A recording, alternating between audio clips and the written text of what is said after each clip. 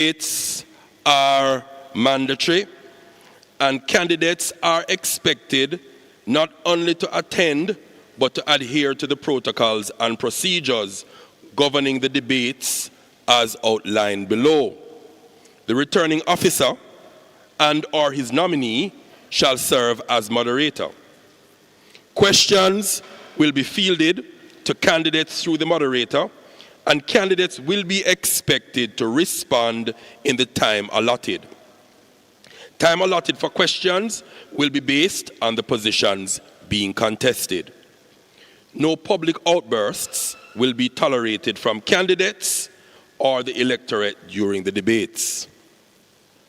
No campaigning will be allowed during the debates. This includes, but is not limited to, posting in social media, posting of campaign materials in live chat.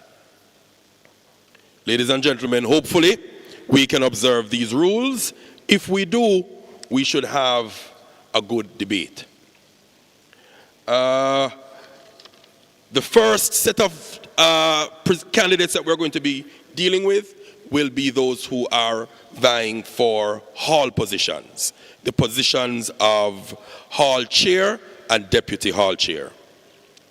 Now, on the paper, you're doing an introduction. So it is not expected for you to be here to list your manifesto. That is where you do with your hall debates. This is really a sensitization to the wider public so that they will know the face.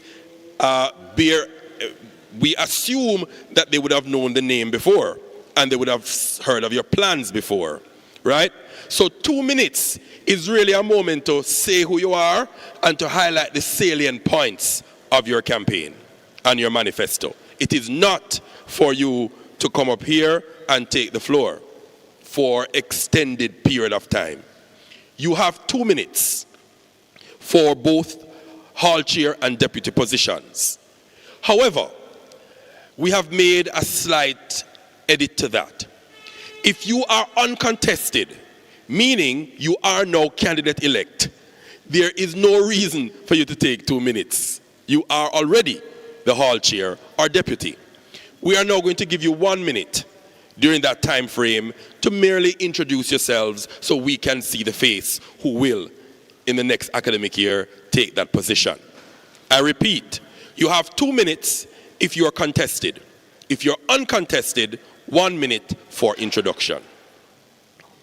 Hall chair and deputy hall chair cohort, are we in agreement? Okay, thank you very much. As is here, I don't think we have enough chair here. So what I'm going to do is I may call up maybe two per grouping, and you will come in that order, right? So we will have AZ Preston and Chancellor Hall in this round. Those two teams will join us on the stage. Thereafter, once they have presented and leave, then we would have Elsa Leo-Rhynie Hall and Irvin Hall coming. And we'll do that in the order as indicated. So, to kick off this 2026 Guild Debates, we make welcome the first 2 halls of residence. Preston Hall. For Preston Hall chairman, we have 2 candidates, Dante Clark and Sean Palmer.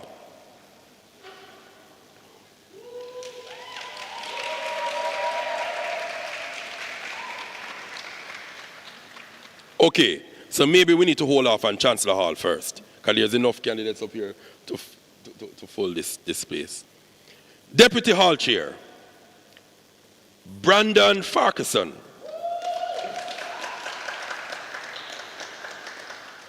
Jalen Bailey.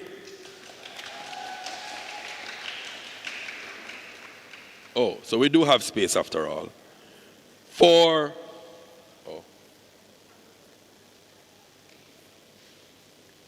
which situation?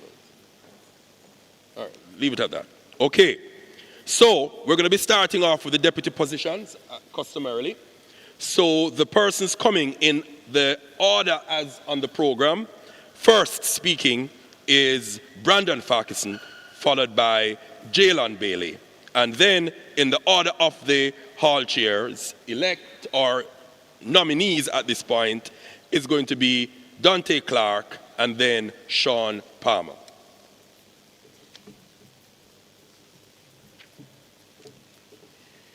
Good afternoon, everyone. Today, I am here to propose a question to you all. What makes Preston a home? You may all agree that it's the people that collaborate with each other to enhance the overall Preston experience. I am here to help enhance this experience and make Preston a home for all. My name is Brandon Farquharson, and I am a first-year medical student.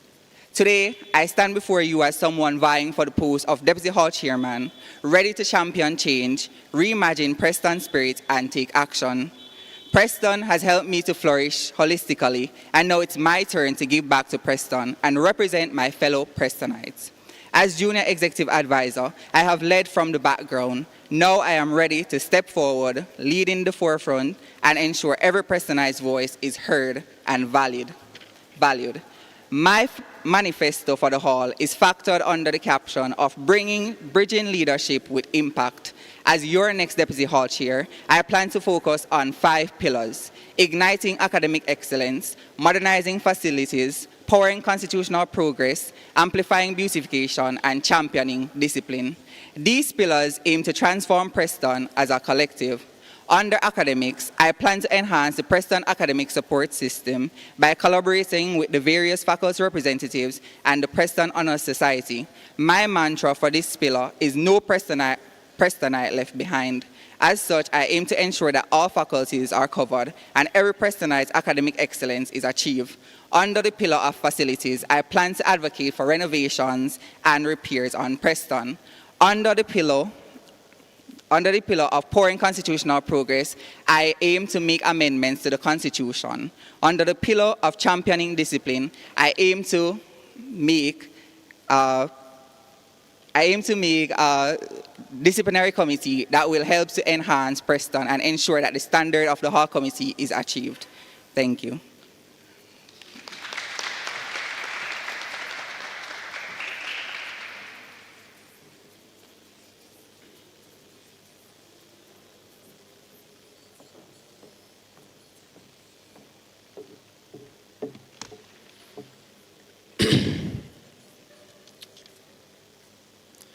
Good afternoon, everyone. I am Jaylon Bailey, and I stand before you today not just as a candidate, but as someone who believes deeply in the future of Aston Preston Hall. Preston is more than a building. It is more than rooms. It is more than corridors, meetings, and events. Preston is a community. It is a place where people come to grow, to struggle, to learn, to lead, to build friendships, and to discover who they are becoming. And if we are serious about the future of this hall, then we must also be serious about the kind of leadership we choose. I am running to be your next Deputy Hall Chairman because I believe Preston deserves leadership that is practical, visionary, disciplined, and present. Leadership that does not simply hold office, but uses the office to make life better for residents. Leadership that understands that service is not about title, but about work. Leadership that is not late, not absent, not uncertain, but leadership that is right on time. That is why my campaign is built on 4 major portfolios: academics through pass and push, facilities, constitutional reform, and discipline within the Hall Committee. First, let us talk about academics. Excellence must remain a central pillar of life at Preston Hall. We are students first, and any hall that truly cares about its residents must care about their academic success. Preston already has important initiatives like PASS and PUSH, but I believe we can build on them to make them stronger, more visible, and more effective. On the PASS, I want us to become more proactive. Too often, support comes only after students are already overwhelmed. I want us to identify difficult courses early, consult residents, gather feedback, and organize academic support before students begin to drown in silence. I want us to source tutors early and strengthen peer tutoring. I want Prestonites to benefit from the brilliance that already exists within this hall. Thank you.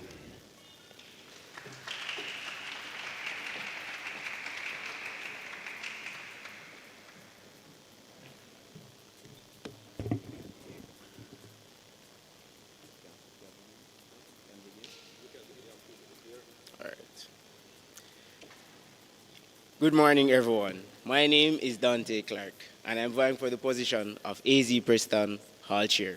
Now, Hall Chair is more than just a position. It's a post of advocacy, leadership, and problem solving. Preston is more than just a hall. It is a family, it is culture, it is legacy. That is why my vision is simple. Restore the vibe, rebuild the unity, and reignite Preston pride. Under hall culture, we are bringing back connection. For hall leadership, we're focused on your future and opportunities. Finally, hall spirit, we are bringing the energy back because Preston must continue to ignite. Together, we don't just live on Preston, we build Preston. Thank you.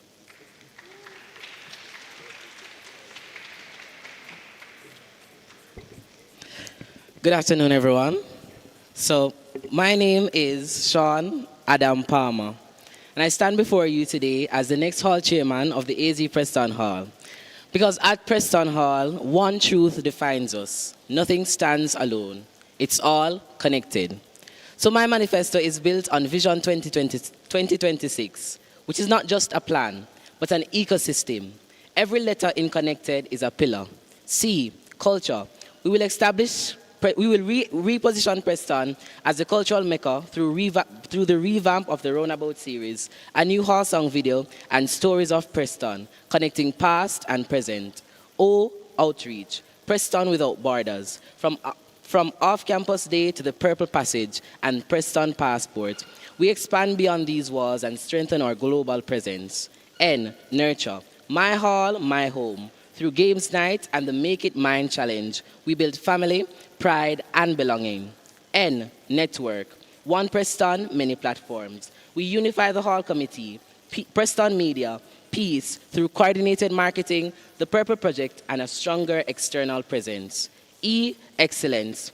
Because Preston is the address of excellence. With accountability, high standards, and intentional execution, excellence will define everything we do. C, communication. Preston, a committee that communicates clearly, consistently, and transparently.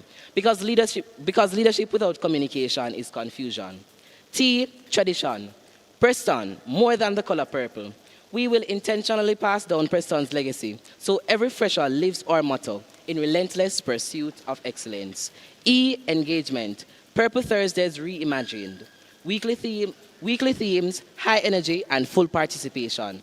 Because Preston's spirit must be lived, not just spoken. D, development. Building leaders through a shadow cabinet and leadership training. Because my vision is clear. A Preston Guild, a Preston UWI, and a Preston Jamaica. So, on March 19 and March 20, vote Sean Palmer, connector, visionary, your next hall chairman. Thank you.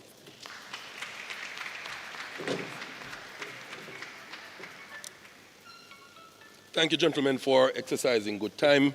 I appreciate it. We also greet the persons who are joining us online. And just for good measure, I'm going to be calling the names of the candidates for each category. You stand so we can again see the face and match it to the names. For Deputy Hall Chair, the candidates are Brandon Farquharson, Jaylon Bailey. For Hall Chair candidates, Dante Clark, Sean Palmer. Good luck. Have a good rest of the day. Next on the list, we have Chancellor Hall and well, let's deal with Chancellor Hall based on the numbers we have. We have for Deputy Hall Chair, this is an uncontested position, Tremoy Robinson. For Hall Chair, we have Davian McAnuff and Tyreek Foster. Gentlemen, please join me on stage.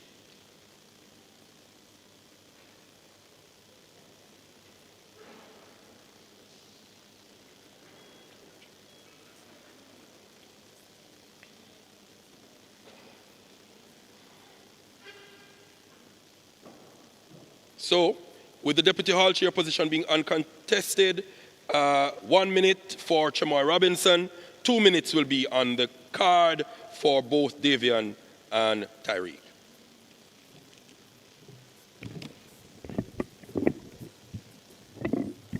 Mans and mans, ladies and gentlemen, no matter the economy of the jungle, the lion never eats grass. We all came to Chancellor Hall because we believed in a vision. I am Tremoy Robinson, and I am your next Deputy Hall Chairman. My mission is simple: reclaim the power of residents, restore the legacy of Chancellor Hall, and rebuild a system that delivers for the mans. We will fix the first-year system, we will reclaim our sporting dominance, we will rebuild our alumni relations, we will tackle infrastructure, and most importantly, we will restore our culture. Mans, this is not talk, this is structure, this is direction.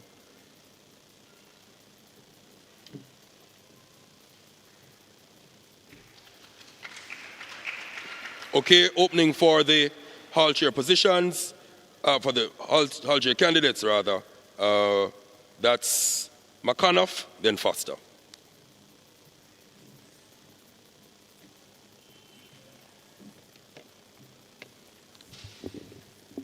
Good afternoon, everyone. So, I'm Davian McAnuff, and I'm running for Chairman of Chancellor Hall. And my vision is very simple, where I'll be restoring hope for the mans of Chancellor Hall by giving holistic development, opportunities for all, purposeful leadership, and empowerment on Hall. So, come March 19th, look out for Davian McAnuff being elected as the Chairman of Chancellor Hall. Thank you.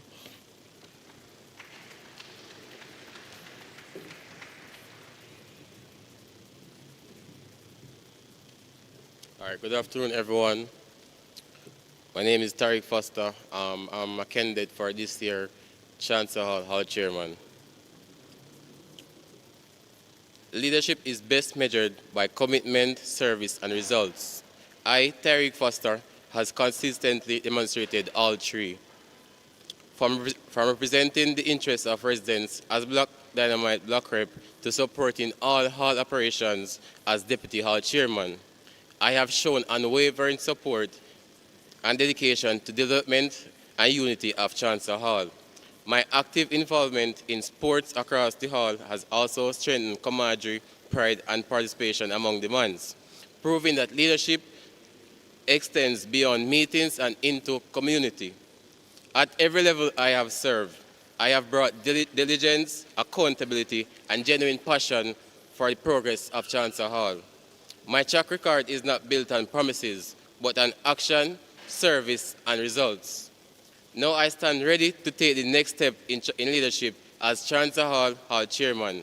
To the mans of Chancellor, this is an opportunity to support, commitment, recognize proven leadership, and entrust the future of the Hall to someone who has already shown what is meant to serve. I, Tyreek Foster, am ready to serve. Prosper with Foster. Thank you.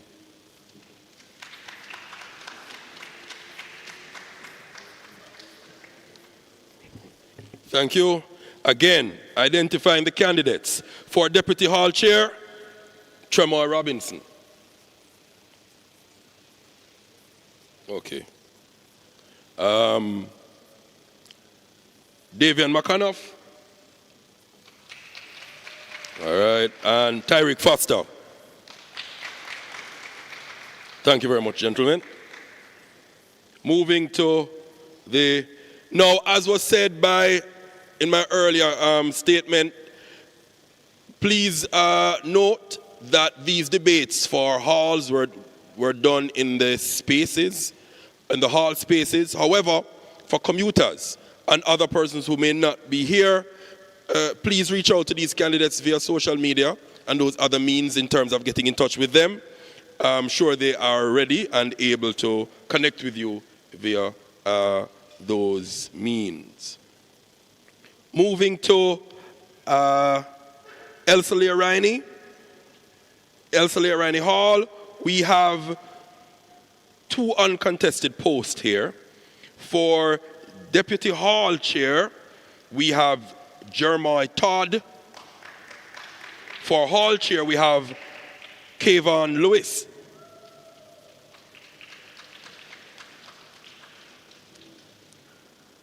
We may be able to hold. For Irvin Hall, we have uncontested, for Deputy Hall Chair, we have Rodane Stewart and Kristen Myers. And for Hall Chair, uncontested, Carl Mendez Jr.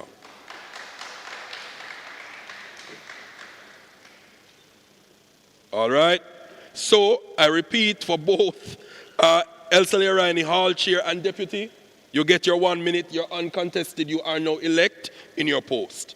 For Irvin Hall Chair elect, Mendez, you have a minute, you are now elected in your post. And for Rodane Stewart and Kristen Myers, your 2 minute will stand. Okay, in the order as was announced, please make them welcome. Deputy Hall Chair, then the Hall Chair.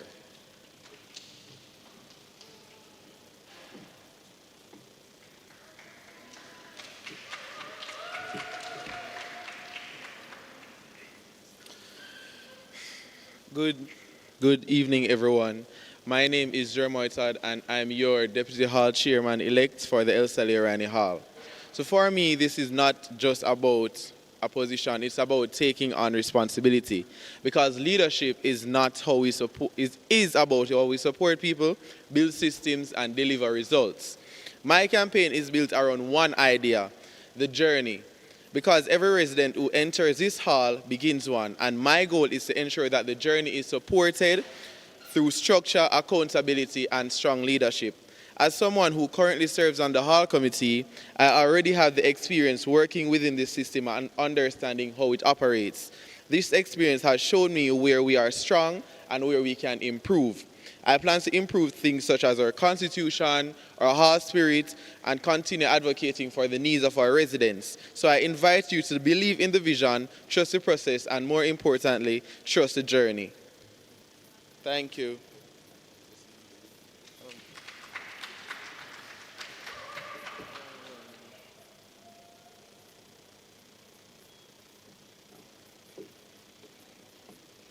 Greetings, everyone.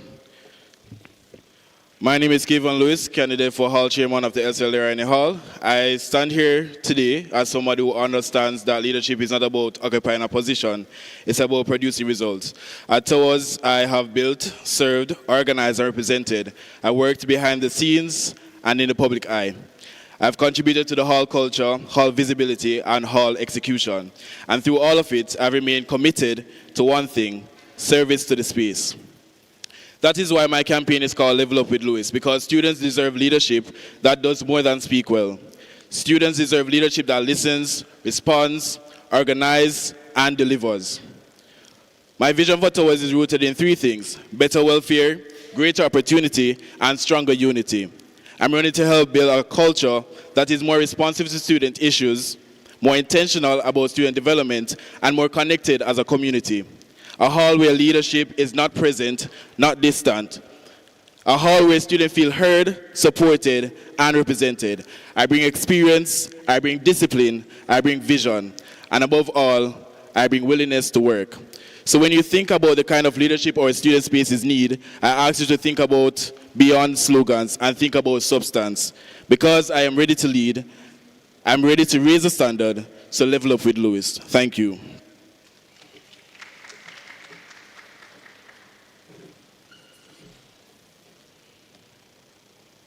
So we had for Deputy Hall Chair, Jeremiah Todd, and for Hall Chair, Kevon Lewis. That's the pronunciation correct, right? Okay, all right. Again, you find them wherever it is that they are most available. Get to know them.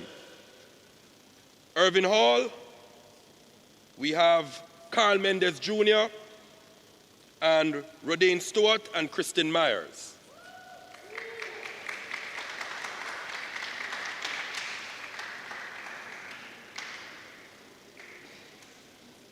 For the Deputy Hall Chair position, Rodane Stewart, Kristen Myers, you will speak in that order, followed by Carl Mendes. Carl, you have 1 minute, being already in the elected post.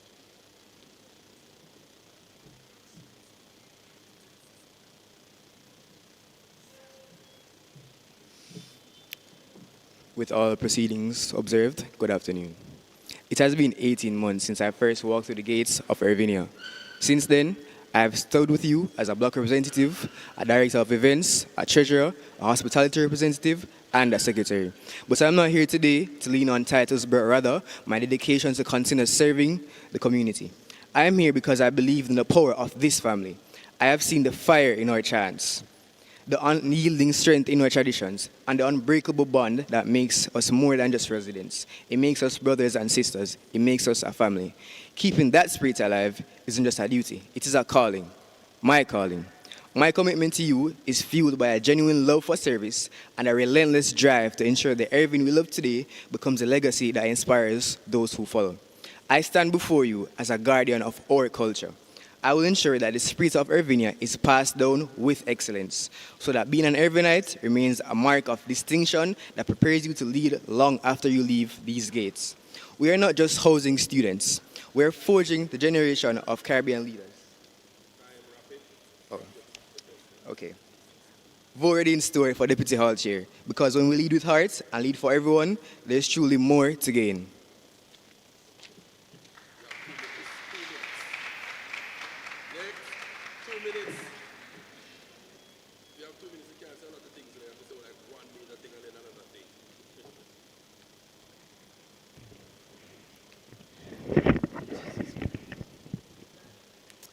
With all, thank you. Is good? Yeah, thank you.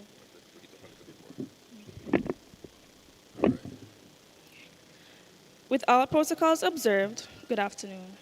I stand before you while serving as the current Public Relations Officer of Irvin Hall for this academic year, being privy to the opportunity to reflect and recognize that Irvin Hall, the Irvinites, and Irvinia need to move forward. As such, that is why I, Kristen Myers, am vying for the position of Deputy Hall Chairwoman. Moving forward, therefore, is not simply about change. It is about intentional progress where we build on what exists, address what is lacking, and create a hall environment that is both responsive and forward-thinking. With this in mind, I aim to reinstate and reestablish past initiatives spearheaded by predecessors, maintain increased advocacy efforts targeted at areas directly affecting residents and commuters' use and enjoyment of the space and opportunities that follow, forge various avenues of support for the community in areas of mental, financial, and academic well-being, strengthen and share the fervor and pride that burns within the walls of Irvinia to allow for increased participation and engagement with the residents and commuter body, and increased involvement of commuting Irvinites in urban and block-centric events to foster a stronger relationship within the community. Together, these initiatives require leadership that listens, responds, and grows with its residents. By building on our foundations, advocating for our community, and creating avenues both supportive and inclusive, we can ensure that Irvin feels valued, engaged, and empowered. Let us embrace progress with intention, unity, and purpose. Let's move Irvin forward by moving forward with Chris.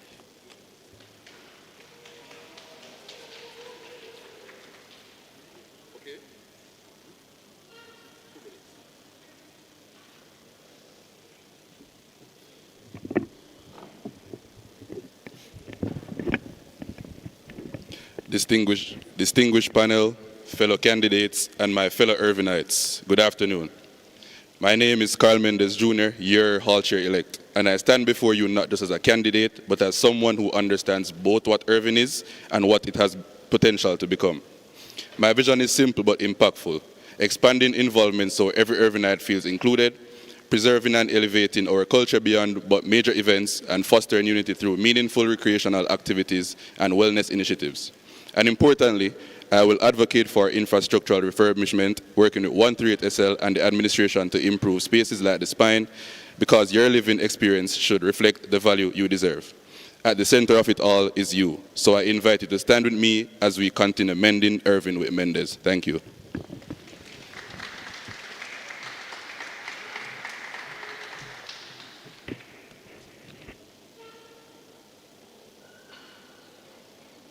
Deputy candidates, Rodin Stewart,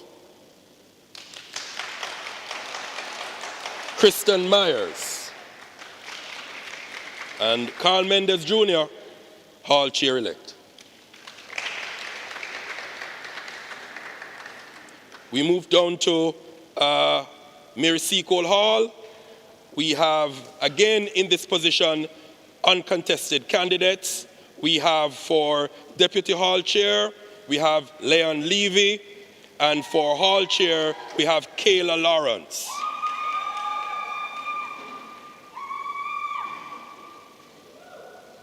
We're also going to bring on stage from Rex Nettleford, we have the Deputy Hall Chair candidate, Anicia Burton.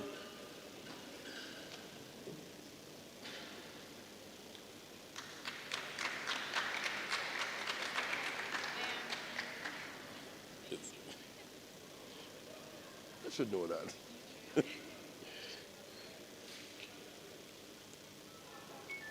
Okay. So in that order, for Deputy Hall Chair, we have Leona Levy, and then we will have Kayla Lawrence, followed by Anicia Burton.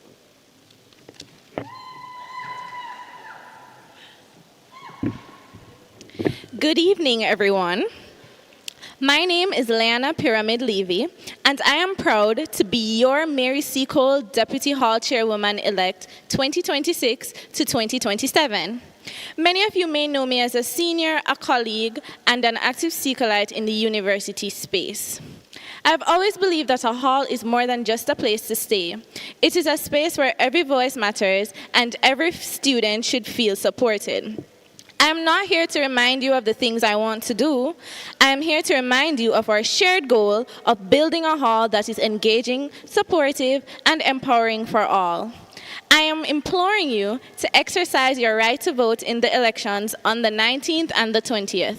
Thank you for your support in my journey to be your Deputy Hall Chairwoman for the upcoming year. I am Leanna Pyramid Levy, built to lead. Thank you.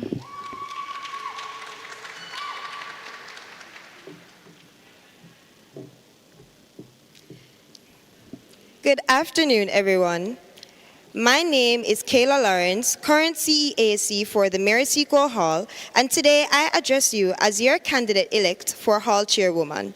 My goal is simple, to ensure that Seacole remains a hall that participates actively, preserves its culture, supports its members, and contributes meaningfully to the wider university community. As someone who truly loves this hall, I am ready to lead my sorority and continue strengthening the sisterhood. Thank you so much for your time and enjoy the rest of your day.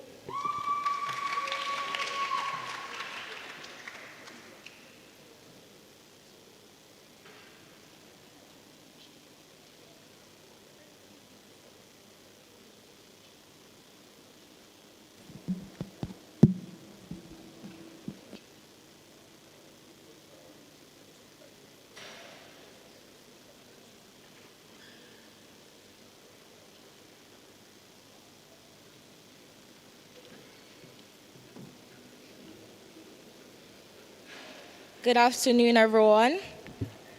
Good afternoon, everyone. Thank you. I am Anicia Burton, your Hall Chair-elect for the Rex Nettleford Hall Chairperson. Many of you already know me not just by my name, but by my work. A seasoned leader who currently serves as the Cultural and Entertainment Affairs Chairperson. A leader who consistently shows up to offer service above self. I have worked to build a spirit, increase participation, and create spaces where Rexans feel connected, supported, and proud to call Rex home. Leadership should be present, accountable, and intentional every single day. This is why my approach is simple but powerful. Under the Rexans heavy movement, holistic development, engagement, accountability and advocacy, vision, but most importantly, you. We will continue to move Rex forward with purpose, with the heavy choice. Thank you.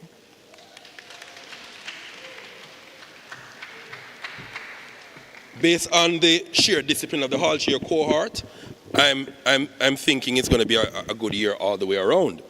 Very disciplined, very much on point in terms of instructions and of being the moderator. I really appreciate that. Again, so let's go with the Deputy Hall Chairperson for Mary Seacole Hall, Leanna Levy. She is now the Deputy Hall Chair-elect. We also have the Hall Chair-elect for Mary Seacole Hall, Kayla Lawrence.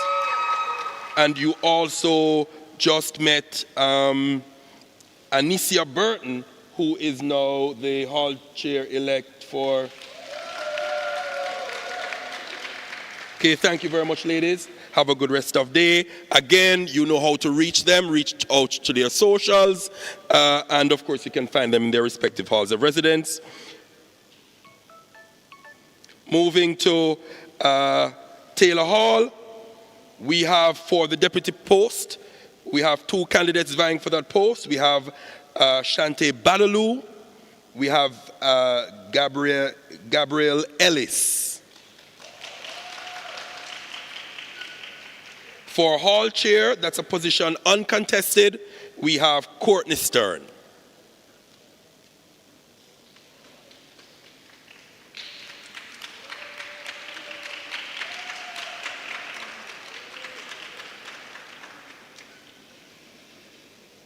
This is Miss Ellis?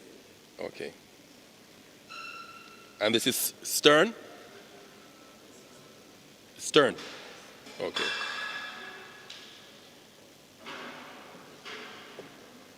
All right, so we have so far, we have Gabriel Ellis, and she will be presenting for the Deputy Hall Chair position for Taylor Hall, and then we also have Courtney Stern. In that order, make them welcome.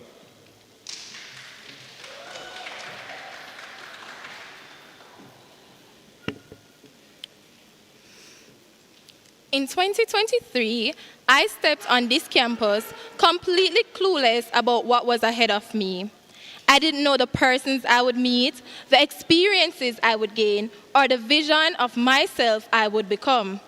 Never did I imagine that little me, the quiet, unsure girl, an hilarious description right now, would be here confidently dropping bombers and ready for lay down the gauntlet. Remember, we not soft, we not silk, we not garment.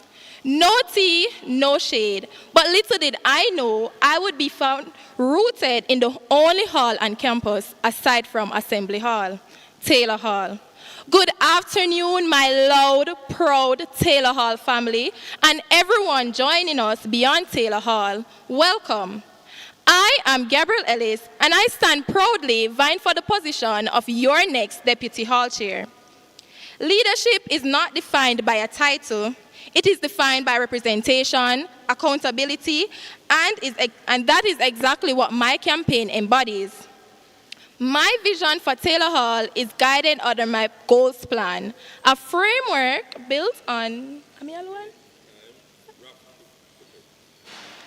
I urge you to think critically and arrive at a... I urge you to think critically and arrive at a consensus. Go with Gabriel.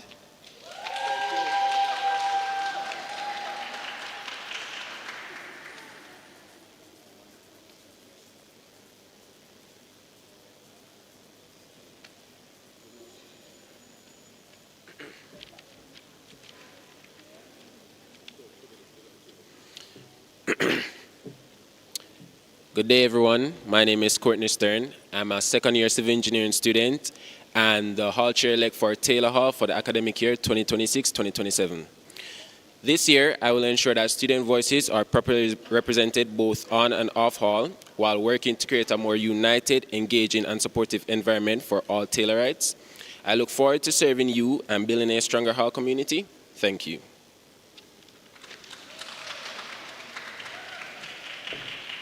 So, thank you very much, candidates, for the Deputy Hall Chair position. There are two candidates, just one is here. That's Gabriel Ellis.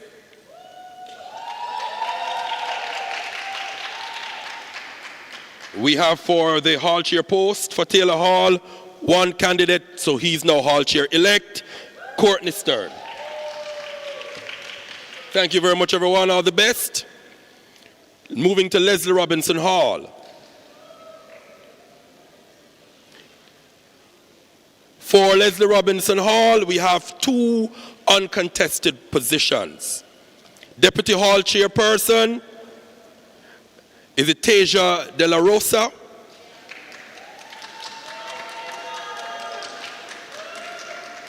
And Miles Doe.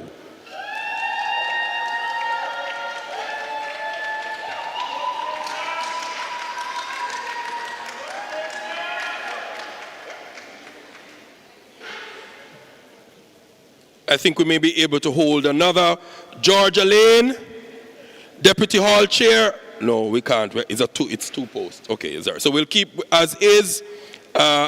Because you both are now candidates elect, you have 1 minute to make your introductions. You begin with Deputy, then Hall Chair.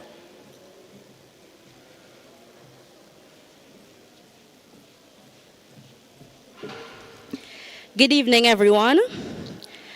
My name is Tasia De La Rosa, and I will be serving as your Deputy Hall Chair of Leslie Robinson Hall. Greatness is not given, it's built, and that's exactly what I want for Leslie.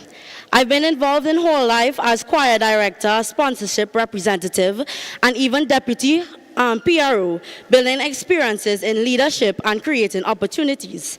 My main focus this year is making Leslie more recognized, impactful, and visible across the university. I am excited to work with all of you and take Leslie to the next level. So remember, we're making it major with Tasia. Thank you.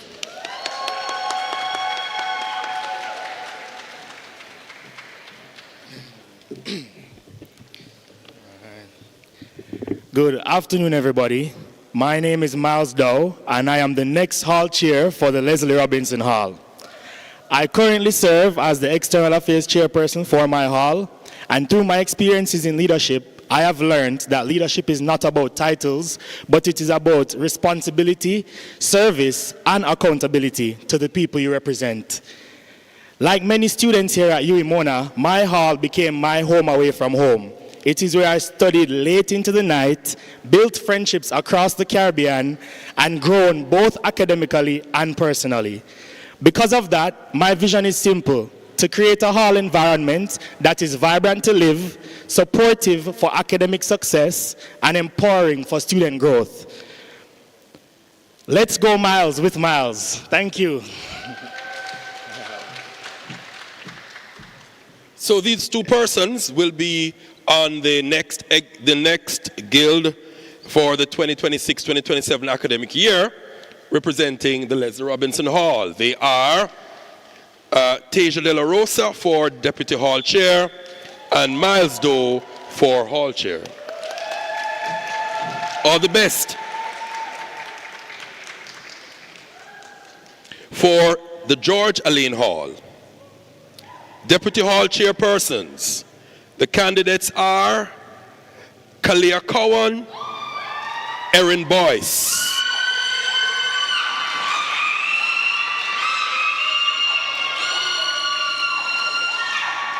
Hall Chair candidates. Deputy Hall Chair of the Alleyne Hall. Deputy Hall Chair of the Alleyne Hall.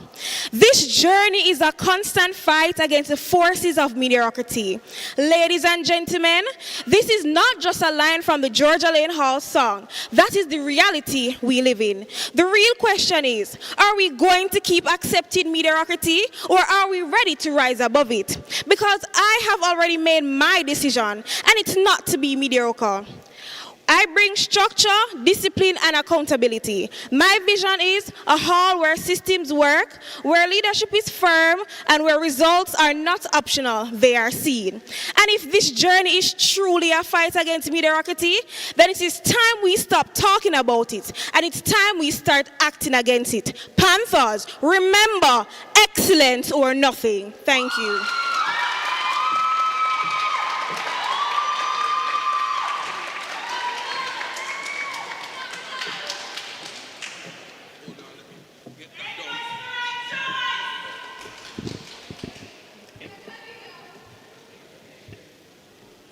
Good afternoon, everyone, my fellow candidates, moderator, Pelicans. For those of you who may not know me, my name is Erin Boyce, and I am a candidate for Deputy Hall Chairperson of the Alleyne Hall. Alleyne Hall is more than a hall of residence. It's a space filled with energy. I know you always hear in our chant, energy, energy, energy at Panther. You see it in our events, our achievements, and the pride we carry as Panthers. And if elected, my vision is simple, to direct that energy into areas that will strengthen our hall and improve the experience of every resident. Now, I only have time to highlight a few of my initiatives today. First, accountability within the hall committee. Leadership is not just about holding a position, it is about responsibility. I will advocate for clear expectations of committee members and including transparency, consistent participation, and visible leadership. Residents deserve to know that their representatives are present, active, and following through. Accountability ensures trust, and trust strengthens our hall. Second, orientation and fresher support. Orientation should make every fresher feel included, not just in the traditional arts and sports. I will introduce more inclusive activities along with dedicated support for commuting Panthers so they can feel connected to the hall, because the people working behind the scenes are just important as those in the spotlight. I will also implement weekly check-ins using the FYE structure to support fresher wellness, guidance, and connection through the semester. Third, funding through initiatives like Empower Her. To support our hall's growth, I will introduce the Empower Her initiative, a series of empowerment events throughout the year. Some formal, others more relaxed and interactive. These events will build community, remain inclusive, and lead into major fundraising, brunch, or seminar to support hall initiatives. With stronger, more strategic fundraising, we can move from simply managing to truly thriving. Alleyne Hall has already built something special, but together we can take it even further. So when we say the chant, let it mean something deeper. Energy for accountability, energy for inclusion, energy for growth. Thank you.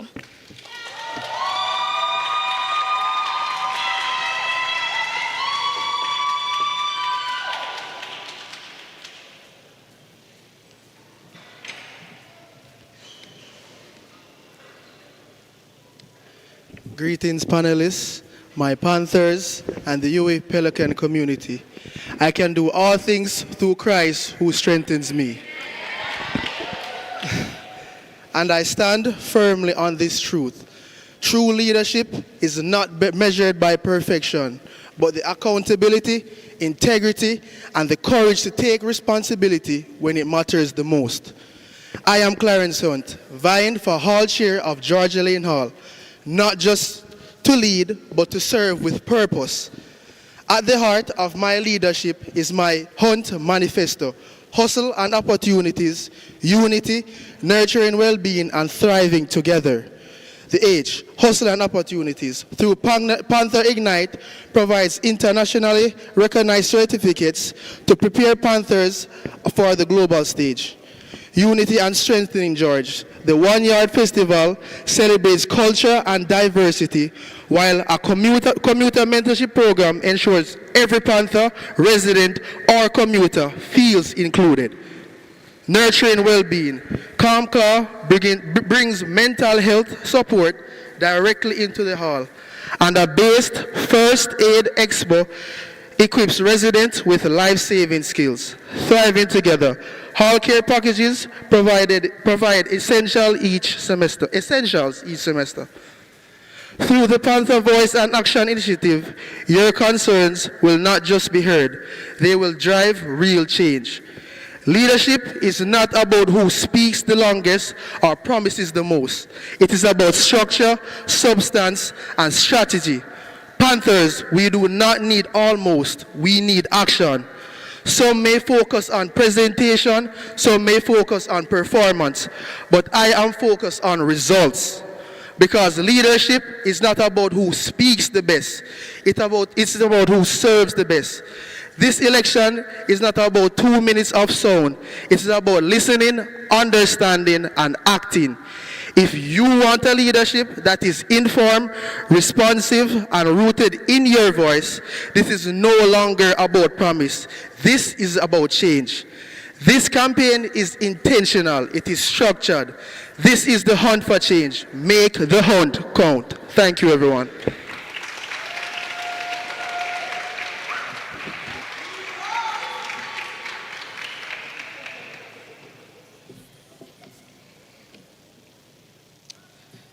Good afternoon, everyone. Let me start with something simple. Representation matters. Because the truth is, not every US student lives the same reality. And Alleyne Hall and our fellow 138 residents, such as Leslie Robinson and Irvin, we exist in a space that is different. Our experiences is not traditional, and it's more complex and more layered. Now, when a system is complex and things become essential, we need strong, competent leadership. So my name is Tevin Rose, and I'm running for Hall Chairman of the Alleyne Hall because I believe my hall deserves better. We deserve representation that works, leadership that can advocate, negotiate, and deliver. Now, as chairman, my goals are clear.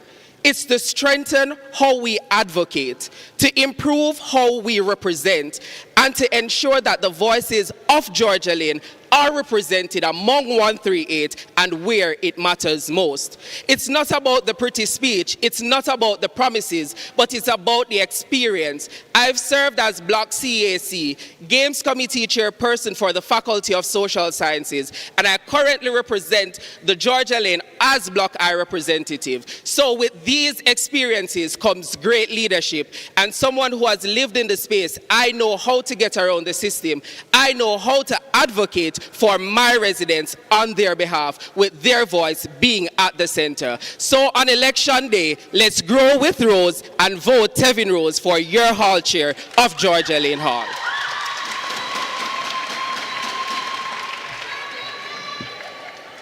Oh, I'm hearing the sound of Alleyne. You're in the house. Oh.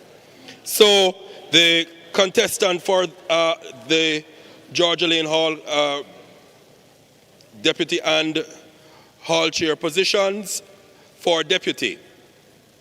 Kalia Cowan.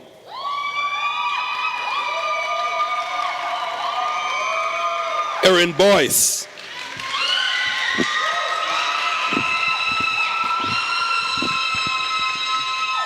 Okay, we feel the love.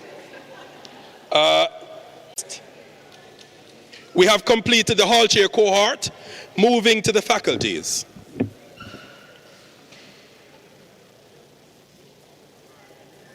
But before we do that, you will see some posters around the hall, around this space, right? With the QR code. It's actually the Student Satisfaction Survey 2026. This is a moment for you to register your issues. It's your moment of advocacy. So all you have to do is to scan, and then you will answer the survey. It's a student satisfaction survey. Are you satisfied? If you are, of course, it's a high score. If not, let's not contemplate it. But the point is, the message would have been sent. You would have done your part so the institution can be informed and the change can begin. So that is the student satisfaction survey. The QR codes are at different points in the hall. You may do that. 15 questions, 5 minutes, right? There's also amazing gift cards to be won. Amazon gift cards. Plus, there's free online short course from the UE5 Island campus. The deadline for the survey, it's soon. So do it now. All right? Moving to the category for the faculties. We have under the faculties, we also have the commuting students representative. And so we are going to do the first 3, if we can hold. We have the commuting students representative. This person is uncontested in the post. And so, again, a 1-minute talk about, why you are it. The it for commuting, because you are the it. You are the candidate that is now elected. Krishan Grant.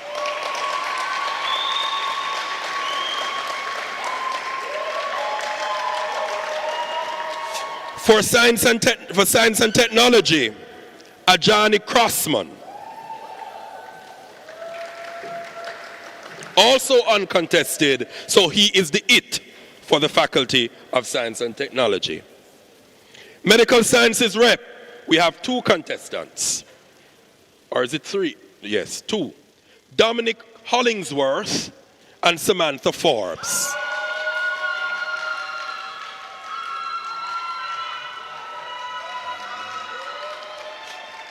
So, it has already been corrected, as a matter of fact. For uncontested posts, you get 2 minutes. So you have 2 minutes. That's for commuting students and faculty of science and tech. For medical sciences, you have 5 minutes because it's a contested post, right? And so, yes, in that order as was identified, please approach the lectern.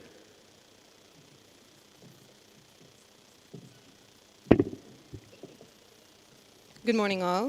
Or good afternoon, actually. I am Krishan Grant, and for the past 2 years, I have had the honor of serving as your Cultural and Entertainment Affairs Chairperson on the Commuting Students Committee. In that time, I have not just held that title, I have more than done the work. I have shown up early, left late, and led from the front, and serving with passion, purpose, and most importantly, results. Anyone who has even seen a commuters event, seen us out there on the field, homecoming, anything, knows that I am always there, even when no one else is. I have been one of the most active, visible, and committed members of this board, not because I had to, but because I genuinely care about the commuting experience. As commuters, we serve as the largest population on this campus, yet most times we are the most overlooked and undervalued, though being always here every single day, no matter what. That is why I'm running for the commuting students representative, because we deserve better, and because the work to improve our experience requires someone who has proven dedication, real understanding, and a track record of getting things done to the best of my ability while building strong networks throughout the campus and certainly beyond. When taking office, I will focus on 3 major priorities: safety and transportation of commuters, improving commuting students' lounge and facilities, and especially promoting better communication and representation of all commuting students. But beyond these plans and promises, I am here to make you remember one thing. I have been doing this work before the campaign has started. I have been serving long before I asked to lead. And most importantly, I am committed to not just the position, but to the people who I am leading as well. So today, obviously I'm not asking for your vote. I'm the only one here. But I ask for your support and your trust to ensure that I keep up with my responsibilities in serving you all. I am here for the future of each and every commuter who deserves better from UE, because I think that we all deserve better from UE.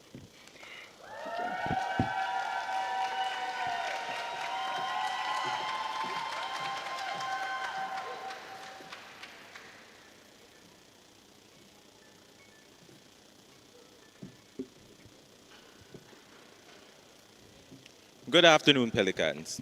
I am Ajani Crossman, your guild candidate for Faculty of Science and Technology. STEM Pelicans, it's time for us to improve. Your education is an investment, and it is only right that it be treated as such. I am here to safeguard your investment, as true leadership must be rooted in service. I plan to serve you, my STEM Pelicans, so that over the next year, your investment, i.e. your education, can grow. To approach this, I have developed a plan I call SAFE, where I will address skills development, advocacy and accountability, financial aid and grants, as well as entertainment and interfaculty competitions. Let's start first with skills development. You are here working so hard for your degree, and it is only right that we help you transition into the working world.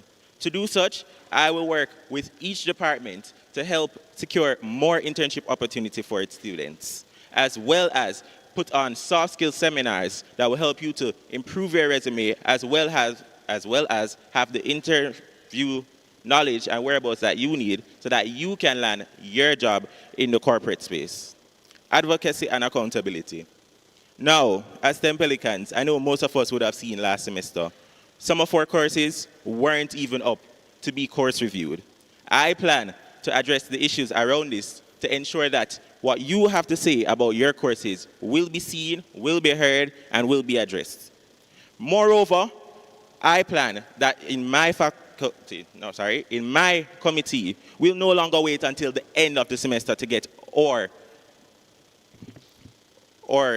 issues addressed. I will have in semester or middle semester course review where you can bring up your thoughts about your lecturers and your concerns so they can be addressed before the final, before you are handicapped, and before you are left to do all the work to correct what injustice you have been done. Financial aid and grants. I plan to initiate a STEM grant of $50,000 to be awarded to students at the end of each semester. Now, I know this isn't all, but for some students, this will go a long way, and it is very simple to get. You must just ask. Additionally, I will utilize our social media pages to streamline scholarship opportunities to specific degree programs to cut out the redundancies that you as students face and to make the application process less tedious and more enjoyable. And finally, entertainment and interfaculty competitions. Because at the end of the day, school is not just about what you learn. Our spine is known to be a place where you can cool down, and I will keep up the spine events such as Games Day that will allow you to unwind after your classes or after a terrible mid-semester. Thank you very much.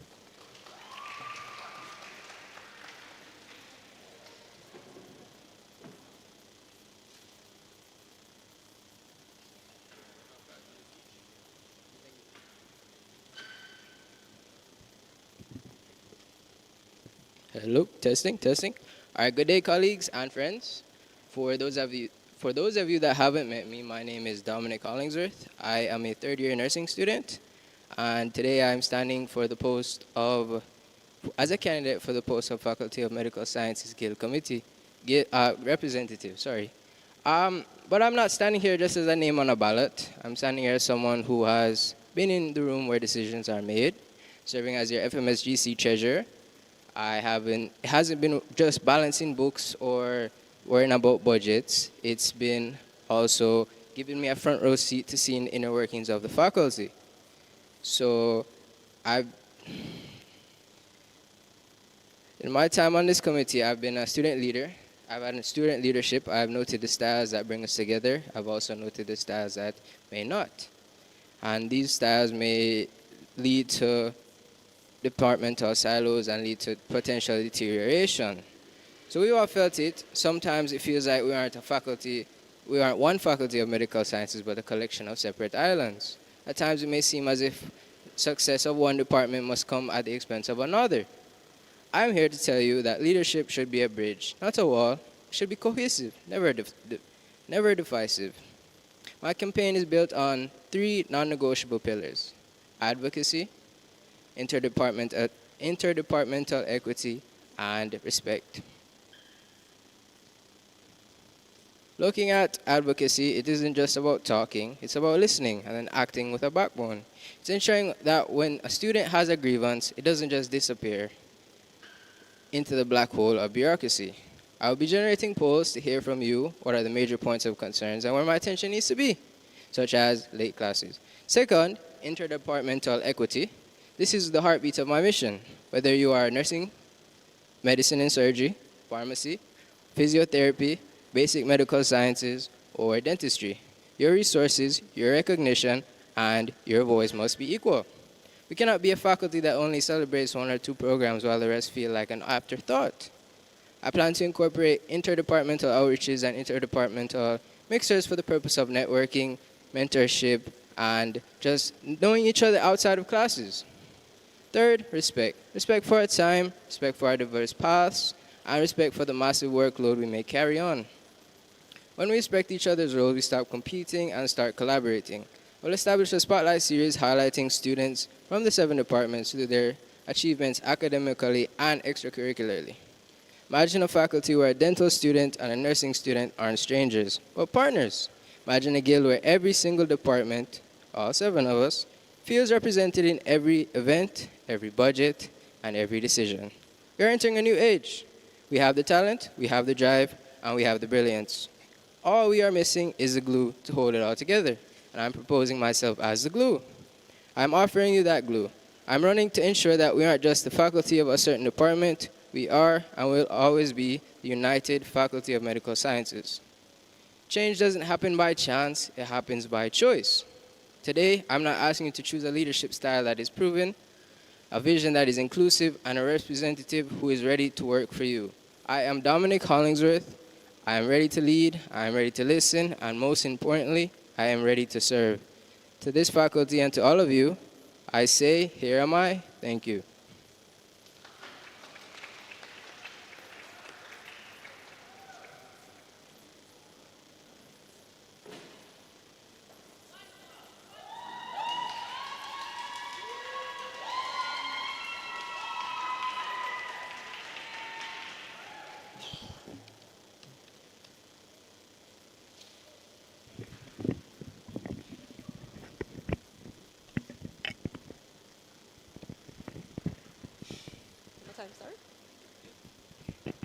Good afternoon, everyone. Good afternoon to our returning officer, UE staff members, fellow candidates, and big up my team online and in the audience. My name is Samantha Forbes. I'm a 4th-year medical student, and today I have the opportunity of running for a Faculty of the Medical Sciences Guild representative. I'll be honest, I always feel a little cringe talking about what I have done, but I need you to know I am not here giving you lip service. I genuinely care, and this is leadership we can believe in. Leadership to me has never been about a title. I am not someone who waits on a title to act. Leadership is about action. If there is a need, we respond. If there is a gap, we build. Over the past few years, that is exactly what we have done. And I say we because even though I have birthed the ideas, it is a team effort. Through Propel Grant initiatives, we have provided grocery grants, meal vouchers, and self-care packages to over 70 students across all departments, because students should not have to choose between surviving and succeeding. After struggling with clinical hematology, I went on to creating my brother's Keeper, a peer academic support program which reduced the failure rate of clinical hematology from 25 to 10%, giving students the support they truly needed to excel. When Hurricane Melissa struck, I advocated for a joint departmental donation drive, which assisted over 200 students. And I must pause here and big up all departments. We came together as a team, we executed efficiently, and we showed the power of collaboration. As a student who actively works while attending school, I understand the challenges of balancing financial demands and academic responsibilities. That's why I created employment opportunities for 19 students across the faculty, helping them earn an income while continuing their education. These are not just numbers. They are lives impacted, burdens eased, and futures supported. And this is just a glimpse of what we've accomplished together so far. Even with this, we are still not where we need to be. Our faculty is filled with brilliant students, yet too many of us are divided by program, by access, and by opportunity. And that's why I am here, to create systems that bring us together and support every student. And this is just a part of my vision for how we can move forward better together. However, please feel free to access my manifesto on my website, www.leadershipwecanbelieveit.com, later today. To name a few of the points in the vision, however, I'll start with academic support. The expansion of My Brother's Keeper, peer tutoring across all programs, targeting high failure rates, courses, and keep in mind this is free completely to students. Provide structural transition support from high school to year 1, preclinical and clinical years, and major exam stages. Partner with the library and academic support unit so every student knows and can access resources they need. Student wellness, continuing the You Good Mental Health Forum and the launch of wellness ambassadors. Conduct faculty walks, talking to students directly, not waiting for town halls. Advocate for reduced faculty sports clinic gym fees, better access to facilities like the pool at the faculty, and fresh produce brought to FMS monthly at student-friendly costs. And this, of course, is all to support a healthy student body. Financial support and opportunity. Expand the Propel Grant Initiative to include stipends and academic project funding, more employment opportunity, exploration of long-term effective financial solutions through beneficial partnerships with Corporate Jamaica to address systematic financial student challenges. Community and engagement, to break the silo across departments through bold, faculty-wide events like Family First, ColMed, FMS Sports Day, and health expositions, just to name a few. Empower clubs, societies, and department representatives with resources, constitutional reform, and a voice. Strengthen partnership with other faculties, student bodies, and external organizations. We are one faculty of medical sciences. Our strength is not in standing alone, but in rising together. Ubuntu, I am because we are. That is connection, community, and care. And that is what I want us to carry forward as a team. To those whose support I have not yet earned, I see you, I hear you, and whether or not I earn your vote today, I will always listen, I will always advocate, thank you very much, and I will always act on your behalf. We do not need empty promises. We need bold actions, real access, and meaningful support. We need leadership we can believe in. Thank you very much.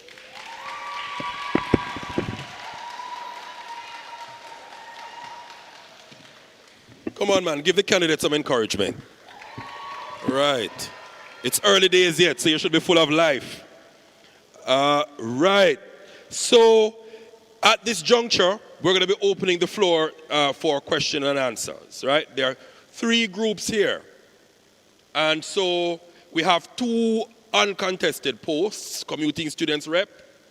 We also have the faculty rep. That is Krishan Grant and Ajani Crossman. I'm opening the floor for any Q&A for those 2 groups. Thereafter, I will open it. Each grouping I've called will have 2 minutes in which to make their questions known. Also, it is an option for each candidate to pose a question to the next candidate. So you have the option also of posing a question to each other, right? And so the 2 minutes for commuting students and the Faculty of Science and Rep, it's now open. The floor is open. You may begin.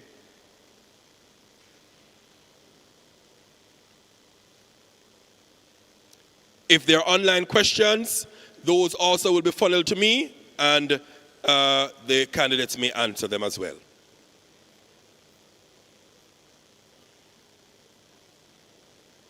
All right, so there doesn't seem to be any questions for commuting students representative and for the Faculty of Science and Tech. That's a good sign, right? Congratulations, elect candidates, all the best.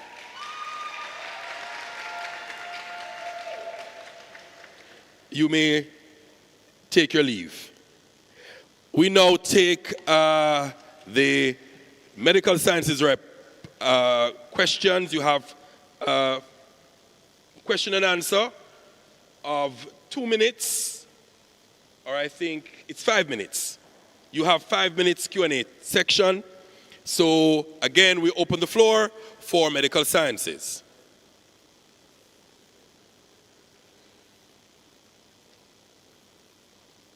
The microphone in the center of the aisle will be used for Q&A.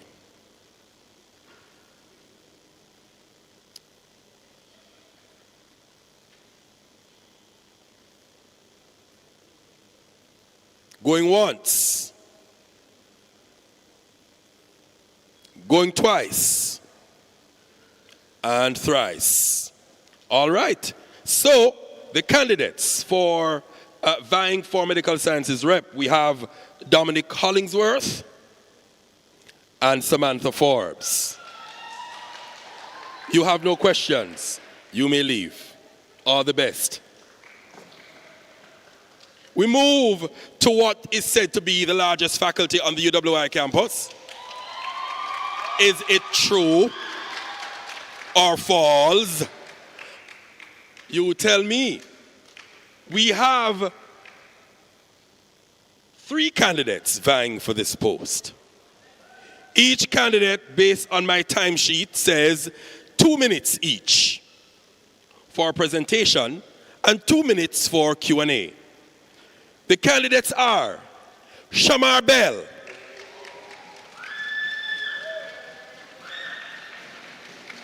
Brianna Palmer,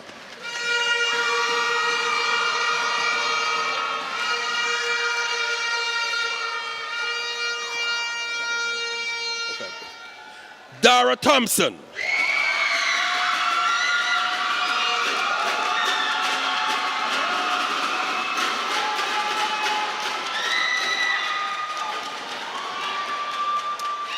okay, please don't destroy the university property. You will need them for exams. All right, I will revisit my original instructions. You would have 5 minutes to present. Each candidate will have 5 minutes to present, as is given on the form. Bell, Palmer, Thompson, in that order. Make them welcome.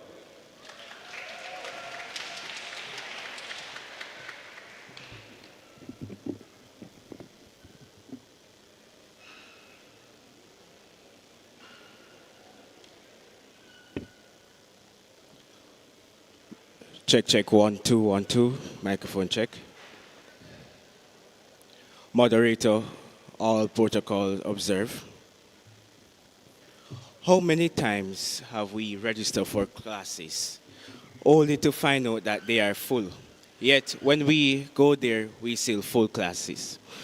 How many times have we taken out SLB loan, but still can't register for courses because loan hasn't been reflected? How many times have we been barred from exams because we owe you a small amount of money? These are some of the common issues we are facing in the faculty, and they are the issues that affect our ability to learn, grow, and succeed as students. Good afternoon, everyone. My name is Shamar Bell, your candidate of choice. The faculty currently stands at a crossroad with a lack of job opportunities, lack of access to study materials, or even lack of sanitation, especially in the women's bathroom, with no real value monies we expend. Pelicans, or if I may say, tigers, we are heading towards a new frontiers of possibilities. In this faculty, where no student is left behind because of financial burden or lack of access to academic support, the faculty must be an avenue that addresses these challenges for students. It must become a place where students can attain quality education and training, access to opportunity, and feel as safe as they propel themselves forward. But the sad reality is that UWI is never late to impose late fines. UWI is never late to UWI is never late to collect miscellaneous fee. UWI is never late for barring us from our exams. And the sad reality we are living in currently is that the faculty is not well. My manifesto is focused on 3 A's: advocacy, access, accountability. Under advocacy, academic reform and fairness, summer school equity campaign advocate for all students to do 3 courses in the summer. Weekend students are not second-class students. I will create a weekend-friendly administrative support by extending office hours to Saturdays and Sundays, offering virtual services and allowing students to look allowing students to book appointments with advisors and administrative staff. Ensure part-time students are prepared in the faculty and represented. I will create a system to ensure that part-time students are represented in the faculty decision making by giving them a dedicated voice and committee, collecting their feedback and advocating for policies that address their unique needs and schedules. Regional and international students. The Faculty of Social Science bring together students from across all the Caribbean. My goal is to ensure that every regional and international student feels supported, connected, and fully a part of the faculty community. I'm going to partner with the VP SSP to create a regional and international student support network, and as well as cultural integration programs and events. What would that look like? Regional and international students network. I will ensure that they will have a seamless life in the university space through mentorship, peer support, groups, orientation program tailored to regional and international students. Culture and integration community events. Host cultural exchange events and networking sessions that celebrate Caribbean and international diversity while helping students feel more connected within the Faculty of Social Science. But the main issue we face in the faculty is job opportunity. We need to understand that I am currently in contact with the Ministry of Labor and Social Security to ensure that everyone in the department has access to job opportunity, because this is crucial and persons need to be able to go to school and access to job opportunities. So I intend to provide job opportunity across all the departments through the Ministry of Labor of Social Security and partner with banks, NGOs, policy institutes, law firms, and startups. Great internship pipeline for FFS students. DGov students, I heard your cry. Policy and Leadership Fellowship Program. I intend to create a student fellowship program where students work with policymakers, researchers, or NGOs on real public policy projects. And the next thing I intend to create as well is research assistant opportunities for undergrad. I would intend to create more research assistants positions within the faculty, allowing students to gain more experience working with lecturers and research projects. So, under financial equity and student assistant, I will ensure I partner with the Guild to create an emergency fund for students facing unexpected financial difficulty. This will solve short-term financial assistance to students facing unexpected difficulties. Lastly, I urge you all to walk with me on March 19th to 20th. I will win. You will win. The faculty will win. I urge you all to put the X beside the bell. Thank you.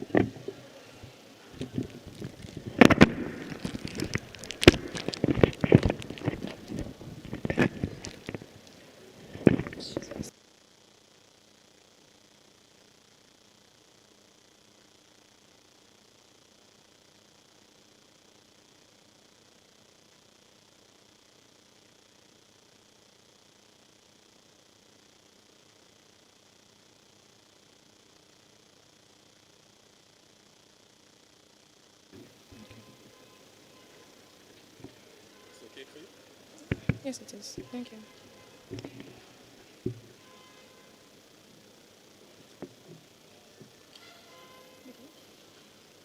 What truly makes a leader? Is it the title they hold?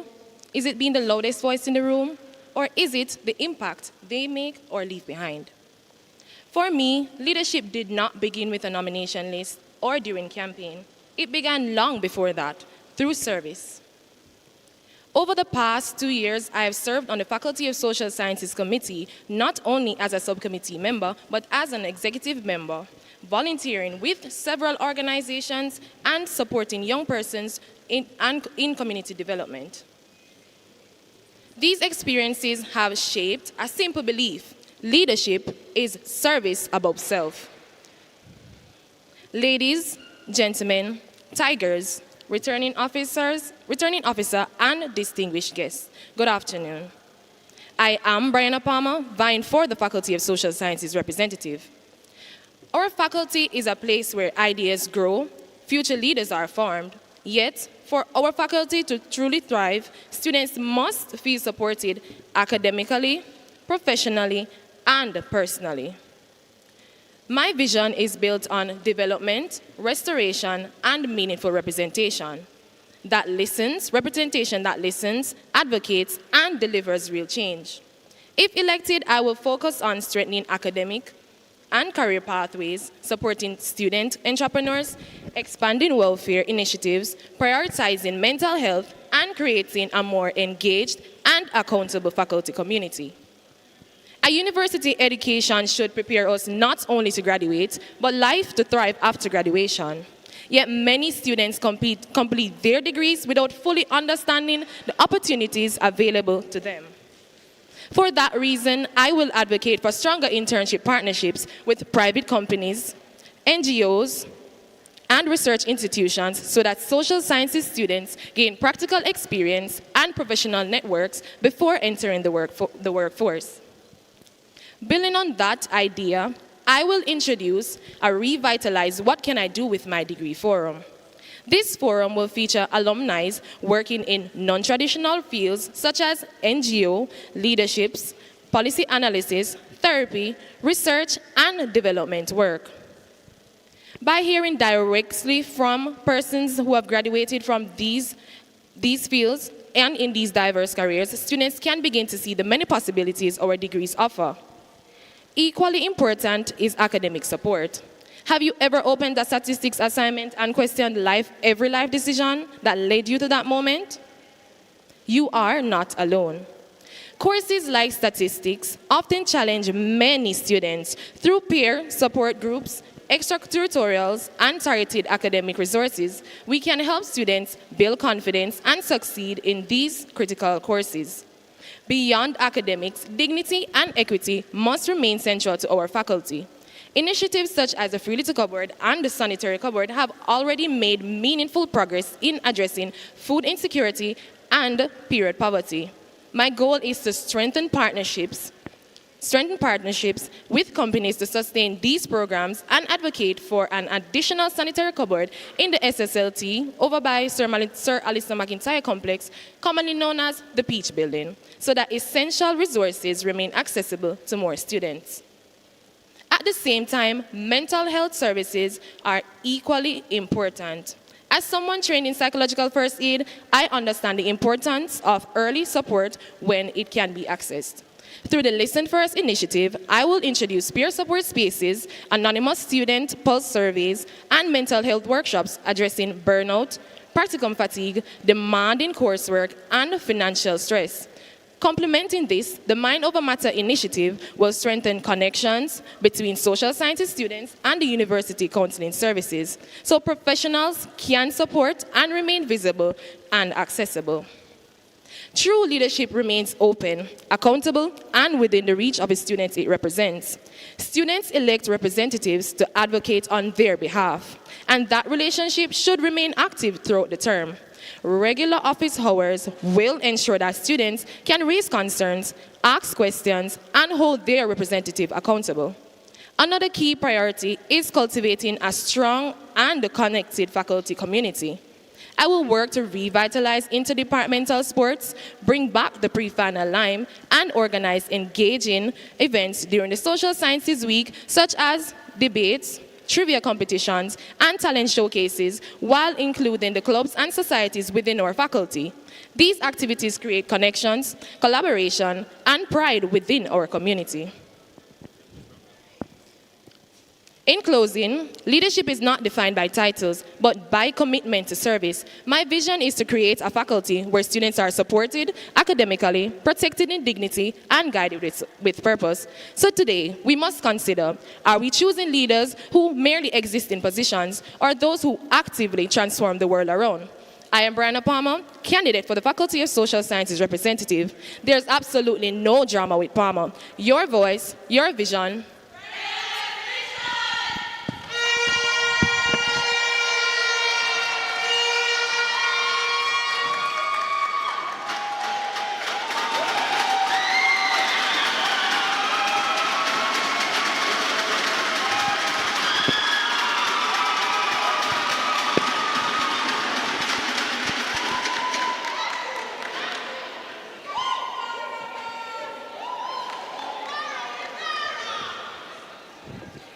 Good afternoon, Pelicans. Tigers, do we go far with Dara? Okay. I am Dara Thompson, and I'm not here to waste your time. As a full-time student and a part-time hot girl with multiple things going on, trust me, if I'm standing here, it's because I have something worth saying. When I first came to UE, I asked myself, how do I add value? How do I leave an impact? The Dara way.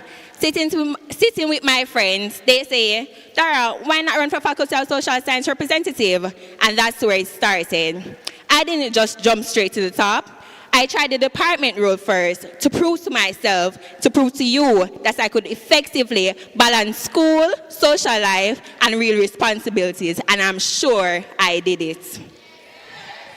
I currently serve as your departmental government representative on the Faculty of Social Science Committee. In this role, I work closely with the admins of the faculty and departments on all school-related queries, plan and execute all legal events along with my team. So today, I'm asking you to take that same chance on me at a bigger level, because Far with Dara means opportunity. Opportunities for you, opportunities for us, opportunities for this faculty.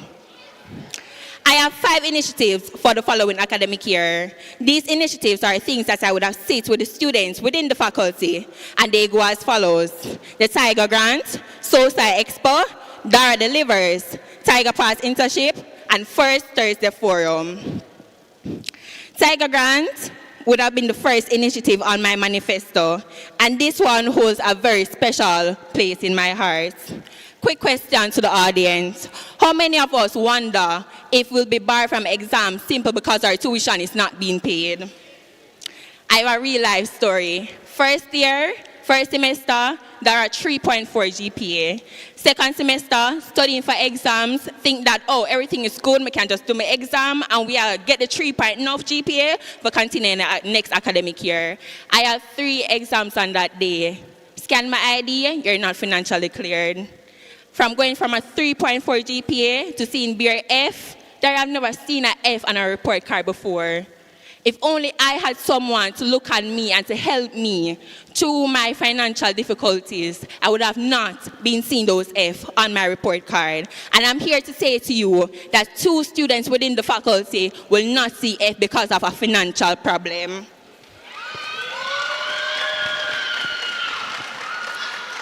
Then we have the Tiger Den. How many of us have a business? A small business, something that just helps you as it relates to school.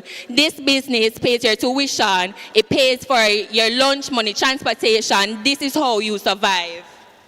The Tiger Den. If you have a business, a brand, a hustle, a vision, you deserve a stage. Not a hallway, not a small table at some forgotten campus events, a real stage, the kind that puts social science students at the center of campus conversations about entrepreneurship, because you belong there. This is more than a regular pop-up. This is going to be the talk of the town, the Social Science Tiger Expo. Sitting with my social work students, one of the major issues is transportation for practicum. I was at the internal debates for the social work students where I would have made a promise to them that I will continue the tradition that our current rep is making and ensure that all students going to practicum will receive help for transportation. And I want you to hold me accountable because it will be done. Dara will leave no student off the bus. Internship. That has been a real struggle for students over the year. And we're going to talk about it. Some things that keep graduates up at night. Every single year, thousands of students walk across the stage, collect a degree, and step into a world where hand them a bill before it hand them an opportunity. Student loans, rent, responsibilities. That does not pause for anyone. After all that sacrifice, all that late night, the assignments, the exams, too many of our students are left standing outside, wondering if their major even qualifies them to knock on a door. That is not an accident, that is a gap, and gaps can be closed. Social science are not lacking talent, we're not lacking drive. What we are lacking is a structured, intentional pathway that connects our skills and organization. And that changes with me. We'll build a pipeline, not a suggestion box, not a notice.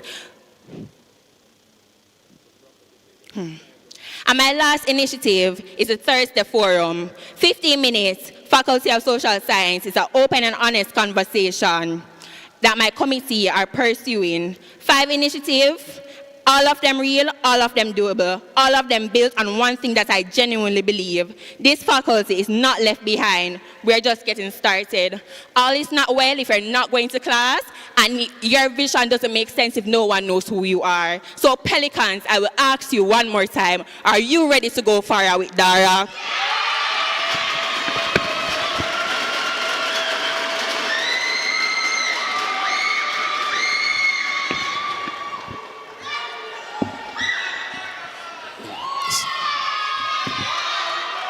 So, Sai, thank you for the energy, but watch the cheers. Okay. Watch the cheers that you're going to use for exams. Okay. So we get to the Q&A, and we have a 2-minute Q&A segment and also an opportunity for each candidate to pose a question to the candidates on the platform, right? So that is something you have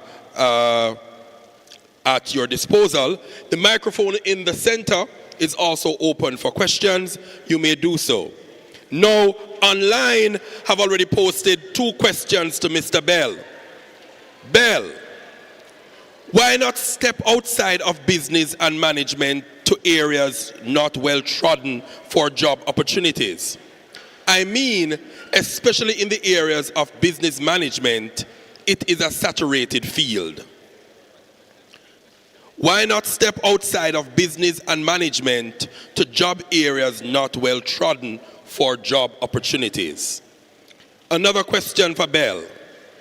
My question is, there is a significant focus and emphasis placed on general nuisance affecting students. However, what specific actions would you take as the rep to address issues in faculty? I repeat, my question for Bell is, there is a significant focus and emphasis placed on general nuisance affecting students. However, what specific actions would you take as a rep to address issues in the faculty? General nuisance, a bit of a vague terminology. Noise nuisance, dust nuisance, rubbish nuisance. We don't know. So general nuisance is a vague response, is a vague question. But if the candidate is able to answer it, then he may.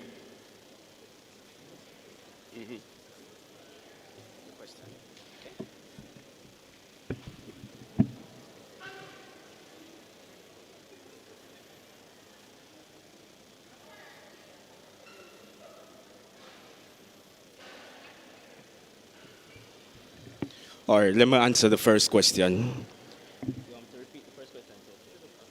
All right, so we need to understand that we are in the Faculty of Social Science. So the Faculty of Social Science really encompasses of different area of studies. So I understand that persons who come to the university wants to study account, study econ, however, what really separate them or what really set them apart from other person is that they need to be equipped with skills. So in my manifesto, I did say that I want to provide job opportunities for students, but the University of the Western Unity gives out 100,000 degrees every year. What really separates you from other persons?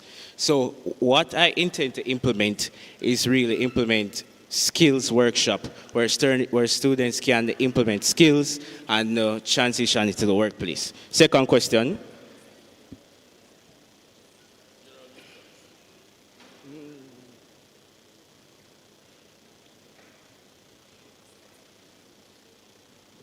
All right, so general nuisances, they have to be more specific. Is it noise or? All right. If there's a general nuisance, I will ensure that I advocate to the administration and help to rectify whatever the general nuisance is. I don't know what is general nuisance. However, I've never heard of any general noise or any nuisances affecting students in the faculty. Thank you. Thank you, Mr. Bell. The question on the floor, you may begin. Please indicate, read the question and indicate the candidate or candidates who you would like to answer.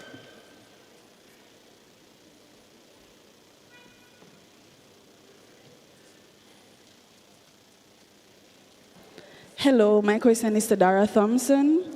About the Tiger Grant, how will you ensure that financial support is awarded fairly and transparently without bias or favoritism, while also securing consistent funding every semester to sustain the initiative?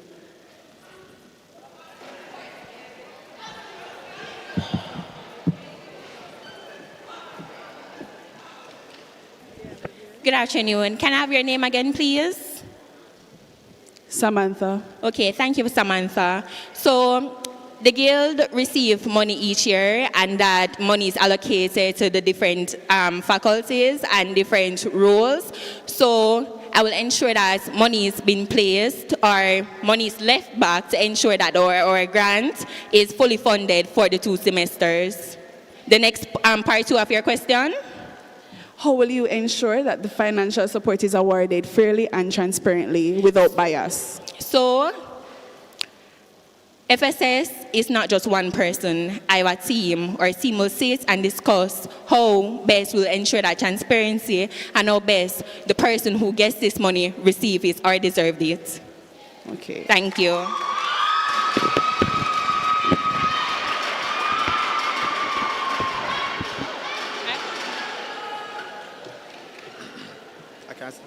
Yes, sir. All right, so my question is to Mr. Bell. You're currently serving on the Faculty of Social Sciences Guild Committee. What are some of the initiatives that you would have delivered upon, and why should we trust you as the next faculty representative? All right, thank you for that question. So I've been on the FSS committee for 2 years. The first year I was on the FSC committee as event coordinator. The past rep is here, he can attest to it. And as event coordinator, I hosted the football game against the different departments and other initiative for breast cancer awareness as well. Second year, I am the treasurer currently. So as a treasurer, myself and the SOSA rep, we raise $100,000 to social work students, to practicum, right? It's not an individual effort. It was myself, the next treasurer, and everybody, right? We were able to raise over $60,000 through through Scream, we were able to raise over $50,000 from selling lemonade juice. Just all of those money really goes towards Miss Sosai. So thank you for the question.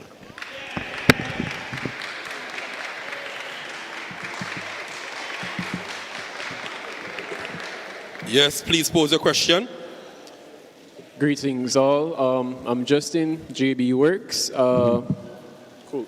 So I am a big advocate for mental health. I think I heard one candidate, I'm not sure if there was any other, that had made some mention towards that. But if you are elected as the faculty rep and you have your team and all, what type of initiatives would you be putting forward to build the morale within students and also to spread awareness on a long-term scope and not necessarily just one post when there is an awareness day or something such as that? So is there any, this goes to anyone that wants to answer, is there any long-term initiatives that you have in place?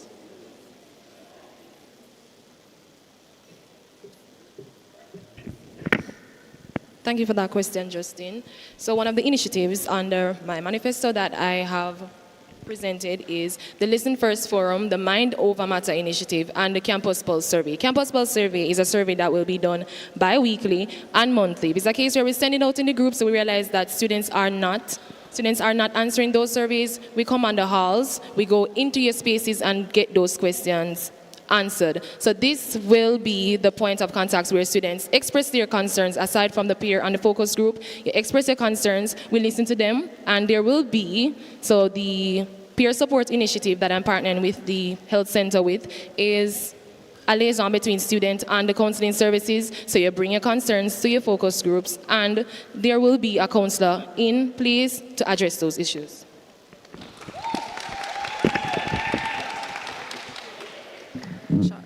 Hello, my question is for Dara.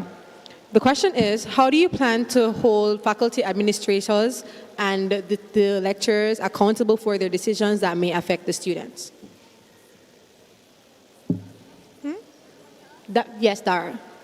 The question is, how do you plan to hold faculty administrators and lecturers accountable for any decisions that they make that may affect the students individually?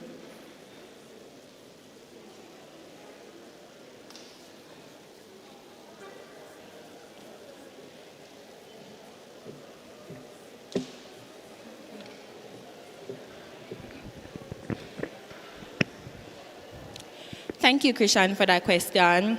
So as I said, I speak on behalf of you. I cannot know if you're having a problem if you don't come and let me know that you're having a problem. When this problem arises and I know about it, I will try to mediate between lecturers and the students who are having a problem to come to some kind of agreement on how best we can resolve the situation. Thank you.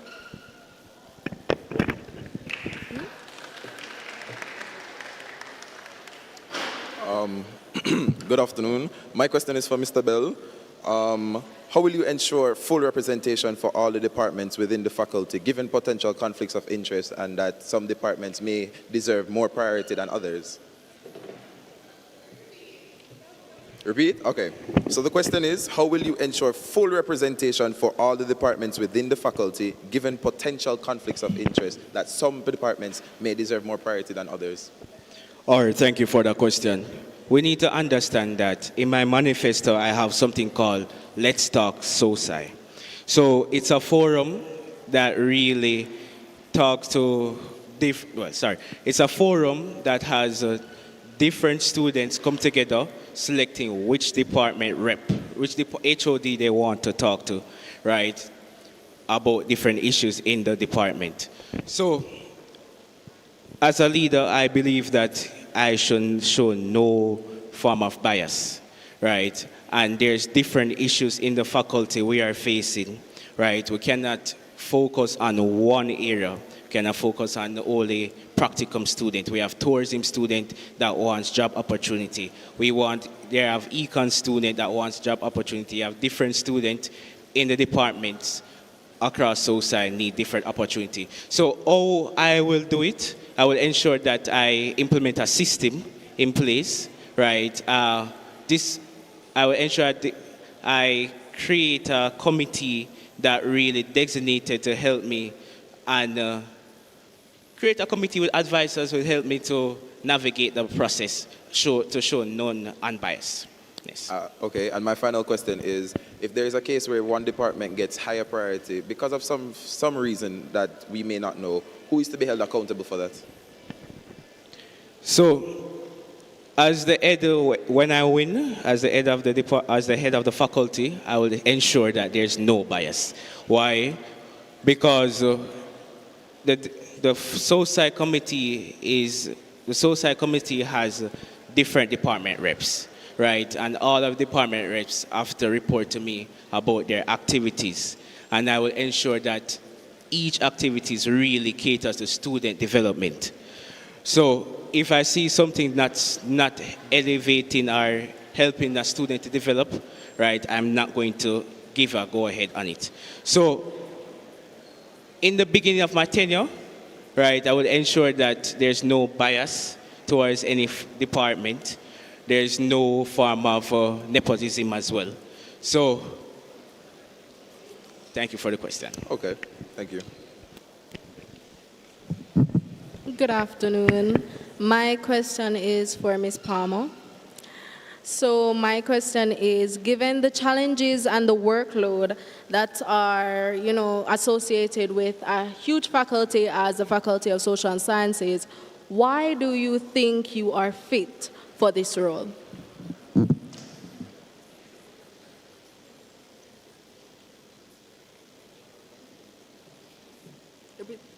Okay. So repeating the question, as this Faculty of Social Sciences is a large faculty and it might pose various challenges to you as a leader, why do you think you are fit to lead this faculty?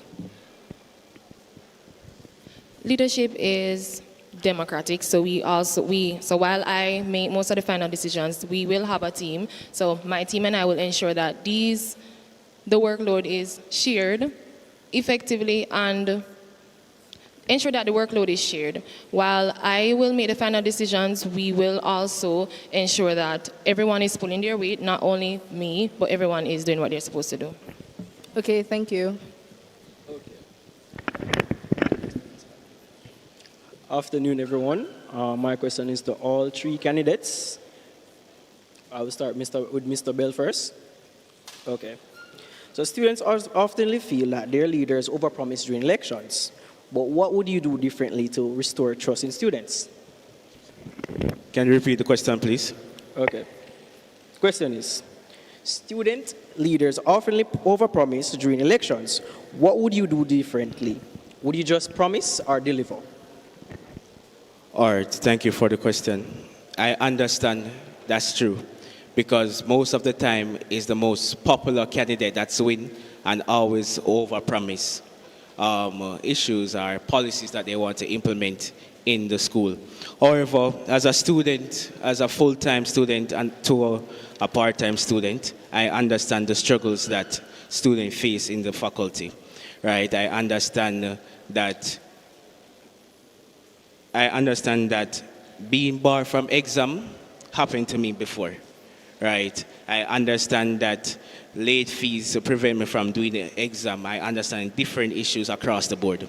But one thing I will assure everyone here and the persons online as well is that the first 100 days, you'll see differences in the faculty. The first 100 days, I would ensure that I would implement 3 courses in the summer so that students can be able to do 3 courses in the summer. The quota is 2, right? So students can be able to graduate in a timely manner. And I will be ensuring to hear different issues in the departments because I couldn't cover all of the issues. But the first 100 days, you'll see difference in the faculty. Thank you.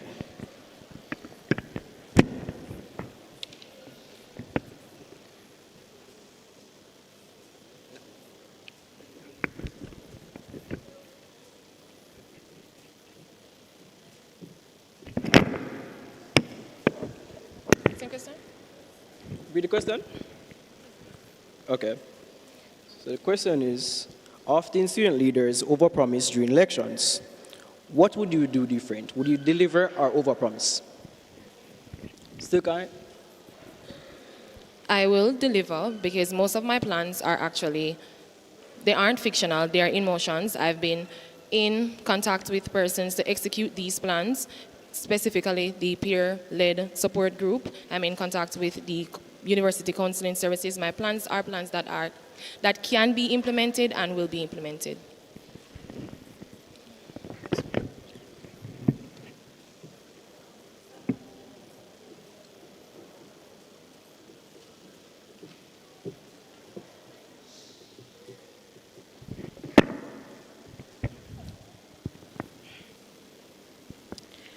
Thank you for your question. I represent the social science students. I am the voice of the people. I am their representation. When students come to me and say, Dara, this is what is going on, as I've done in my department, and you can see the work that I've done in my department, all issues, all queries, all concerns have been handled appropriately and as quickly as possible. As you can see, during my time of campaign, I've sent out a forum for students can let me know the issues that they're having within the faculty, and I've loved that the students have actually come forth and put in their issues. I'm so sorry the time has finished and I couldn't really get to go in depth in it, but I promise you, with Dara, everything will be done properly. Far away I go.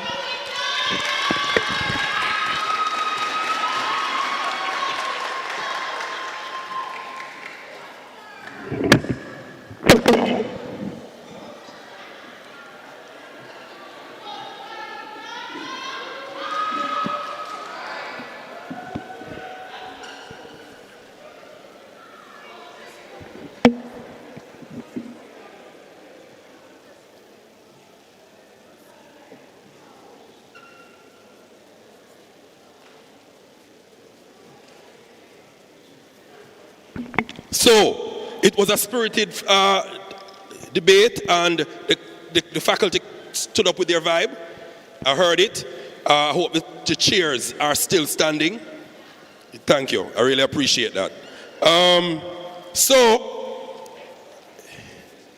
let's look at the candidates one more time for the Faculty of Social Sciences. All right? As some people are like, it's not like church, because boy, they want to shout and thing, but let's continue with it. The candidates so far, Shamar Bell.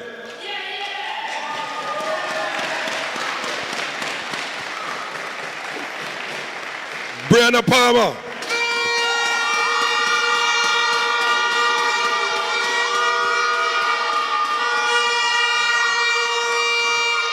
Dara Thompson.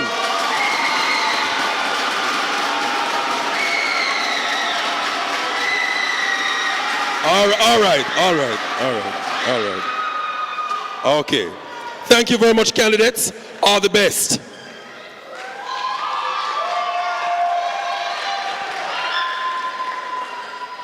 So, there are 3 other faculties here that are uncontested. I'm going to take all the uncontested faculties at once. The Faculty of Law is contested, so the Faculty of Law will go last. So, the uncontested faculties are presenting now. Institute of Gender and Development Studies, Ruth and Miles.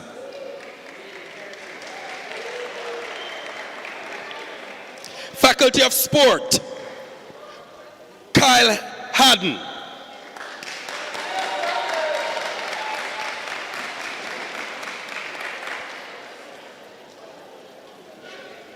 Faculty of Engineering, Jashani Vickery.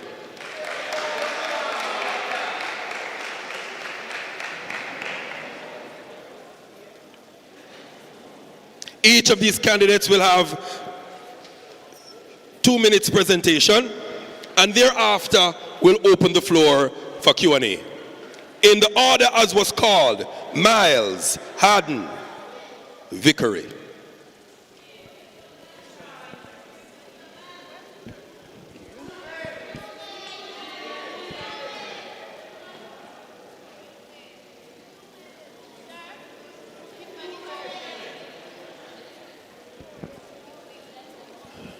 Repeat that.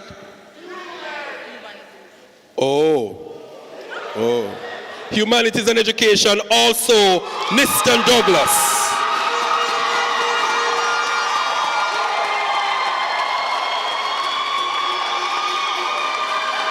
I apologize, Mr. Douglas.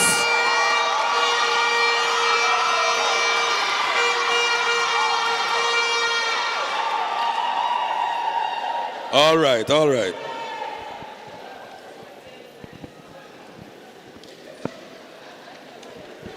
Good day, everyone.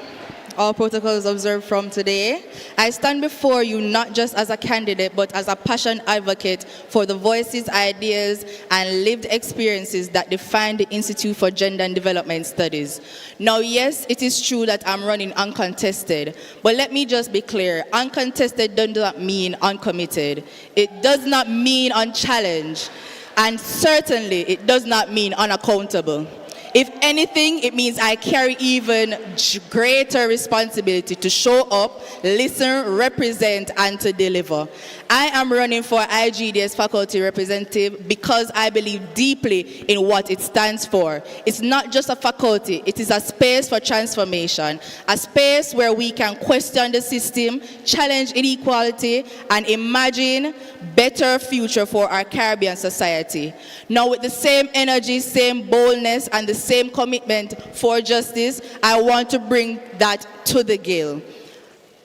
Because representation is not just about holding a position, it's about action. It's about making sure that IGDS students are being seen, heard, respected in every decision-making space.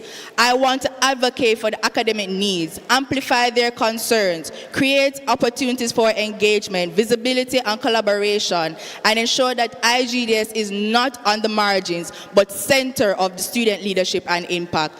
But I cannot do this alone. This role is not about me. It is about we. It is about building a stronger, more connected IGDS community where ideas matters and your voice shape the direction we take. So I'm asking that you walk this journey with me, share your thoughts, challenge me, hold me accountable. Let us work together to make IGDS representation powerful, visible, impactful, because when IGDS show up, things change. Thank you. Let's do this together.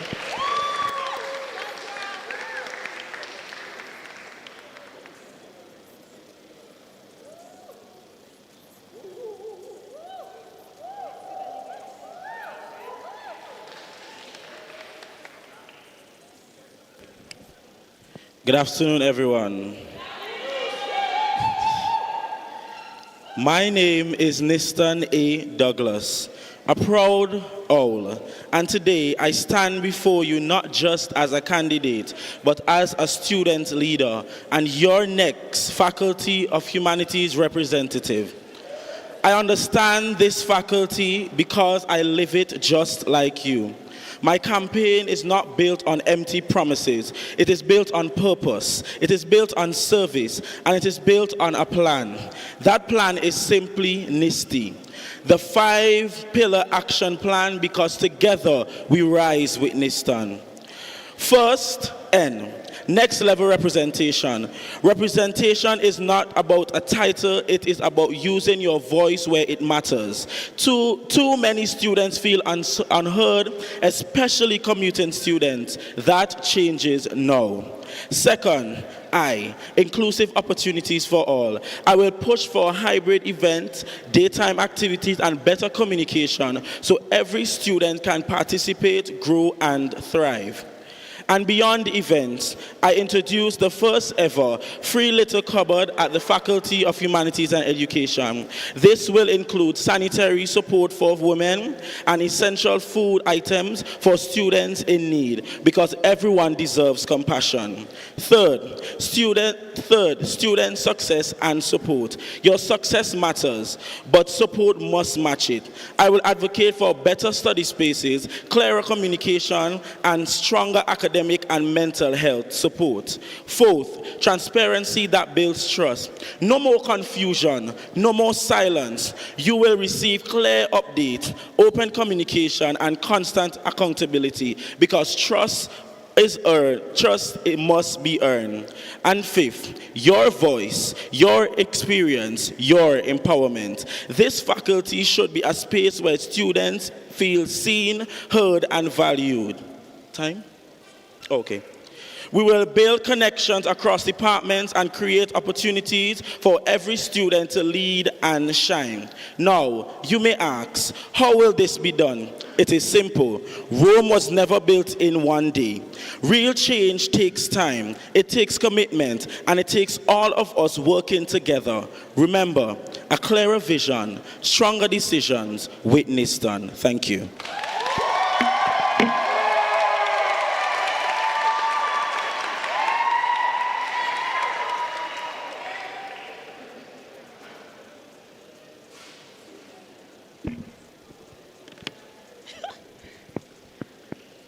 Good afternoon, everyone. My name is Kyle Haddon, your Faculty of Sports Representative 2026-2027 elect. And I stand here today not just as an uncontested candidate, but as a student who understands what it means to be a part of the Faculty of Sports. The Faculty of Sports is not just about playing sport. It is about studying it, understanding it, and building careers from it. We are future coaches, physiotherapists, sports scientists, industry leaders. But the question is, are we being given everything we need to reach that level? I think not. That is where I come in. My focus is and will be clear as this podium I'm standing at. To strengthen the academic and professional experience of every sports student, as well as the visibility of the faculty. I will advocate for stronger academic support system, so no student feel left behind, especially my coaching students who are here in this, I will push for more practical, hands-on learning because our career demands more than just theory. I will create opportunities for career development, connecting students to internships, certification, and real-world experience, which we have already started doing, thanks to the new and the present faculty rep, Chenille Francis over there. I will create opportunities for career development. 10 seconds. All right. Most importantly, I will work to ensure that every student in the faculty leave the UE not just with a degree, right, but with skills, experience, and opportunity. So I ask you, faculty members, let's make it happen with Haddon. Thank you.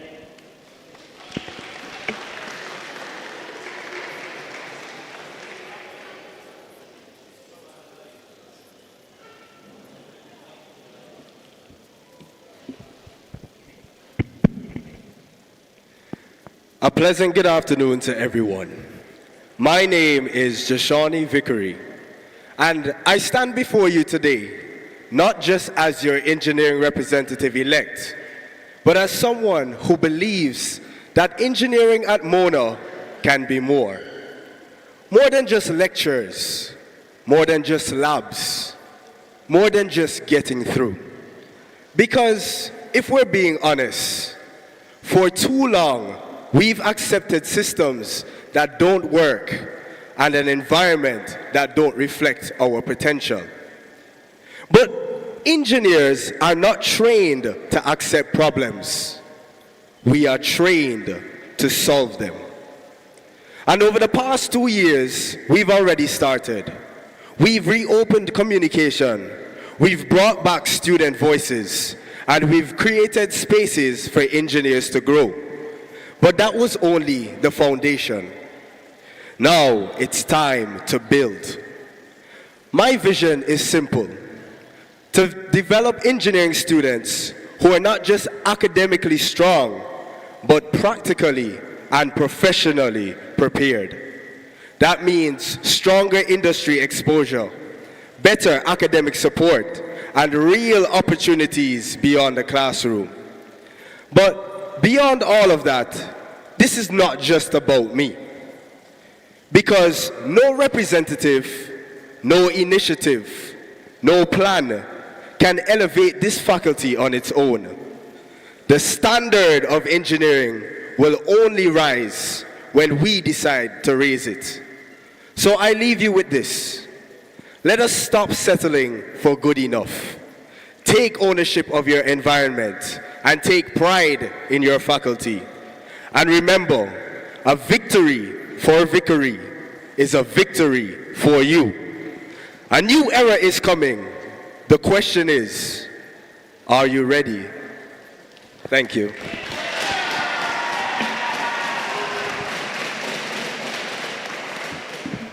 Thank you, candidates. At this time, I'm going to be opening the floor to questions in the following order. Humanities and Education, followed by Gender and Institute of Gender and Development, followed by Faculty of Sports, then Faculty of Engineering. Questions for Humanities. Going once. Going twice. His fate is sealed.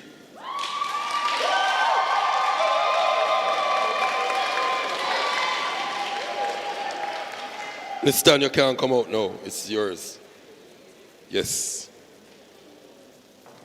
Ruth and Miles. Institute of Gender and Development Studies. The floor is open.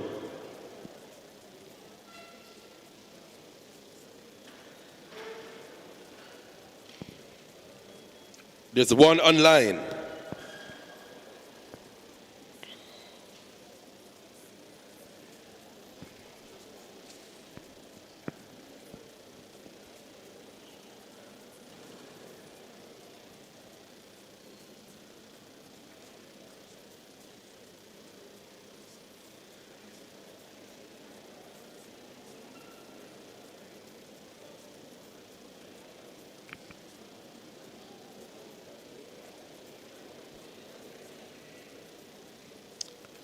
Ruthann, seeing as you were also IGDS rep for the 2025-2026 academic year, you're repeating, what initiatives have you implemented that have and will continue to foster confidence in your role?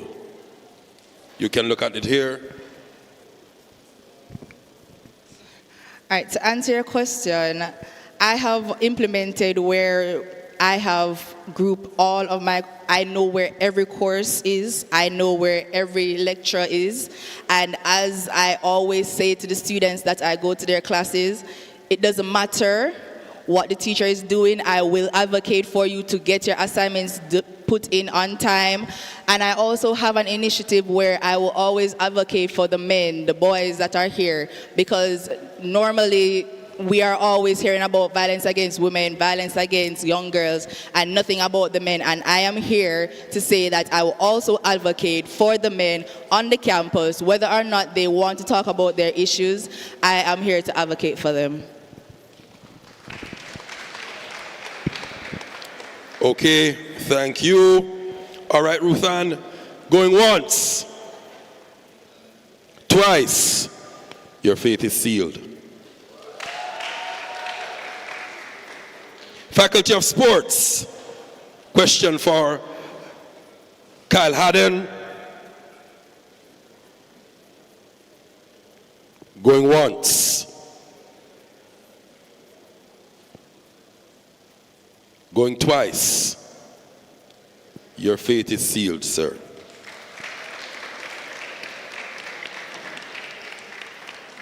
Faculty of Engineering,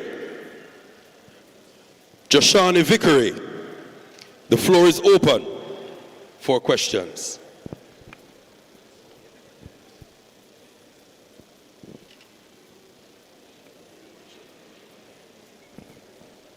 Going once.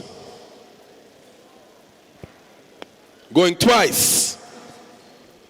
Your fate is sealed. Again, I want to invite you to the QR codes that are all around the room. Right? This is the Student Satisfaction Survey for 2026. All you have to do is to just use your phone to scan the code. 15 questions, 5 minutes, and your concerns can be registered. It's your time to speak, so do not allow yourselves to be undersold. This is a Student Satisfaction Survey. You also have the opportunity to get Amazon gift cards, right? That's the raffle. So listen, don't pass it up. Scan that code, answer that question. For 5 minutes of your time, you can be an Amazon gift card owner and user. All right? So we move to the final faculty in this round, the Faculty of Law.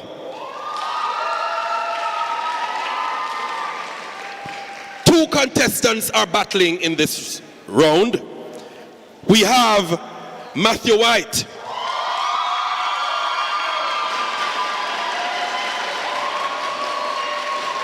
We have Abigail Carlisle.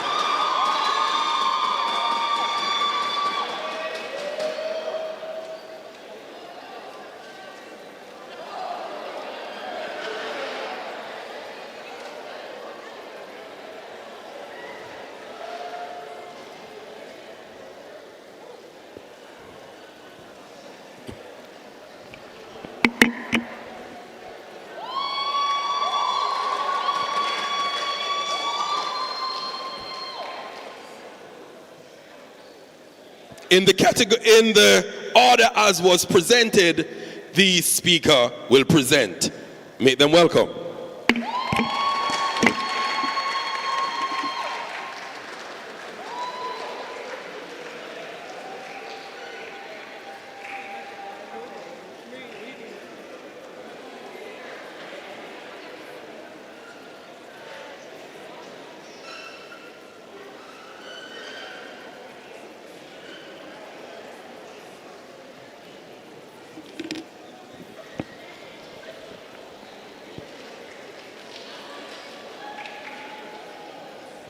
Students of the University of the West Indies, students of the Faculty of Law, my friends, my classmates, I greet you with pride in my heart because I am happy to see you. And when I say I am happy, I mean that I have taken such joy over the past 2 years talking to you, interacting with you, going to class with you, going home with you, working out the mess of this faculty, of this program, of the laws of our nation. I have had such joy doing it. And all I want to do now is give back to you, to give back to that faculty, because it is your faculty. It is your voice, and I am your candidate for law representative. There are two fundamental issues here. It is one, on my qualification. Two, on my specific qualification to run this faculty. I don't need to say it again.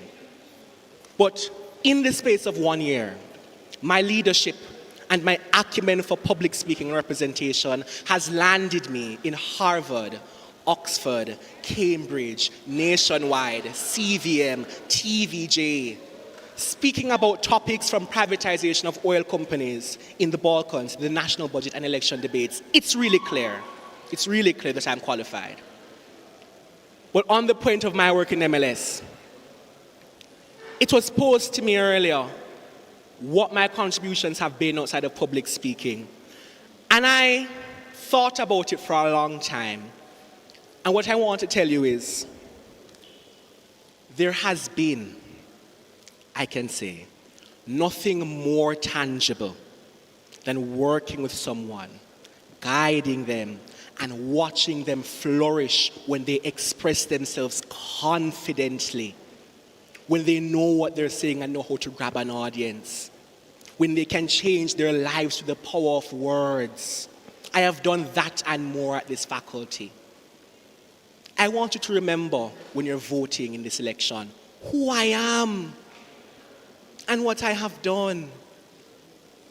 And it's not about conversations behind closed doors and trying to point to some sort of outcome to prove that I know what I'm talking about. The constitution that governs our society is one that is clear, and the practices are one that have continued for over a decade. What you need to remember is the character of myself, and I know all of you. This manifesto is yours. It's yours because I talked to you. Opportunities, initiatives for you, opportunities, unity, and representation. Those are the 4 headings. Some of the key things under here is the Every Law Student campaign, which I started under this campaign for Law Rep, talking to everyday average people, letting everyone know that they have a voice, letting everyone know that they can be included, not just the people at the center, not just the people who have the 3.6 GPAs, not just the people who went to school in Kingston, but everyone. Everyone. Even if you don't come to school every single day. Even if you didn't do well in Constit, even if you're from Belize, if you're from Montserrat, it doesn't matter where, you belong here and I want you here. That's why I'm running.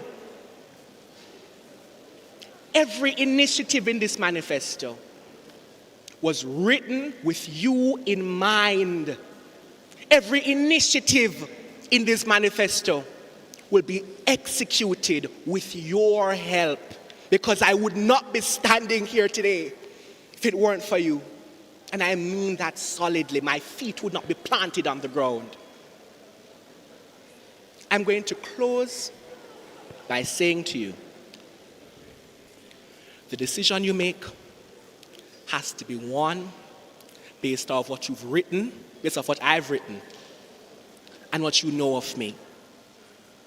I didn't come here 2 seconds ago, and I wasn't born yesterday. You've known me for 2 years. Thank you. Vote Matthew White for Faculty of Law Representative.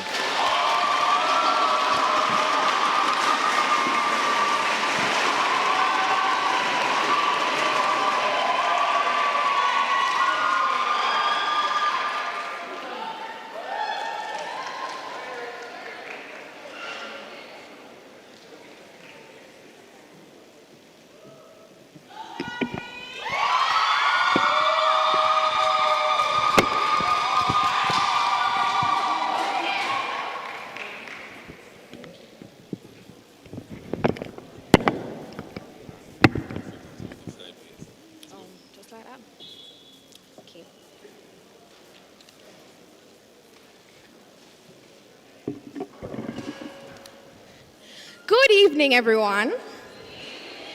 Who am I, you may ask? I am a woman who has chosen to lead with purpose, resilience, and heart. In spaces where leadership has not always looked like me, I stand grounded in the belief that women belong at the forefront of change, as powerful and necessary forces. My journey in the Faculty of Law has been no different. From the very first day, I chose not just to sit at the sidelines, but to immerse myself in the life of the faculty and become a part of the spaces and conversations that shape our everyday experiences. This faculty is a community that challenges, refines, and prepares us, but also one that requires care, advocacy, and intentional leadership to truly represent our students. My time in service has allowed me to see these strengths and gaps, and more importantly, it has shown me the power of the student voice. And so this campaign has been a campaign of heart, a labor of love, at times sacrifice driven by passion. My manifesto, therefore, is not simply a list of promises. It's a reflection of real conversations, real concerns, and real experiences. From late-night rap sessions with the Seacoleites, to reasoning with the legal roosters and dominoes with the stallions, to every conversation in the lounge, each interaction has deepened my understanding of where meaningful advocacy is needed. Therefore, this manifesto is built around the 5 key pillars that directly affect all students represented at the faculty. As law students, we depend heavily on online platforms. When those systems fail, it disrupts our entire academic flow. So yes, I will continue advocating for the improved reliability, but we won't stop there. We will also build student-centered safeguards. By working with lecturers and faculty administrators, we will ensure that materials are submitted to the academic portfolios before the semesters begin, allowing us to create an official shared academic repository. No student will be left behind. At the heart of our operations is the welfare of our students. And so for those days with early morning lectures, we'll revamp the tea station to include accessible breakfast options. For our students on Hall, support needs to be closer, more personal, and more responsive. That is why we will constitutionalize Hall faculty representatives, students who understand your environment and can advocate for your needs directly. Through our systems, we will strengthen initiatives such as care packages, menstrual support provisions, and the JUTC bus card registration drive, ensuring that whether you live on Hall or commute, you have access to the resources you need. Faculty infrastructures and facilities. With increased traffic and shared use of the law library, Wi-Fi connectivity has for long become a real issue. Reliable internet is no longer a luxury. It is essential to the running of the faculty. I will continue the strong research-based advocacy for Wi-Fi expansion and improved connectivity. And as for the parking, while we push for long-term expansion, we must also protect the little we have. And this is why we'll implement the MLS-managed parking sticker system, allowing for better regulations for access for law students. Surrounding the heart of the faculty is its lungs, the spirit of our student body. We must continue to nurture that spirit while creating opportunities for students to grow beyond the classroom. By formalizing the Mr. and Miss Law Foundation, and at the same time, by amplifying how we tell our stories through a strengthened MLS media house, an advocacy column in the newsletter, and a reimagined Law Week cultural village and sound clash, we will celebrate the diversity, talent, and voice of our faculty in a way that is inclusive, engaging, and impactful. By utilizing the MLS office as an office, we will have direct access to or students will have direct access to their representatives, including portfolios that have traditionally operated in the background. Beyond access, there must be action and follow-through. We will implement a clear reporting advocacy timeline, ensuring that concerns are tracked, addressed, and communicated. We will also implement year-level monthly town halls, giving students consistent spaces to speak and be updated.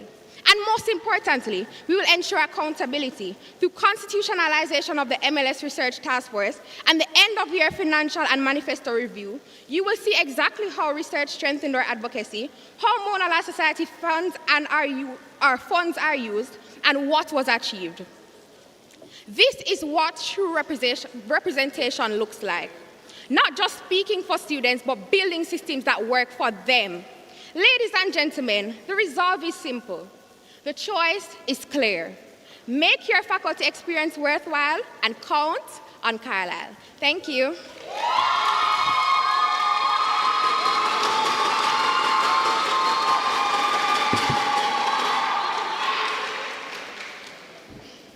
Okay, thanks to the two candidates. We have now opened the floor for questions. We have a first questioner. All right.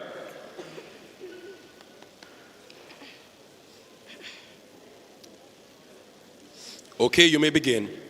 Okay, good afternoon, everybody. My question is for Miss Carlisle. If you had to defend your manifesto to a student who believes that MLS has historically been a bit ineffective, what concrete evidence could you provide that your proposal will produce different outcomes than the previous MLS administration?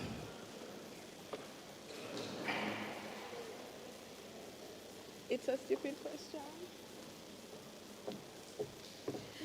Thank you so much for that question. And I believe that the notion that the current Mona Law Society has been quite ineffective I did not couldn't say that. be, or could you repeat the question?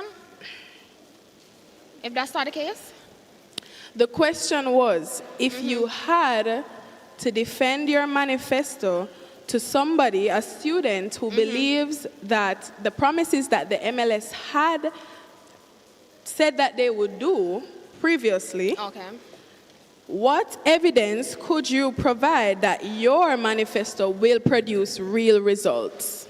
And so to that student, I'd say that the Mona Law Society has been quite effective in carrying out the initiatives that we set out to carry out in the academic year. The issue would lie then with communication of advocacy and the collective approach to advocacy. However, how would I defend my manifesto to a student who is of that belief? Under the section that addresses administrative advocacy, we have a section highlighting, and it was said in my speech, that at the end of the year, my manifesto will be held up beside me. And I will have to answer to the students of the Mona Law Society as to why, or what was accomplished and why what wasn't accomplished didn't happen. And so we'll go through the same drilling process. And so that should assure you guys that we will try our best to produce or ensure that we complete all the mandates, because we will have to hold account for them at the end. So I think the key to it is strengthening accountability, and the fact that my manifesto also strengthens accountability. My manifesto also delivers systematic approaches to addressing issues faced by law students. And so rather than just saying, oh, we're going to solve integration, we're going to solve this, we're going to solve that, we're strengthening the systems that we have already and implementing new systems of accountability to ensure that all members of the Mona Law Society are functional in the roles that they have put themselves up for, and that I'm also held to account for my effective leadership. Okay. And also, just to reiterate, a lot of the mandates in my manifesto have already been on course to be carried out. And so I have the evidence for the sponsorships already solicited, the relationships already built to have these plans set in motion. Absolutely. So thank you so much for that question again.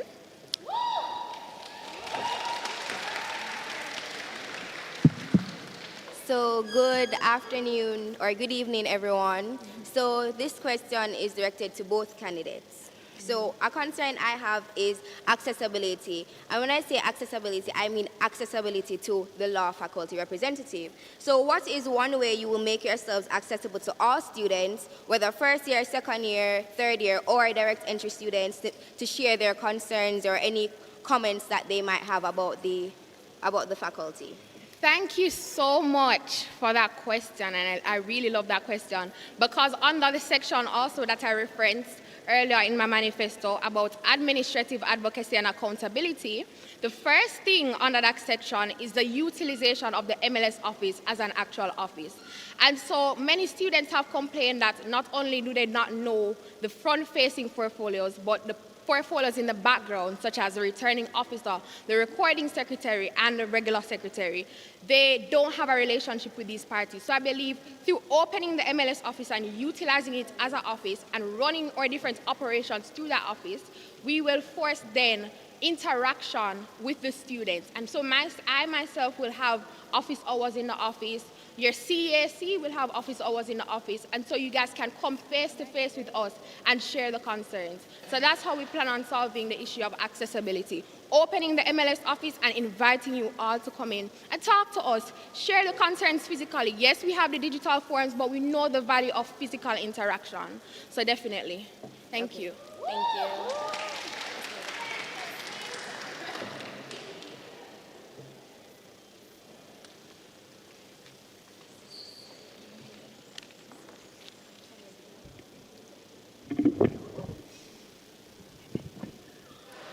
3 quick points in response to your question. In the first instance, part of my manifesto, under unity, more frequent general meetings. We need to have more frequently that formal space in which the MLS president addresses the members of the Law Society, and the Law Society can quickly, efficiently talk to the MLS president. That's first thing off the bat, answer to your question, right? Also, on training and accountability, a part of my manifesto as well is enabling the recording secretary, right, to utilize the feedback form at a greater level, right? So at a weekly basis, if there is enough data to warrant it, there'll be collection of the data from the feedback form, reporting to MLS, and sort of releasing it in a notice saying we have gotten XYZ report of this happening, ABC report of that happening, and allowing you to understand that we've heard you. Here is the more important part. Any of you can always talk to me. That has always been the case for me. It doesn't matter where you see me. It doesn't matter when you call me. You can always talk to me. If you see me coming out of class, stop me and say, Matthew, I want to talk to you about something. If you see me going into class, say Matthew, don't get to CCHR right now, I need to talk to you. I'll be there, I promise. Okay, I have a question. Okay, I have a follow-up question. Okay, never mind. Thank you. Good afternoon. My question is for Matthew. At the general social meeting for the amendment of the Guild Constitution, you sat silent at the back. You voted on no amendment or commented. As the law rep, you sit on the Constitutional Committee. However, you disregarded the very meaning of the Constitution. Based on this, why should we trust that you truly appreciate the responsibility of being law rep? Thank you so much. Thank you so much. And I should calm down, but I'm really excited to answer the question. I'm really excited to answer the question. Because here's why I'm excited. There is so little interest in the activities of the Guild. It's appalling. The fact that so many of us sit idly by while the Guild advocates, and their advocacy work becomes lesser. It means less when you don't have the students behind you. Here's the truth. If I didn't care, I wouldn't have been there. I didn't see a lot of us that are present here, and I'm not chastising anyone for not coming. Another thing that we have to engage with is that a lot of us just don't want to participate, but that doesn't mean that we aren't entitled to advocacy. I sat and I realized everyone, almost without fail, voted for almost every amendment. I'm not asking whether or not that's the case. I'm telling you because I was there. Right? Hold on. I'm telling you because I was there. Right? I've never known any real democratic process to work like that, where you just present the swath of ideas and you get automatic approval. I think necessarily for changing something as big and as important as the Guild Constitution, there needs to be rigorous debate. And we couldn't have that because there weren't many people there and there weren't many people interested in it at all. And I didn't think that I should have voted for those amendments. An important part of democracy, and it doesn't mean I hate the Guild or that I don't support them. An important part of democracy is knowing when to vote yes and when to vote no.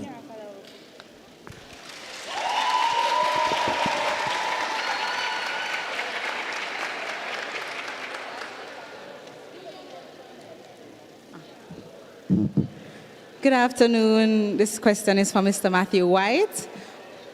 We laud your public speaking abilities and also your hosting of the Legally Speaking podcast. However, you have sought positions in the Mona Law Society up before unsuccessfully. However, instead of joining committees to continue your advocacy, we have noted that you have not been actively involved in planning and executing initiatives of the society. Therefore, my question would be, how would you respond to a student who would ask, is your interest in the Mona Law Society only limited to when you are in control and at the forefront? Thank you so much for that question. Now, I'm going to answer it in parts.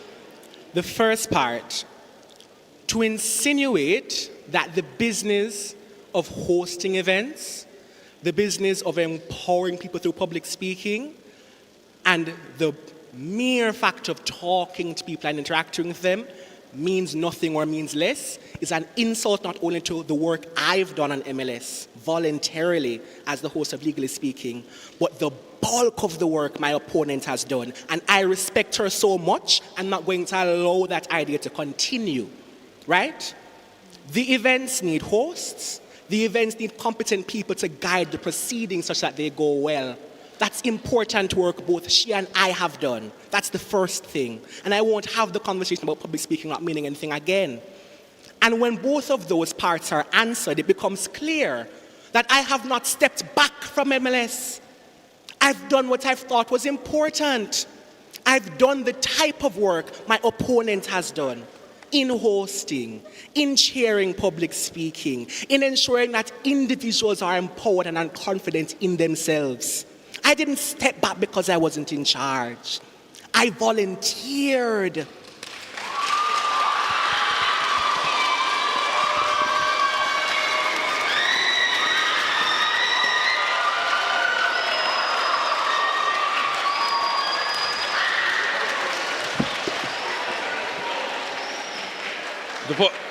The following are online questions.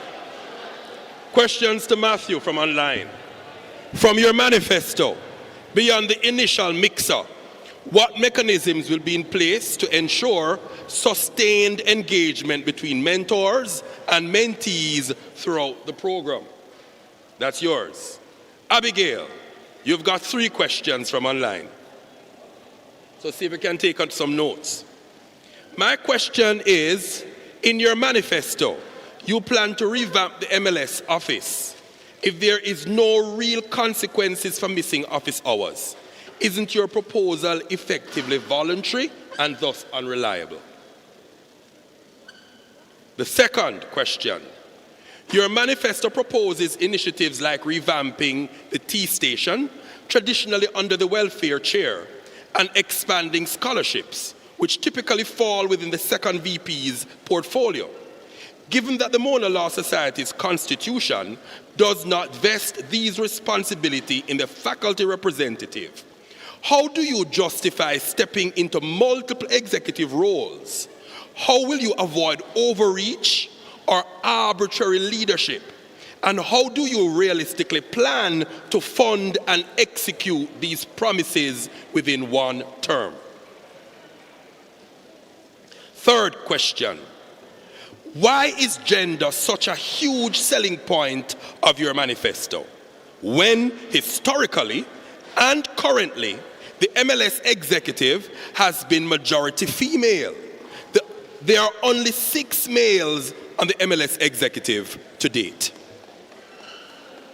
In that order, it's on the tablet, you can respond.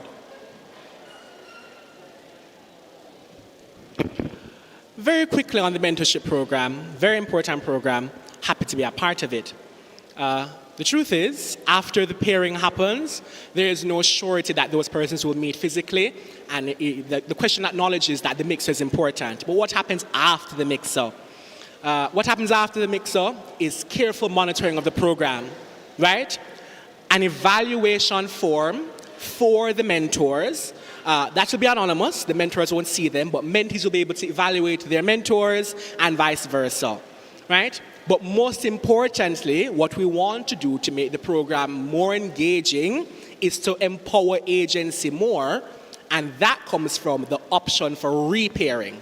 So if you really think that your mentor isn't doing anything, if you really think your mentee isn't being receptive, we'd like to give you the option to repair. That's it.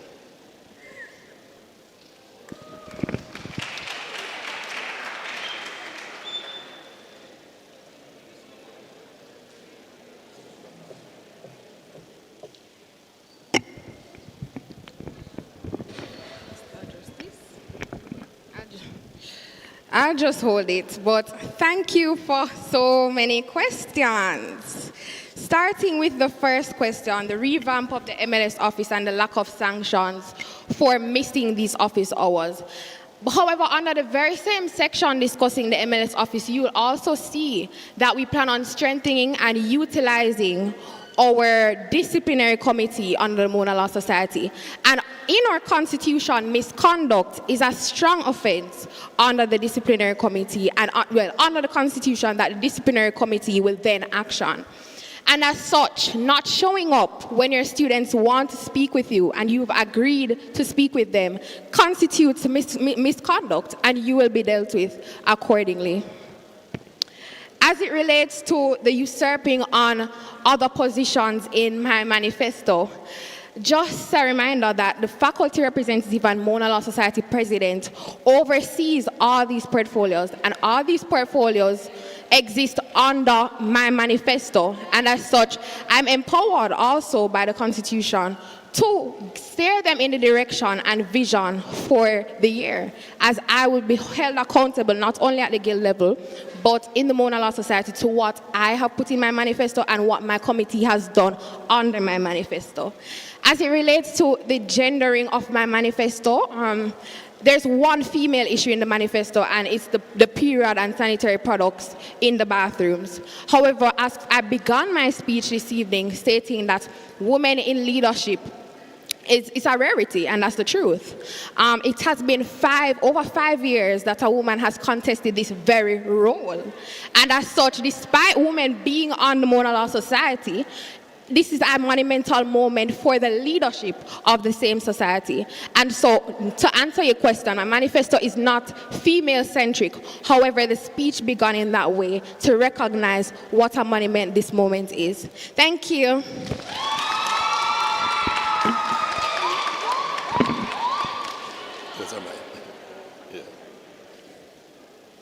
Thank you so much to the candidates for a spirited debate. This is the Faculty of Law. The candidates are Matthew White, Abigail Carlisle,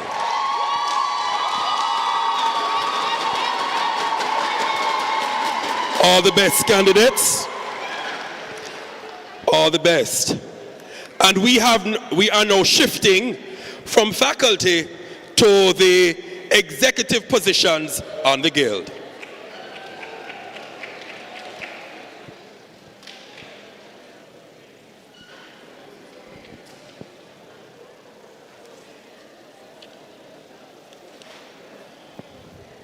First sets of positions: graduate representative and public relations officer.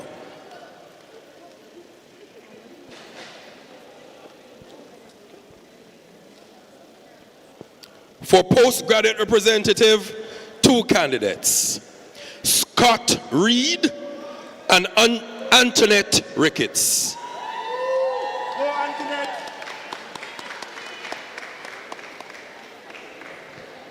Not seeing Mr. Reed.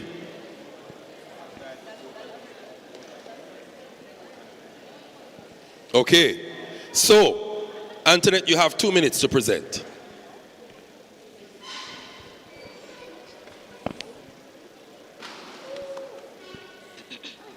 Good afternoon, everyone, but most importantly, good afternoon to my fellow postgraduate students. My name is Antoinette Ricketts. I'm an MSc student in the Department of Government, studying International Public and Development Management. Postgraduate students are some of the most dedicated members of this university. Many of us balance research, coursework, employment, and family responsibilities all at the same time. We are expected to produce high-level academic work, contribute to research, and prepare ourselves for leadership. Yet, too often, the systems meant to support postgraduate students can feel fragmented, difficult to navigate, or not designed with our realities in mind. That is why I am running for postgraduate representative. My vision is simple. Postgraduate students deserve stronger support, clearer opportunities, and a stronger voice within the university. To achieve this, I am presenting a practical, structured plan called Roadmap, a plan designed to improve the postgraduate experience and ensure that students succeed academically, professionally, and personally. First, R stands for Resource and Information Hub. O stands for Opportunity and Career Development. D stands for degree flexibility and summer course advocacy. M represents mental wellness and community building. A stands for advocacy for increased postgraduate grants. P stands for postgraduate voice and representation. And finally, yes, P stands for postgraduate voice and representation. Both Antoinette Ricketts. Let's build the roadmap, guys.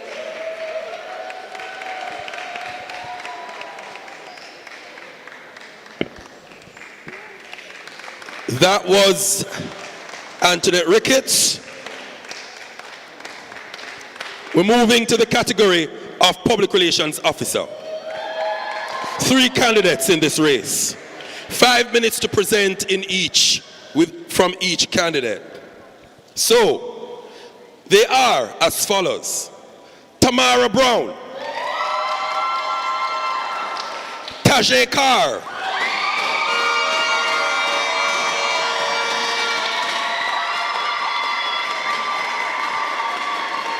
Marcus Ambrister Jr.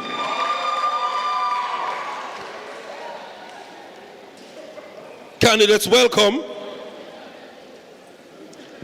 In the order as was identified, you have 5 minutes in which to present. You may begin.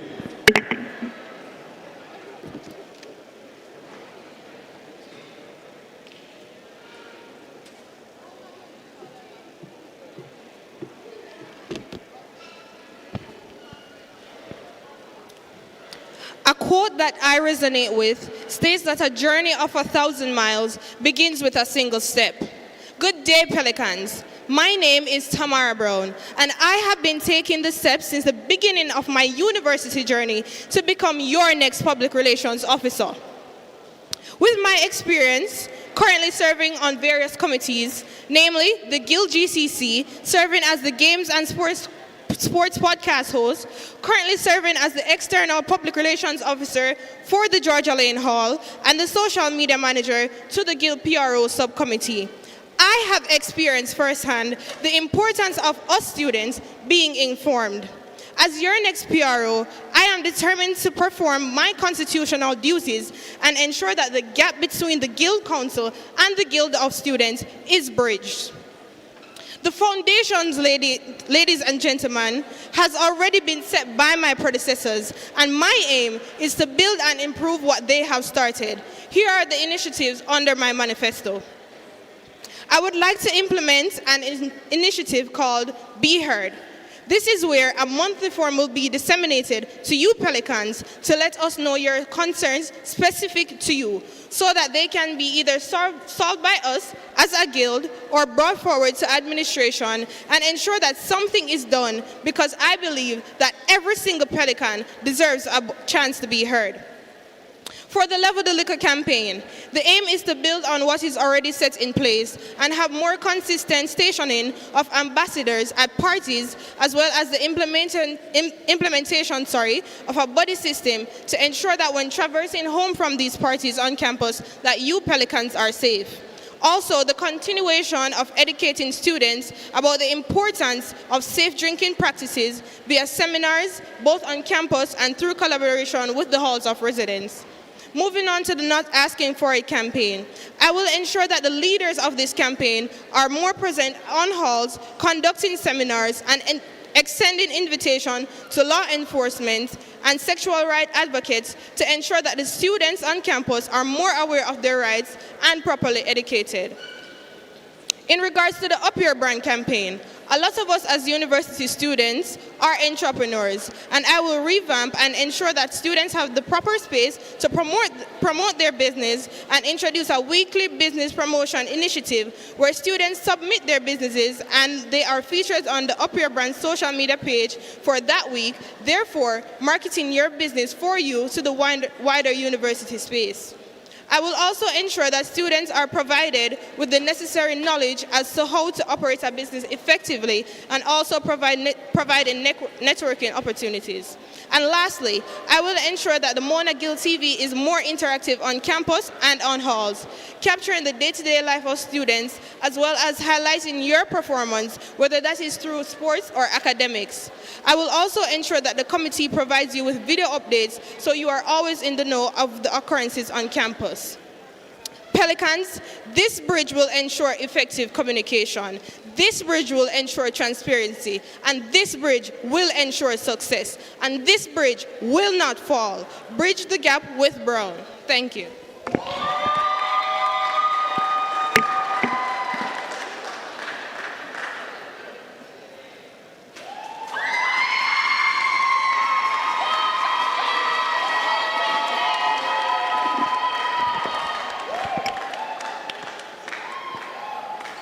Good afternoon, distinguished panelists, moderator, my fellow candidates, and my fellow Pelicans. They say, choose wisely. So this election, make the right choice, the correct choice. My name is Tajeker, and I am running to be your next Guild PRO. As a member of the Guild, the role of the PRO is more than just posters and social media. It is a platform which amplifies the voices of the youth students, their stories, their needs, and their perspectives. As your PRO, I will ensure effective management of the public image.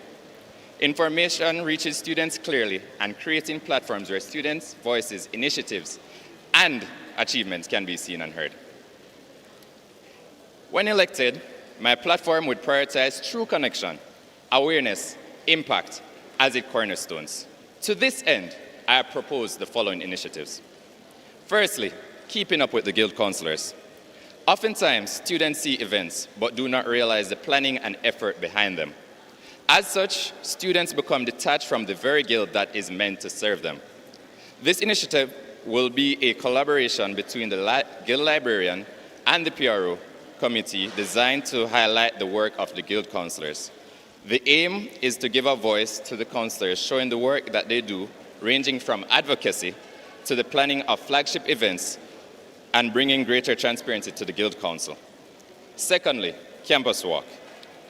In collaboration with the Guild, with the Vice President of Student Services and faculty representatives, we will create video guides to help incoming students navigate campus, showing them where their classes are, where their clubs and societies operate, and how to get involved in student life. Starting university can be overwhelming, and this initiative will make that transition smoother.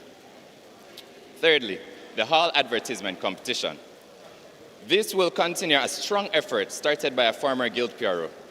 Through this competition, halls of residence will creatively inform incoming students about hall life, what to pack, the amenities available, and what make each hall unique. This initiative both informs students and builds pride within our hall communities. Thirdly, the Guild website. The Guild website is already outlined in the Constitution and has already been designed. But what has been the issue with this is that it hasn't been maintained. My solution to mitigate this issue is to partner with the Computing Society and the Computing Department. Students looking to strengthen their resumes will gain hands-on experience in maintaining and improving the website. At the end of the day, people graduate with degrees. But what truly sets you apart? What truly sets you apart is the experience and the practical skills. My aim is to maximize the utility of this project by creating a sustainable Guild page which maximizes Guild outreach by giving students a platform to optimize their skills. This page will include features such as embedded Google Docs, which collects responses and allows for the Guild to get real feedback in real time. I will actively be, sorry about that, promotion of advocacy campaign, not asking for it and level the liquor. I will do a year-long campaign starting during the orientation period, continuing with seminars during the semester on various halls through social media content such as Vox Pops, interviews with experts in the field such as doctors and psychologists. In summary, the role of the PRO is not just to share information, it's to ensure that students feel informed, included, and empowered. We do not need a mysterious skill council, nor do we need a PRO that remains invisible around the camera lens and the computer screen. We need an action-driven PRO who uses superpower, such as the power to advocate, to inform, to connect, and emphasize. So on election day, make the right choice, make the correct choice. Vote Tajikir for your next Guild PRO.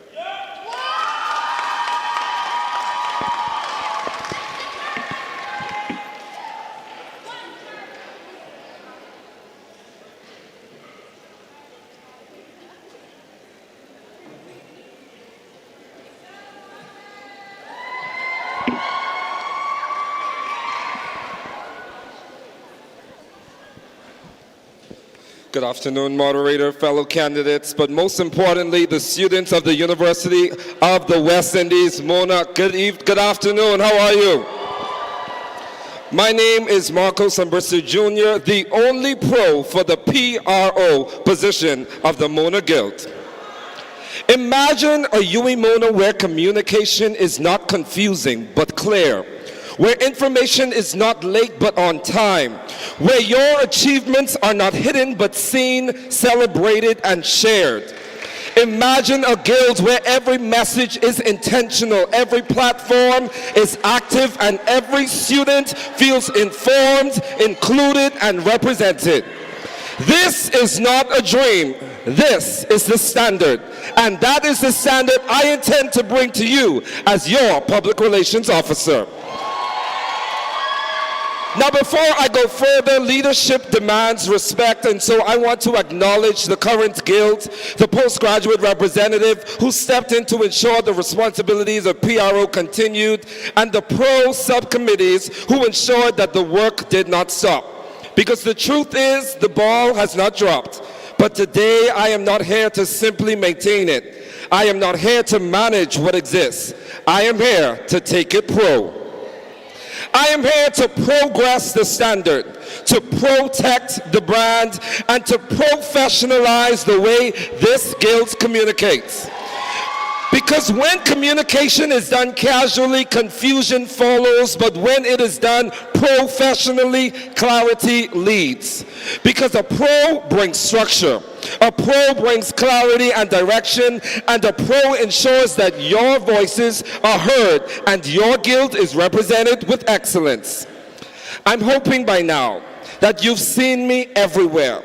Posters, flyers, content in your face to be seen and to be digested and to be consumed.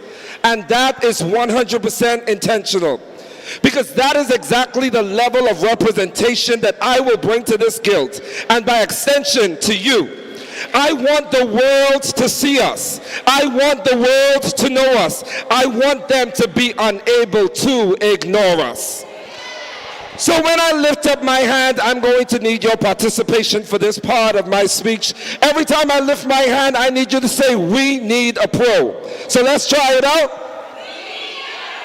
One more time.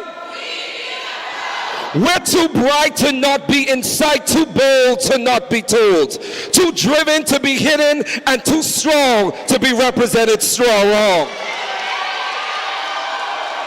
We create, we lead, we rise every day, but if no one tells it, does it fade away? We host, we build, we show up, we stand, but who's making sure that the world understands? Because it's not about doing the work, it's about showing the work, giving it worth. Not just about moments that happen and pass, but capturing impact that's built to last. No more confusion, no mixed-up tone, no scattered messages, no voices unknown. One guild, one message, one clear and true, a story well told that reflects you.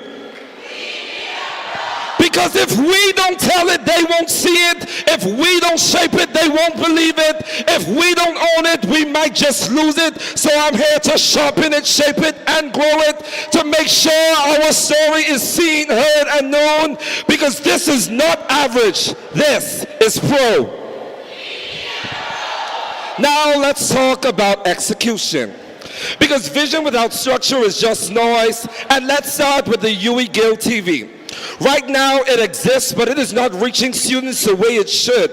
Under my leadership, it will become a true communication hub with weekly Guilds briefings, event coverage, recaps, student spotlights, and interviews. And beyond that, we will expand its reach across Instagram, Facebook, LinkedIn, YouTube, because our story should not stop at limited audience. It should reach the campus, the region, and the world.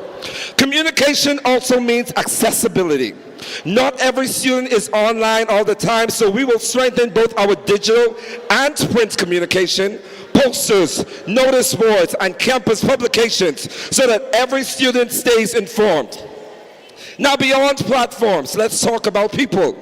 I will facilitate trainings and workshops for Guild executives to ensure that every representative can communicate clearly and confidently. There will be structured talking points and press briefings so that when the Guild speaks, we speak with one voice, clear, unified, and professional. When there are too many uncoordinated voices speaking, confusion follows. So under my leadership, the Pro will manage outgoing communication. Let me leave you with this. UE Mona is not lacking talent. We are not lacking excellence. We are not lacking impact. What we are lacking is communication at the level we deserve. And I refuse to let our stories go untold. Because when it comes to structure, clarity, representation, and real communication, you need someone who is proven, professional, and ready to produce results. Not someone who has promised without delivery, provided little impact, and shown little to no progress. You need a pro for PRO, so go pro with Marcos.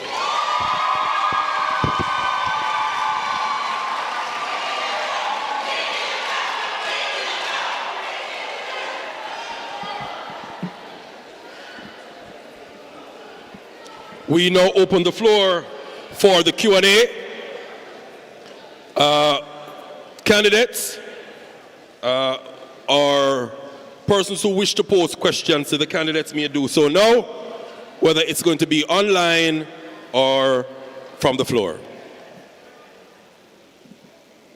All candidates, there is a noticeable lack of presence and engagement from Guild members, unless it's a flagship event, with the exceptions, of course.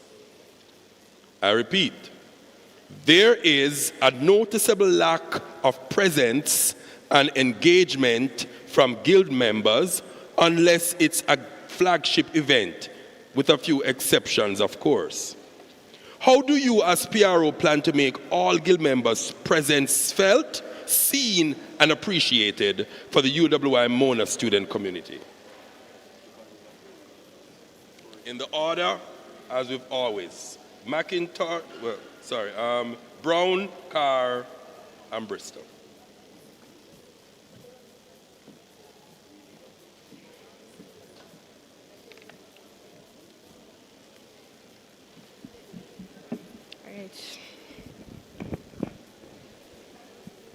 Good afternoon again, Pelicans. So in order to increase the visibility of the Guild councillors, we can partner with the Guild librarian to revamp the Know Your Guild campaign, and this will not just be static posts, but more of an introduction of the councillors to the wider university. There's also the Guild in Action, which was started by the former PRO Tejana Taylor, and this is another avenue to ensure that what the Guild does is properly highlighted across all portfolios. Thank you.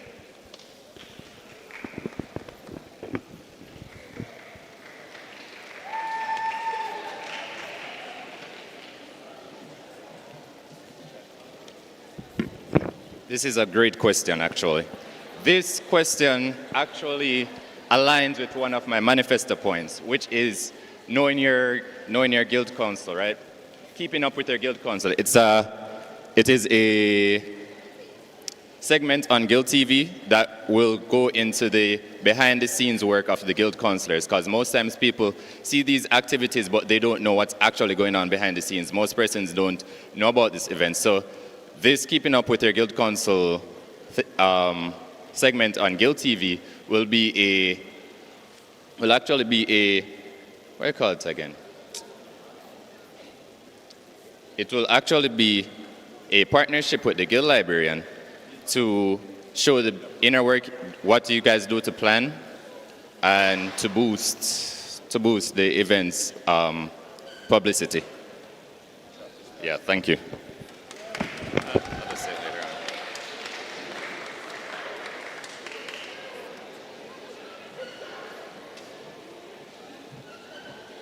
Thank you so much for that question. To start off, the first thing is that you need effective leadership in order to have effective participation. People follow who they trust. And so one of the first things that I will ensure is that the communications within the Guild executives, because this question was particularly about the councillors not being present, ensure that they understand the impact of being seen, of being visible, of being student representatives, and they understand that when we don't show up to our own events, it actually creates a narrative that we are undivided, that we are not on the same level, not on the same page, and ensuring that we bring that level of communication, especially with clarity, to our Guild members, our students, is very important. So I will ensure that all of our counselors are briefed about the importance of visibility.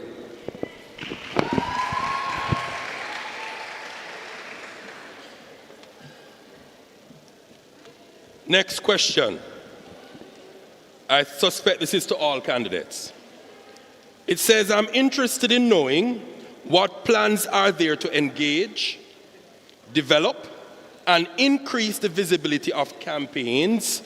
For example, NAFI, Level the Liquor, Up Your Brand. I'm interested to know what plans are there to engage, to develop, and increase the visibility of campaigns. For example, NAFI, Level the Liquor, Up Your Brand.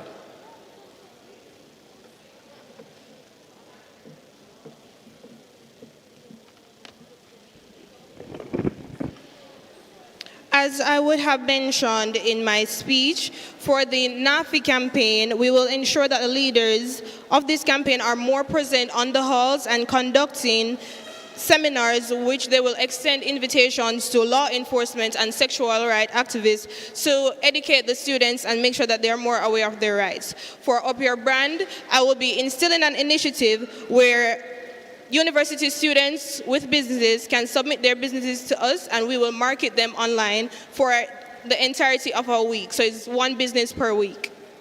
And lastly, for Level the Liquor, which I believe was mentioned, the aim is that more ambassadors will be in place at the parties on campus to watch out for you pelicans, and also a buddy system will be in place for when you're traversing home from campus and you don't have somebody to walk back with, then a Level the Liquor ambassador is there to help or assist you in getting home. Thank you.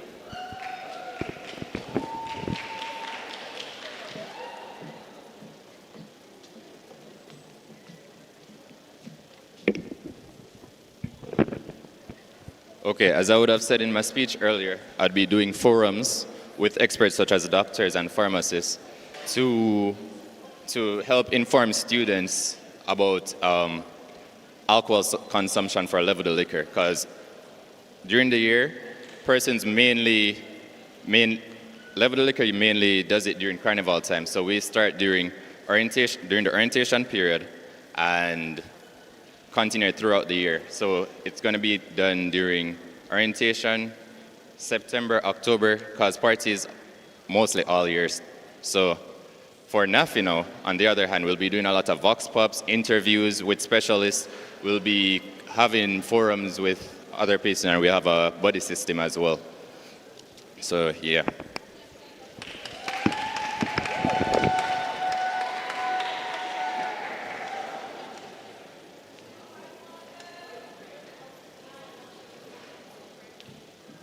So to ensure that we engage for our campaigns, one of the first things that needs to be done is that we expand our reach. If you were to go on the Guild Instagram page for the UE Guild TV, there's about 1,200 followers there. Very little for the thousands of students that we actually have on this campus. So the first thing we need to do is expand our reach, ensure that students that are here actually know of the communications that are happening. One of the things I wasn't able to present due to time constraints is that I want to have an information hub where there are PROs and persons from all the media clubs of all of the different clubs, halls, associations. They are in one group so that there is constant communication coming in both from the clubs, halls, and the halls, clubs, and associations, and also information going back out to them so that we can ensure that people are getting the information right where they are. The next thing I want to do is ensure that people have incentives to check our pages, to check our notice boards, to check all of our means of communication so that they can stay well informed. My experience as a communications consultant for the Commonwealth of the Bahamas, for the Office of the Prime Minister in the Commonwealth of the Bahamas, talk show host, reporter, multimedia specialist, gives me the strategies and the tools necessary to actually make this happen. So once again, I'm not asking you for a CV opportunity. I'm literally telling you that you need a pro for PRO.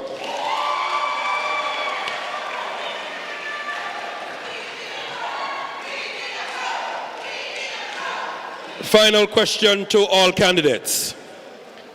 The question is, the past two elected PROs resigned.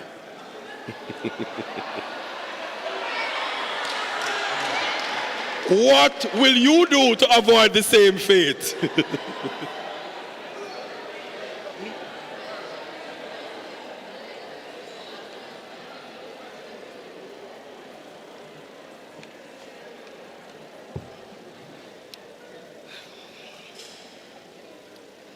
While I cannot speak as to why the past PROs decided to end their tenure, I can say that I have been a part of the publications, the PRO subcommittee since year one, and I have been contributing and I have been playing my part. I also serve as the external PRO of the Alleyne Hall. I also serve as the Guild GC Sports and Podcast host. I have been contributing to the university space, and I will continue to do so in this tenure. I will not give up, and Pelicans, this bridge will not fall. Thank you.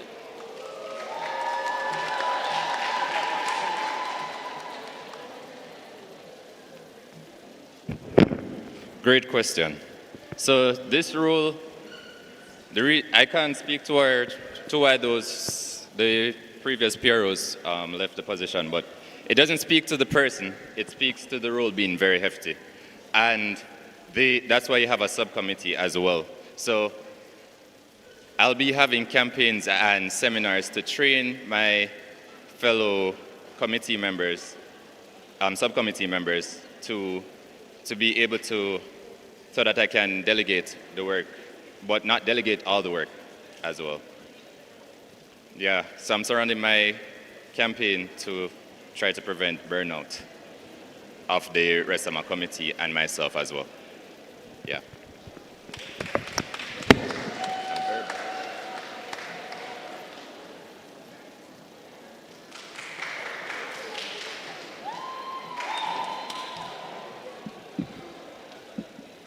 As a man who believes in loyalty and trustworthiness, especially when it is vested in you from the populace of a demographic that have put their trust in you, I do not take my responsibilities lightly. And that means in every position that I've ever had, whether elected or appointed, I have never stepped down from anything. I commit to every single thing that I do. But most of all, I commit to leaving spaces better than I found them. And that's what you will get with me. Secondly, leaders don't do everything themselves. Strong leaders, the best leaders that you've ever known, have always committed to creating teams, strong, robust teams that will be able to get the job done. And so my job isn't to be the PRO that is everywhere doing everything on my own. My job is to create teams that are actually able to take what I do next year and do it even better.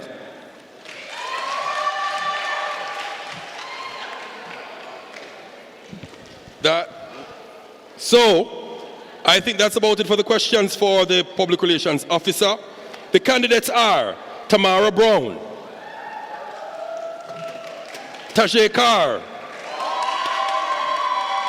Marcus Ambrister Jr.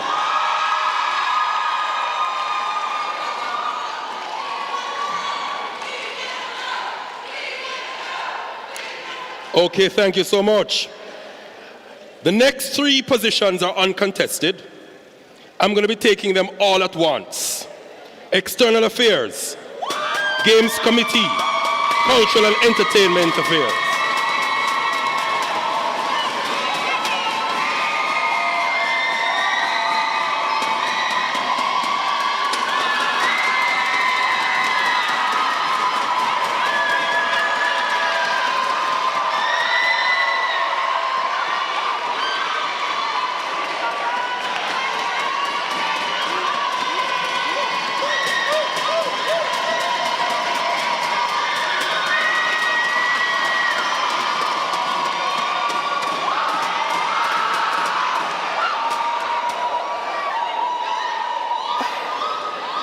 As you can see, I am having gray hairs, but I know my memory is not short. I did call positions, not names.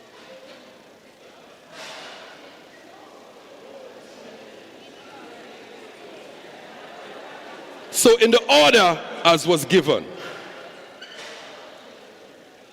External Affairs Chairperson, Dejanay Fagan.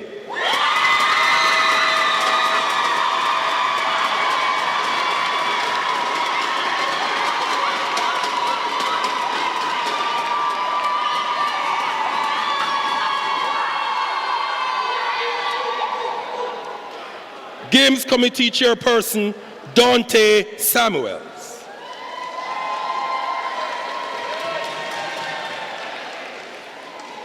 Cultural and Entertainment Affairs Chairperson, Jason Lawrence.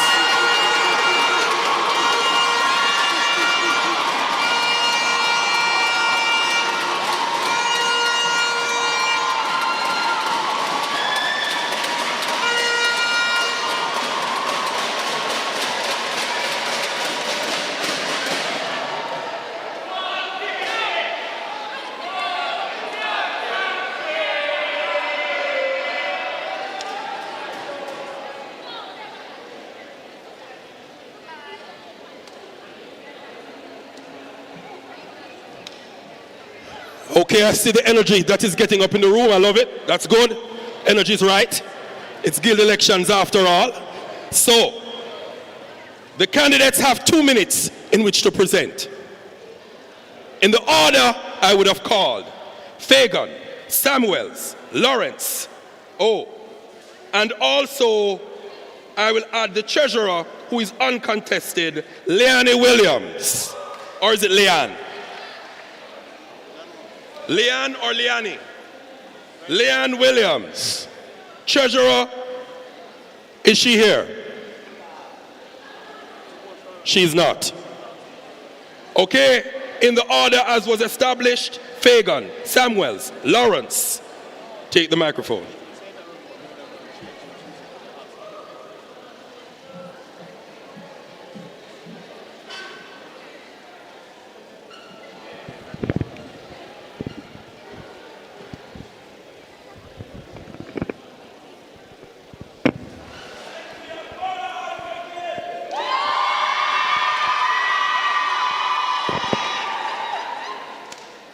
Wagwan Pellies, today I stand before you not to prove my experience, because that was never in question. And though I don't have a physical opponent, I am far from uncontested. My opponents are poverty, inaction, and the social issues that warrant my role. This election has been won, but the war for advocacy rages on. Consequently, this House, as the UWI Mona Guild of Students, believes that no matter what you do or where you go, you can't send for your bother advocates.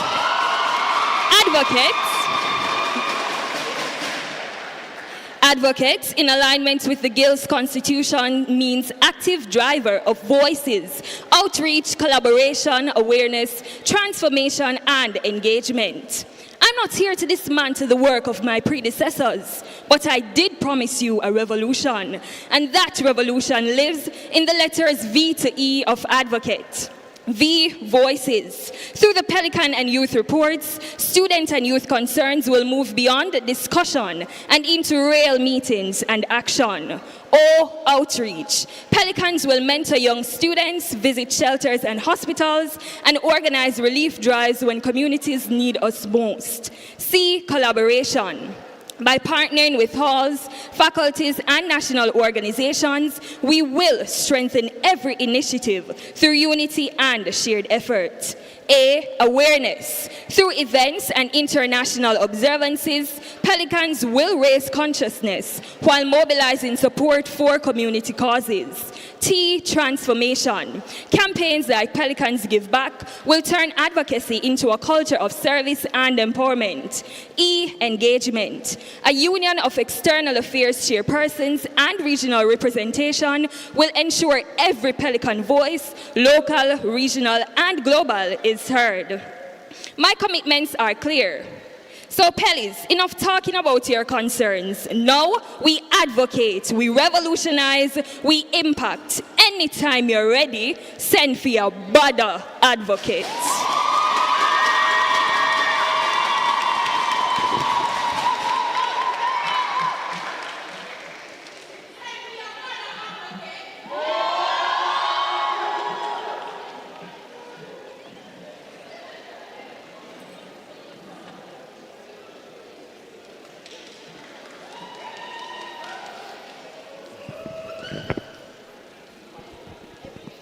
Greetings, Pelicans. My name is Dante Samuels, and I am a second-year science and technology student, and your candidate-elect for Games Committee Chairperson for the UWI Mona Guild.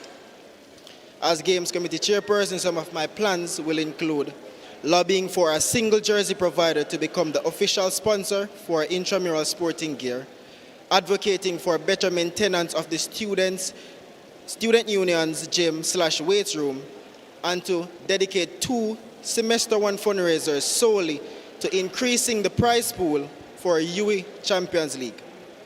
Finally, beyond competition, I want to expand fitness opportunities beyond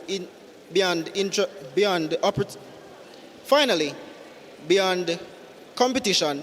I want to expand fitness opportunities by introducing Pilates and yoga, by reintroducing aerobics under the team's initiative. My name is Dante Samuels, and I'm asking for your confidence as your next Games Committee Chairperson. Thank you.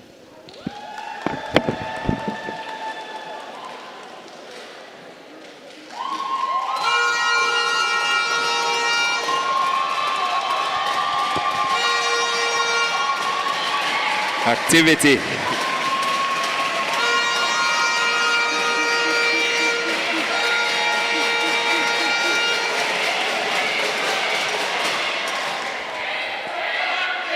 Activity.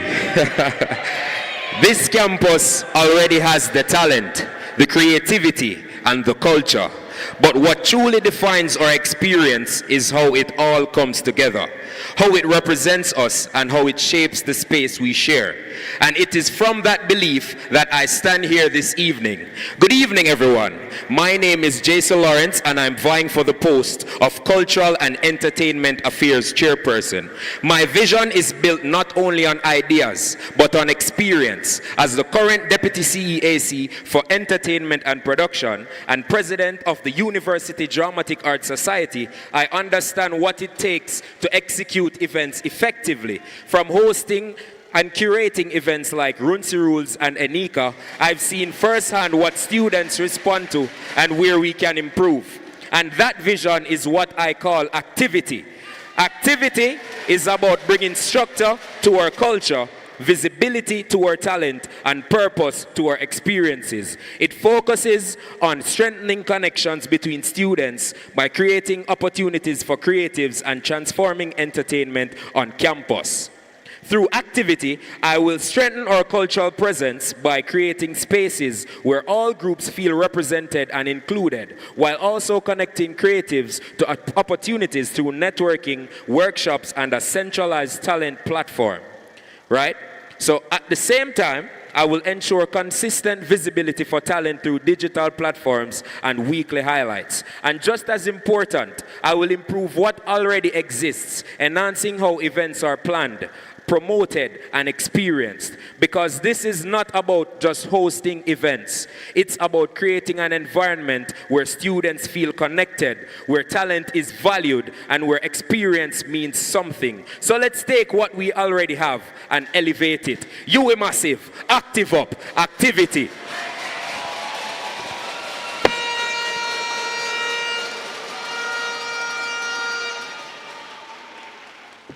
Okay.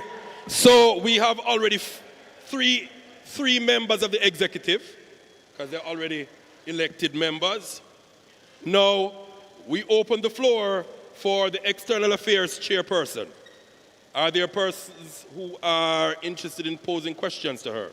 This is Dejanay Fagan.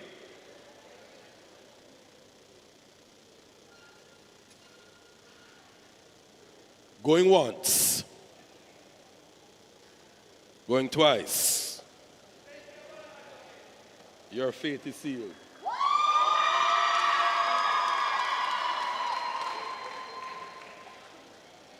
Opening the floor for the Games Committee chairperson, Dante Samuels.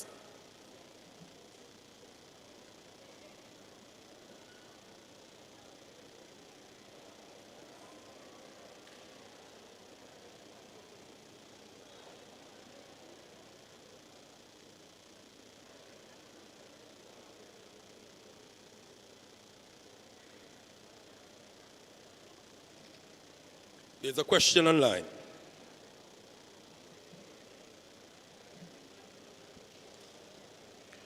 What are your actual plans for the 2026-2027 academic year? What is the purpose of the jerseys for each intramural teams? What are your actual plans for the 2026 academic year? What is the purpose of the jerseys for each intramural teams?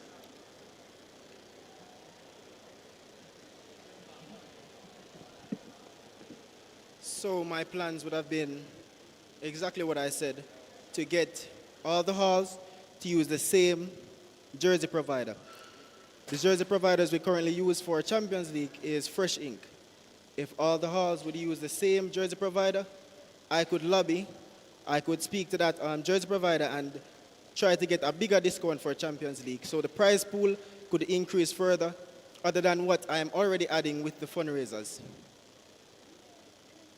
And also discounted prices for the halls as well. So the halls would benefit, as well as the prize pool for UE Champions League would increase.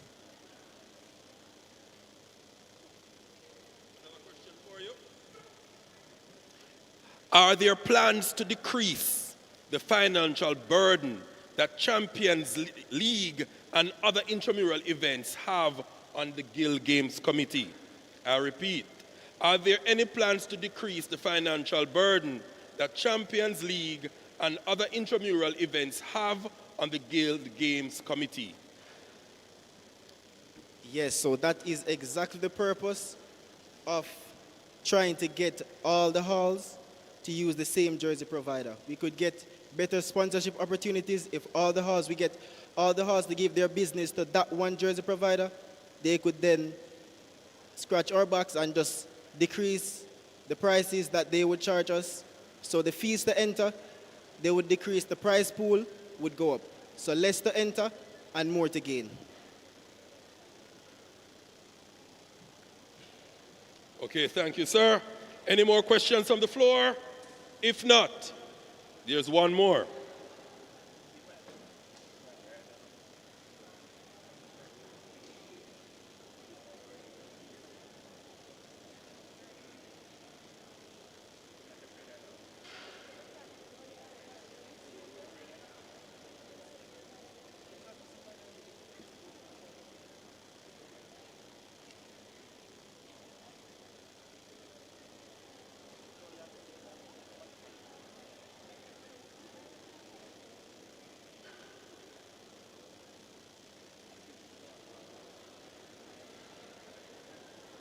Okay. All right. Thank you very much, Mr. Samuels. All the best. Opening the floor for questions for the Cultural and Entertainment Affairs Chairperson, Jason Lawrence.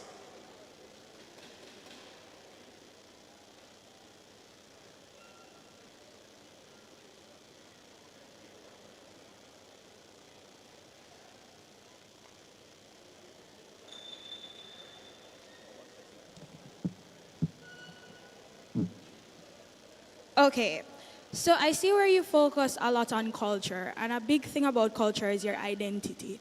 How do you plan to diversify the way you serve not just a particular group of students, but the entirety of the student body that you serve by ensuring diversity in how they receive these cultural experiences? Not just only Christians, but persons who identify with other groups, but may not necessarily be into partying and so forth that already exists or are deeply rooted in your portfolio.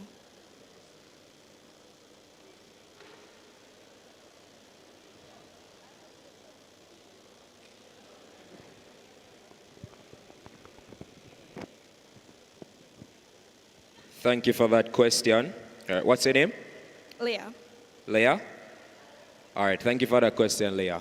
All right, so based on my manifesto, you can see that it's not about entertainment, or it's not mainly about parties, right? It's about culture, right? So the first letter in activity, it's about amplifying culture. You know that Irvin Hall, their flagship event is called Culturama. You know that you have the different island associations with their displays and you know their different performances, right? So with the guild's resources, we can collaborate, because my main aim is to support, integrate, and collaborate. So we can collaborate with Irvin Hall and put it on a bigger scale so that we can represent all the different societies and all the different island associations on a whole. Thank you.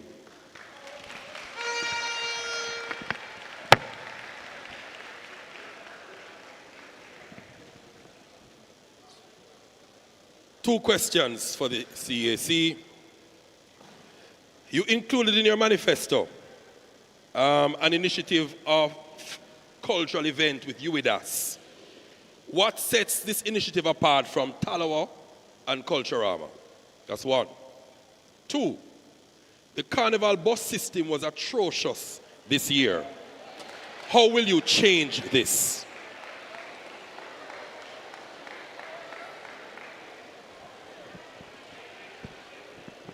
All right, so the first question, thank you for that question.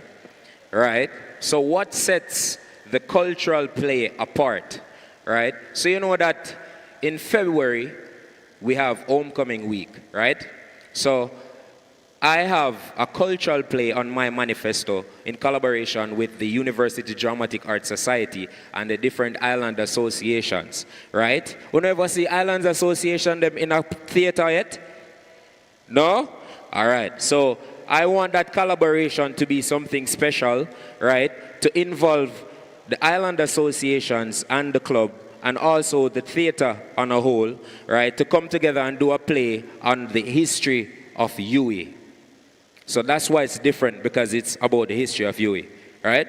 So the second question is about the bus system. So the bus system is actually not under the CEAC's portfolio, but it's actually under the VPPSI's portfolio. So, but teamwork makes the dream work, right? And with proper planning, it prevents poor performance. But I'm not saying that the performance was poor. I'm saying that I've seen the issue and now I found a solution for that issue. So next year will be bigger and better. And I'm sorry about that as well. But thank you for that question.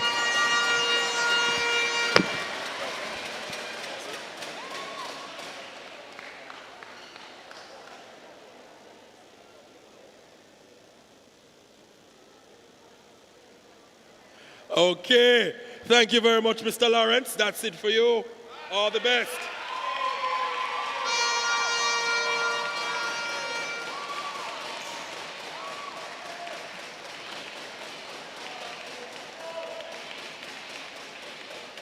No.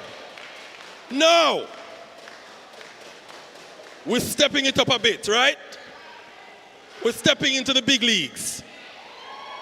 In this league, you're either VP or president.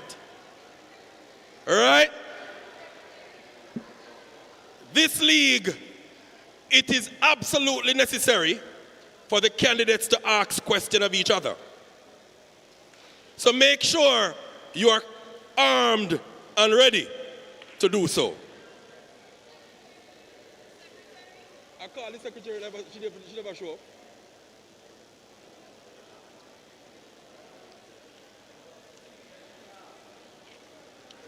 Okay, hold on. Oh, sorry. It was treasurer McCall. A treasurer. Oh, sorry. So before we get there, there is a secretary. Sorry. We have 3 candidates for the secretary post. Ashmonique McIntosh.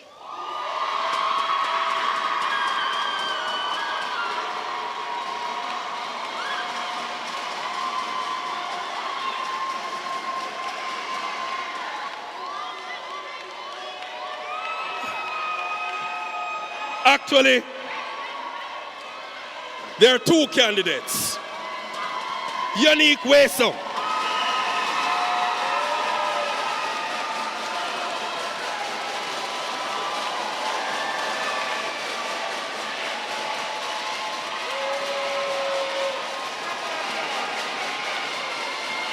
Whoa. Attitude all the way to this. I love the vibe. I love it. Can I hear the support for Ashmonique again? Because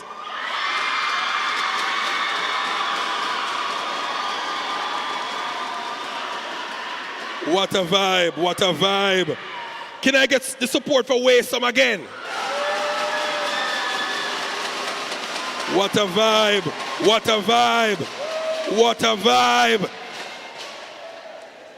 They sound like president. My God.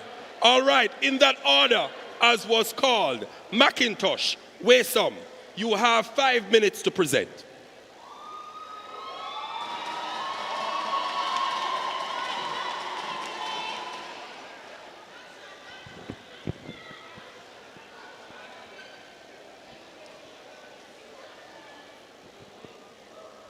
Excellence is the goal. Pursuing it is my duty. Action is what I represent, and Ash is who I am. Good afternoon, ladies and gentlemen. I am Ashmonique McIntosh, your candidate for Guild Secretary. Now let me just say, I'm not new to this, I'm true to this. From being my cluster secretary to now being the secretary of the Preston Hall, the Preston Safety Monitors Unit, the Secretary-Treasurer of the Nursing Christian Fellowship, as well as the fundraising assistant of the Faculty of Medical Sciences Treasury Committee, I have been active in my hall, faculty, and major, all while tackling the rigor of my nursing program. But let me be clear, these positions did not create Action Ash. They sharpened, refined, and prepared me to stand here before you with the confidence to say that your trust will not be wasted. Who is Action Ash? A in action is for accountability. Every action I take, I stand by. C is for clarity. What good is information that cannot be understood? T is for timeliness, because information delayed is an opportunity.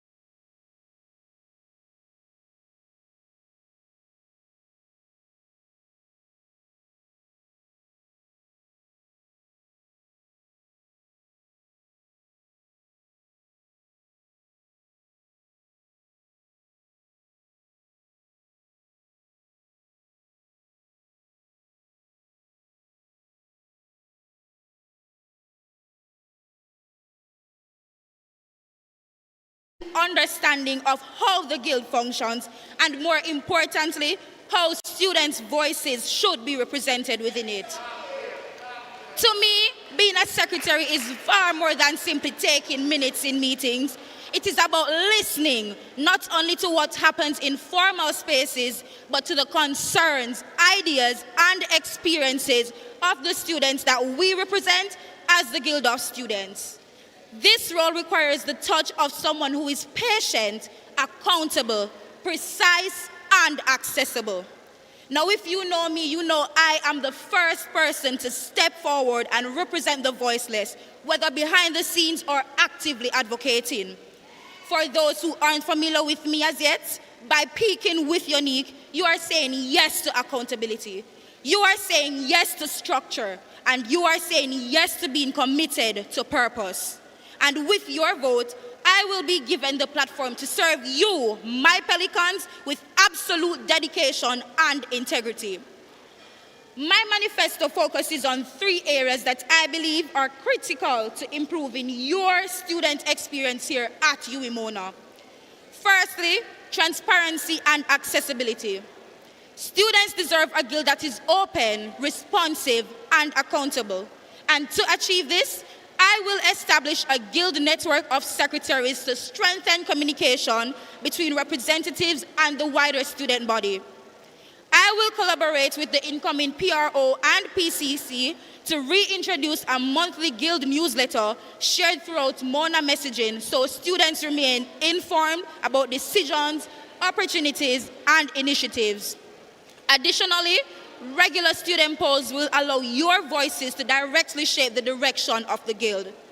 Secondly, student empowerment. Navigating university systems can sometimes feel overwhelming, and through a Know Your Rights campaign, students will gain clearer understanding of academic regulations and available support services.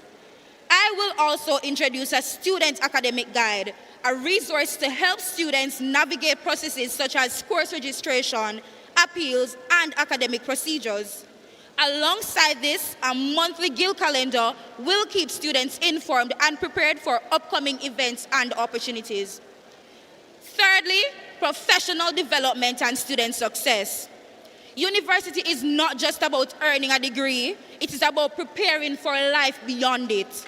In collaboration with the Office of Student Services and Development, I will introduce a professional development series featuring workshops on resume writing, workplace etiquette, Excel, PowerPoint, and other essential skills that students will need to succeed in their careers. Leadership is not about holding a title. Leadership is about service above self. It is about being willing to listen, to understand, to work, and to represent students with integrity. I am ready to put in the work. I am ready to be accessible, and I am ready to serve you with passion and precision. By voting Unique Waysom for Guild Secretary, you are voting for transparency. You are voting for early development.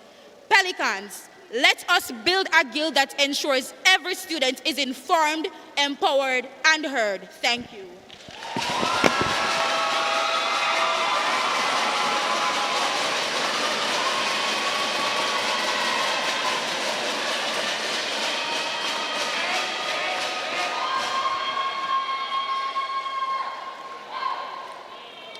Whoa. If the energy is in the room like this, what will the questions be like? Say none. All right. I open the floor to those who may need to ask questions of the secretaries. Online. On the floor. There are questions.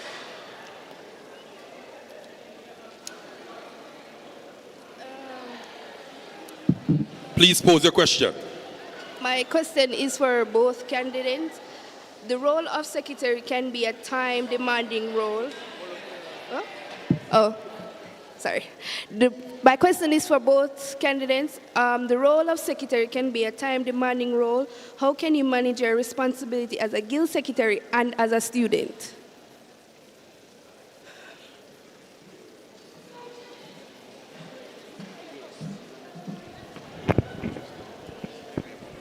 All right, so as I would have said before, I'm a nursing student. The fact that I am up here is defying a whole lot of odds because nursing is a heavy program.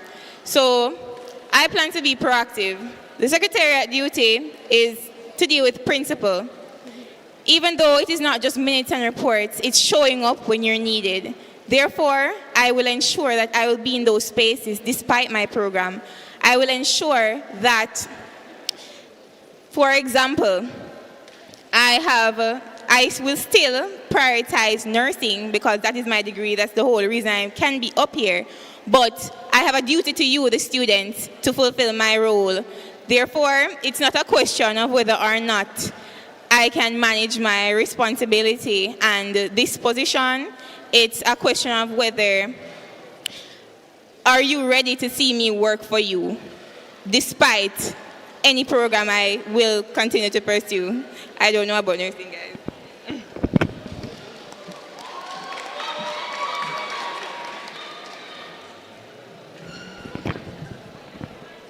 As I would have mentioned in my speech, I currently serve on 2 of the heaviest committees on the Guild exec as an executive assistant and a deputy general secretary. When it comes to meeting deadlines, I do that. My documents and whatever is needed is submitted before then.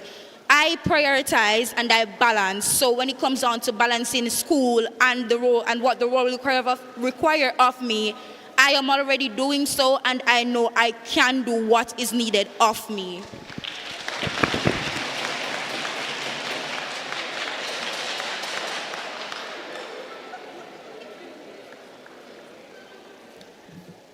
I have 2 questions.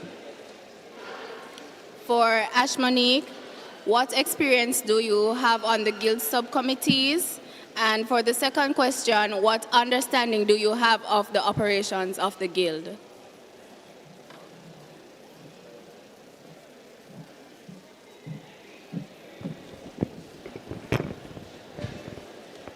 All right, thank you for that question. So first you said what understanding I have of the Guild subcommittee, right? So the secretariat, so to say, I have served under a Guild committee, but not as a secretary. However, the secretariat role has always been, as I said, about principle. It always has to do with communication and transparency, accountability, and clarity. Therefore, whether or not I have been a part of the CAC subcommittee or other subcommittees of the Guild, I do know that I am capable of doing the secretariat role, no matter what organization I am in. For the second question, my understanding of the Guild. My understanding of the Guild is that in terms of the secretariat role, right, you always have to be in those spaces. The late meetings up until 3 o'clock, you have to be there in order to ensure that every single counselor, whether or not they are present, you are, for you to be able to inform them of anything that is happening and to also inform the student body of any important decision that was made for them. So that is just a little portion of what I do understand of the Guild itself and the operations that are there. So yeah, I hope that answers your question. Did it? I would also like Unique to answer the second question. What understanding do you have of the operations of the Guild?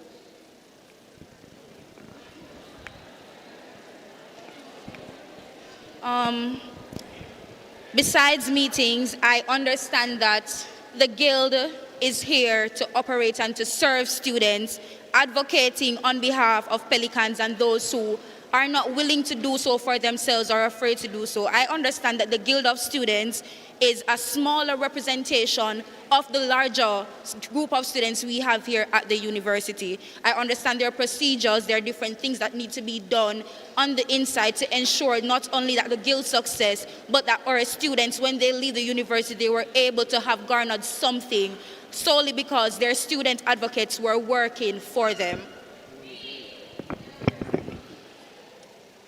Okay, just hold on for me.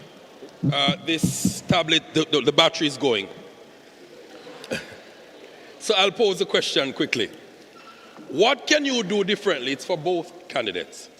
What can you do differently from the current secretary, as the administrative factor of the guild is currently lacking recommunication?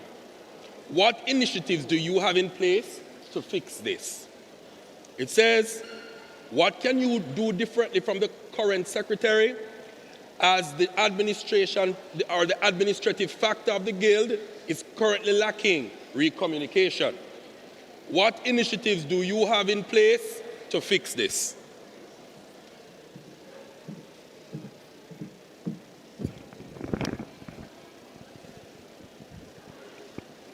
All right. Could you please repeat the question again? Both candidates. All right. The Secretariat, previously, you would have seen where, I hope you would have seen where she would have made an effort for student voices to be heard as well and to give updates. But for me, I provide innovative ways. So I saw what did not work last year, and I thought to myself that I needed to make it more, for example, communication. I needed to make it more accessible to students. Therefore, that is why I created, or I'm planning to launch, the Changes Unfolding initiative for guild updates, right? I saw last year where it was announced and persons did not show up because of their obligations. However, this is a series that will be on Instagram, and it will be able to show persons what exactly the guild is doing as long as they go into the app and go on the page. And it will also be circulated. That is just one of the ways where I will show how innovative I can be and see where gaps need to be filled, where the Secretariat was not able to last year or this year.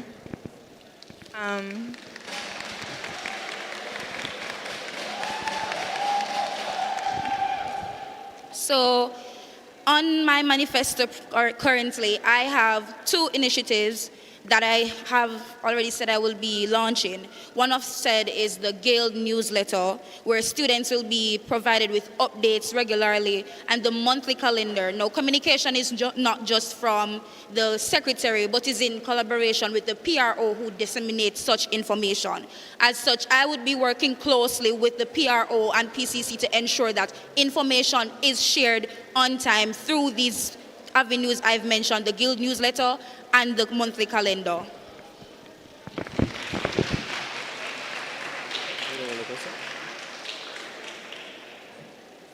All right, good afternoon, everyone. The question that I have is for Unique. You just spoke of a newsletter. However, the Campus Accountability Meter portal already exists. How does it differ? Okay.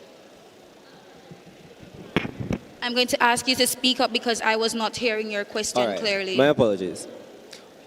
You spoke of a newsletter that you will be launching, correct? All right. However, the Campus Accountability Meter portal already exists. How will that newsletter differ from it?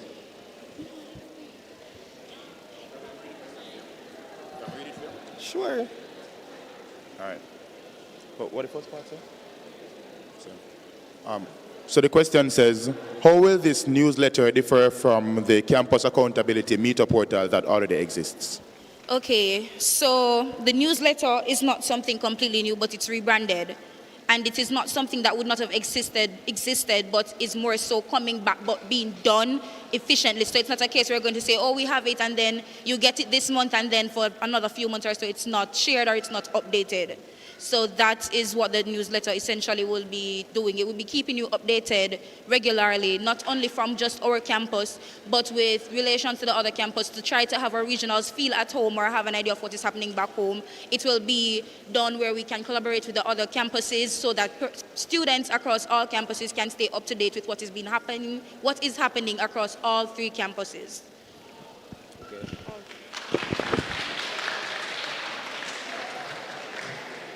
Okay, so that was it for the secretaries. Ashminique McIntosh, Unique Wasom.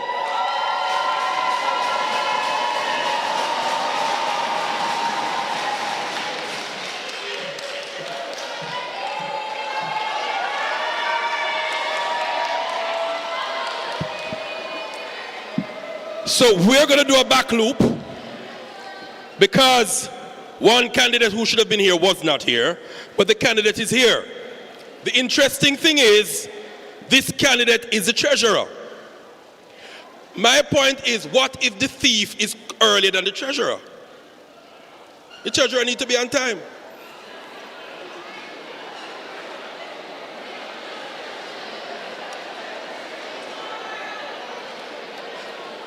Luckily, this candidate is uncontested, so whether the thief come early or late, she'll get away with it. Making her presentation, her 2-minute presentation for the position of treasurer is candidate-elect Leanne Williams.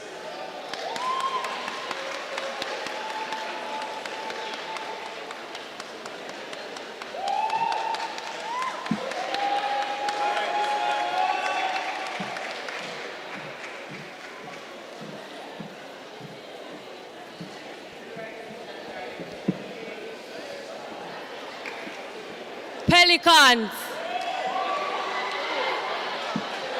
Pelicans. Let me assure you that the treasurer was late due to unforeseen circumstances, but the treasurer does not lack experience.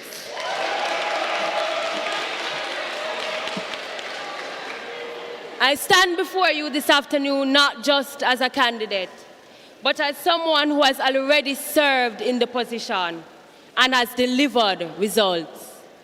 My first term was successful, and in the second term, we will do it again. But this time, stronger, better, and consistent till the end. During my tenure as treasurer, funds were managed with integrity, transparency, and accountability. No guild councillor can say that they did not receive their allocation on time, and the office of the guild can attest to the standard at which financial operations were executed. There were no discrepancies, no cases of misappropriation, only responsible leadership, and the results spoke for themselves. Last year I told you that I was the right decision, but this year I am the proven decision.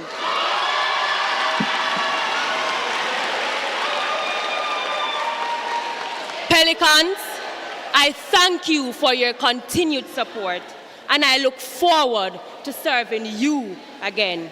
Thank you.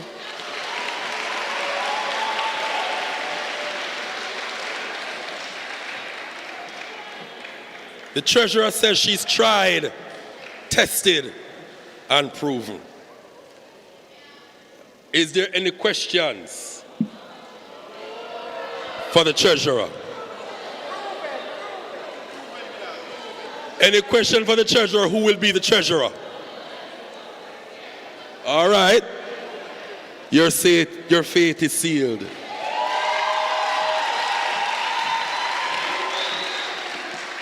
All right. So we're moving on now. We're moving on up to the big leagues. All right. Come on now. Are we ready?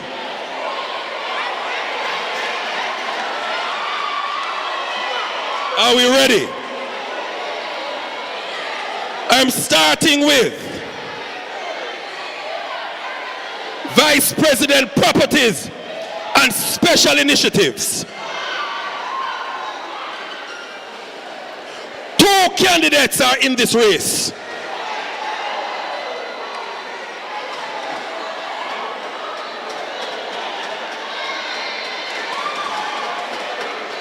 Are you ready? Candidate number 1, Jermaine Francis.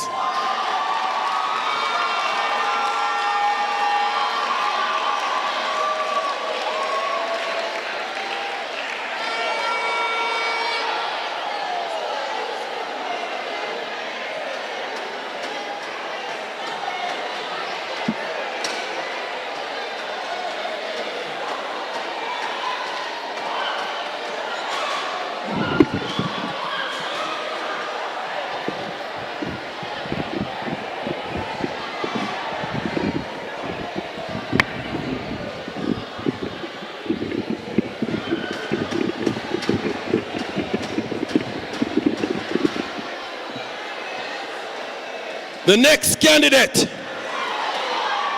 Reese McGowan.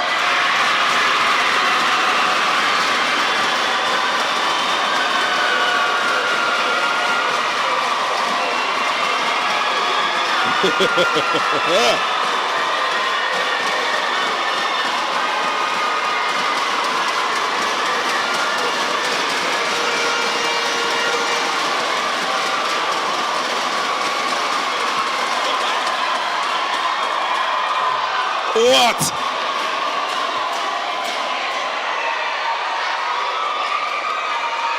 Okay. All right, I feel an energy. All right. Each candidate is allowed 6 minutes to present.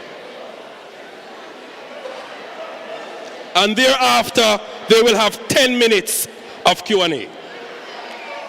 In the order as first mentioned, the speakers are Francis, then McGowan. Make them welcome.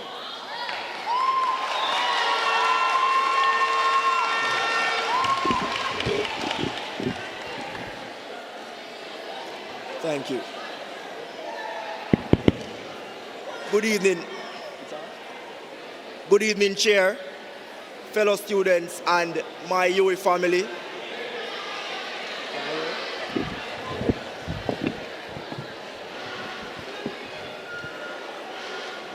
Good evening, Chair, fellow candidates, and my UE family. I am Jermaine Francis, more popularly known as Dapper Dan, and I'm aiming to be your next Vice President of Properties and Special Initiatives. Here's the truth. I'm not here to give you a fancy speech or try to sell you a dream. I am here to present myself as a man with a plan, a man with proven experience, aiming to build on what we've already started. This current Guild Council has set a strong foundation. Real work has been done.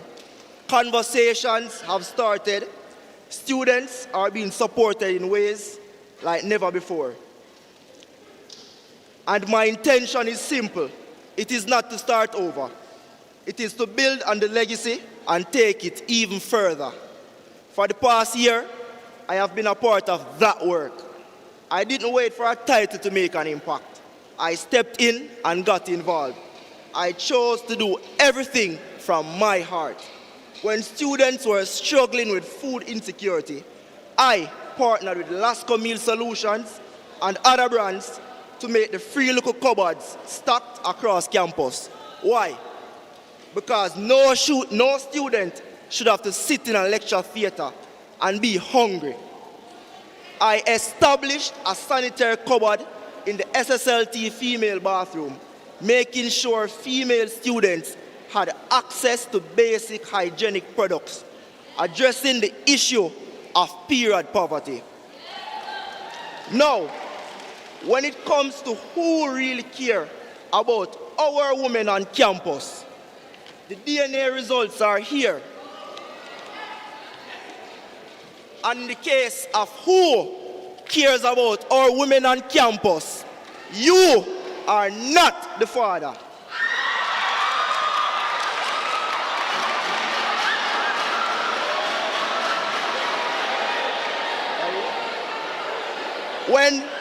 When Hurricane Melissa affected our students and their families, I helped to coordinate relief efforts through corporate partnership. Why?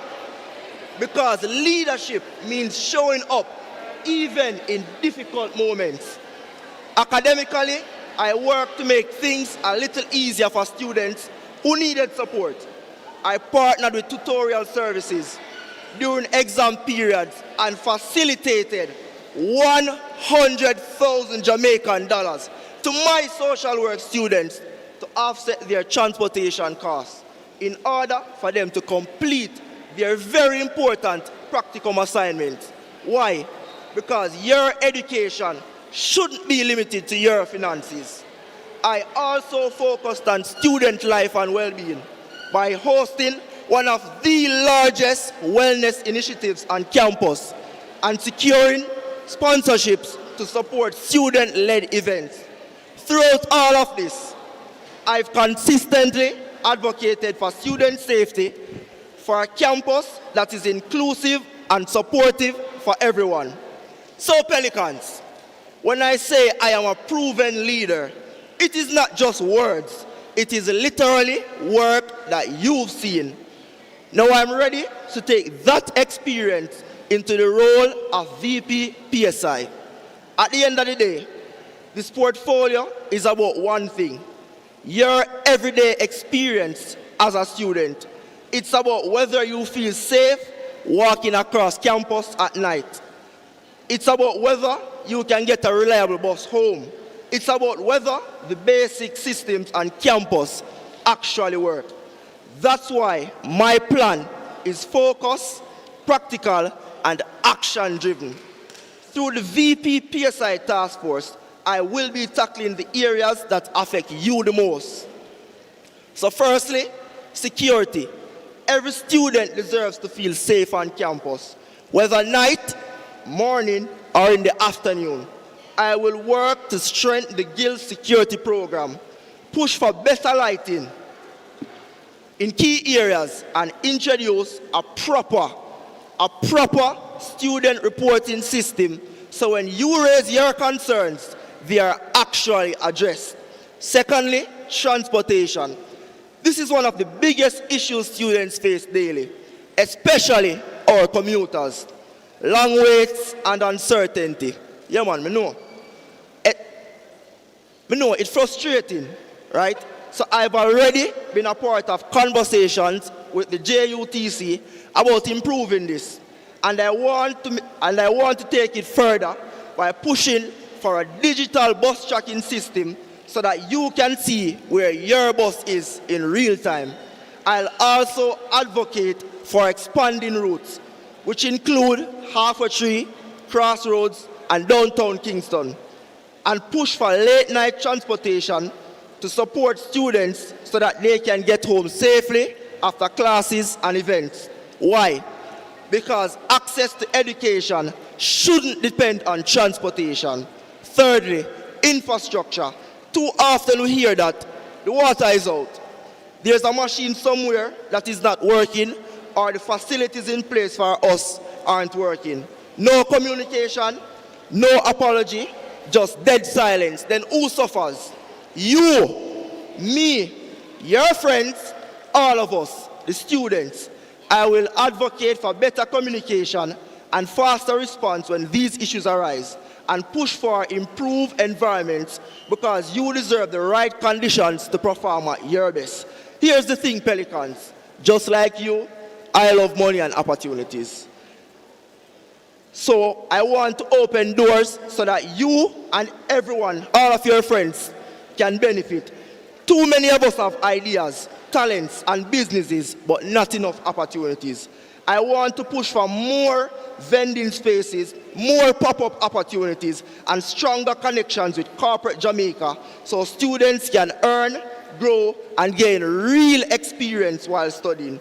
I also want to expand on part-time job opportunities, student discounts, because I understand the financial pressure many students are under. At the core of everything, okay, thank you. All right, thank you.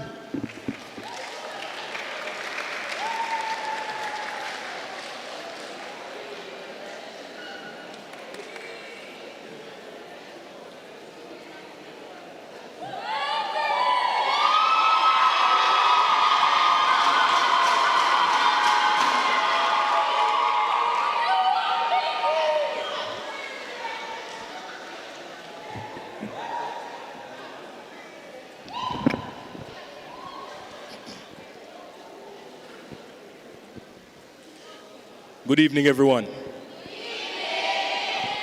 Now, if you know me, you know the energy I'm coming with. Big breeze, man, you know them. But let me ask you something, though. Is student life right now really a breeze? Because right now, it's not. It's long waits, it's missed opportunities, it's safety concerns, it's unnecessary stress. And somewhere along the way, we started accepting it as normal. But I refuse to accept that. We did not come here to struggle through the experience. We came here to grow, to succeed, to thrive. And that's why I'm here. Not just to talk, but to fix what's not working. Because my mission is simple, to turn your experience into a big breeze. Let's start with opportunity. Because this campus is full of talent.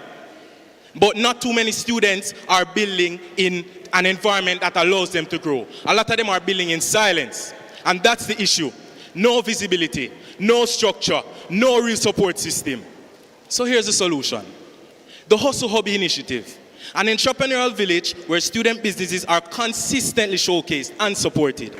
A space where your brand grows, your network expands, and ultimately, your income increases. Because as university students, any money we can make, we are going to take it. And I will also restructure Pelican Pitch into a real launch pad with training, preparation, and access to funding. Because your hustle deserves more than just survival. It deserves success. Now let's talk about transport. Because this is something that is already improving, and I intend to take it further. Last year, we saw the partnership between the JUTC and the UWI-Mona Guild of Students. That was not just an idea, that was progress. And in this situation, what this situation requires now is not restarting, but scaling what works. Through the Move Smart system, I will build on that foundation, expanding and strengthening routes, especially along the Spanish Town and downtown corridors, where the demand is highest. This is about optimization. This is about efficiency. This is about making a system work better for you. And when disruptions happen, we don't pause, we pivot. And that's why I will introduce a JUTA backup transport system. And believe me, I have already started conversations with Mr. Simon Lawrence and Mr. Noel Williams, presidents of JUTA, to get the idea off the ground. So no matter the situation, movement continues. Because transport is not just about getting here. It's about keeping your entire day on track. Now let's get serious. Because nothing matters more than your safety. The issue, too many students feel exposed. Dark areas like the stretch from George Alleyne all the way up to the chapel and along the UWI-Mona Ball Road are very, very, very, very dark spots and leave students vulnerable. Weak monitoring. Gaps in campus security, especially at places like towers, where there is no security personnel on the towers during the day, and that poses a lot of problems. That is not acceptable. So here's the solution. Secure UE 360, a full circle approach to safety. Expanded CCTV footage, better lighting in high-risk areas, panic alarms where they are needed most, and most importantly, there have already been discussions with the Director of Security, Dr. Marlon Nesbeth, about implementing license plate recognition systems at campus entrances, like what we see on the toll roads. I will not let that stay in discussion. I will push to accelerate this implementation because knowing who enters and exits our campus is critical to protecting everyone on it. And I will defend your right to shelter because no student should ever be locked out of their hall, like we saw at the George Alleyne Hall a couple semesters back, where students were locked out of their rooms without prior knowledge on the day due to their lack of financial clearance. This is your home. Now let's talk about something real. How students are actually feeling. The issue, too many students are feeling overwhelmed with limited support. Mental health services are stretched, emergency response is limited, and students are left to figure it out all alone. That has to change. So I'm introducing the Care Campus Plan. Expanding mental health support across facilities, increasing emergency response vehicles availability, especially after hours, and improving disaster preparedness, especially after my conversations with Major Clive Davis, the emergency preparedness officer of the University of the West Indies, Mona. Because your well-being is not optional, it is essential. So, my fellow students, This campaign is not about promises. It's about solutions, simple and practical solutions, fixing what's broken, strengthening what exists, and building something better for you. So, when you hear Big Breeze, it's not just a song. It's not just a vibe. It's a standard where systems work, where students are supported, where life on campus is smoother, safer, and ultimately better. So I ask you, are you ready to stop struggling and start thriving? If you're ready for real change, real structure, real results, then the choice is clear. My name is Recent Michael McGowan, your candidate of choice for Vice President of Properties and Special Initiatives. Please, tomorrow I implore you, come out and do the right thing. Thank you.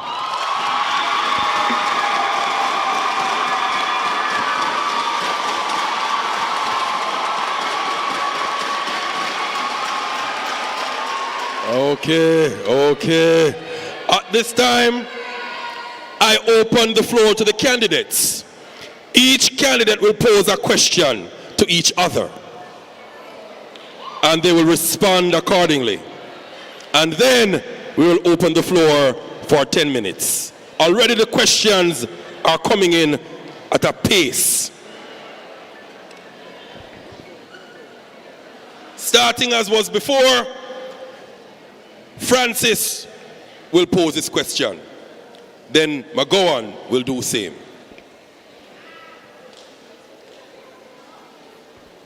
Thank you. Reese, your manifesto prioritizes aesthetic bathroom upgrades, but many students are facing financial hardship and struggling to afford basic hygienic products. Instead of focusing mainly on appearance, why not follow some of the initiatives that I would have introduced and ensure bathrooms are stocked with essential items such as sanitary napkins, deodorants, toothpaste, and soap for students in need? Shouldn't student welfare come before aesthetics?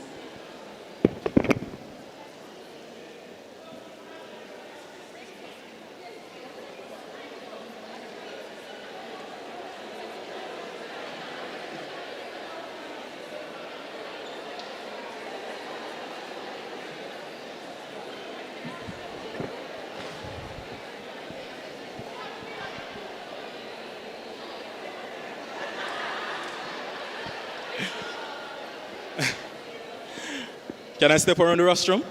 Is that allowed?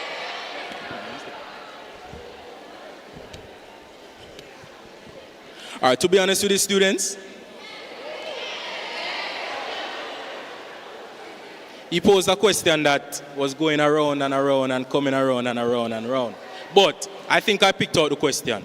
Your question was, and it's non-verbatim, shouldn't student welfare come before aesthetics? Okay, that's a great question.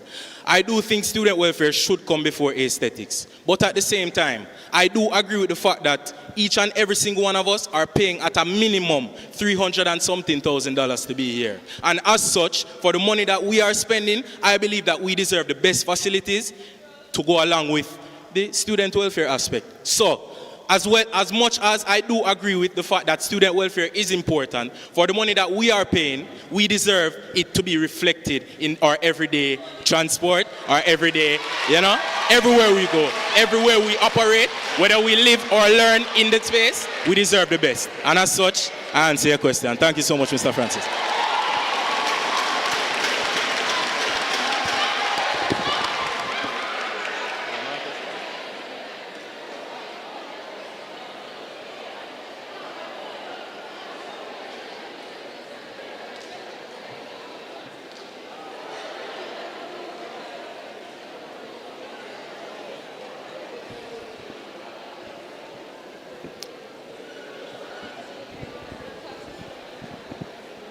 Mr. Francis.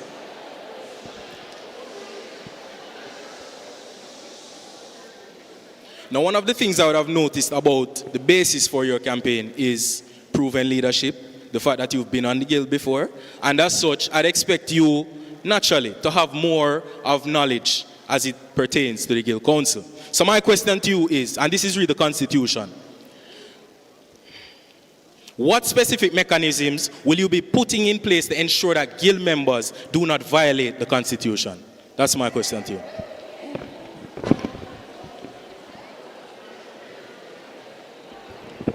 All right. Thank you, Reese. Very good question, and I accept that you understand that I am a candidate with experience, right? So as it relates to the guild constitution, firstly, the guild constitution is currently being reformed by this current guild council, right? So because it is currently being reformed, that question won't necessarily be one of value. Thank you.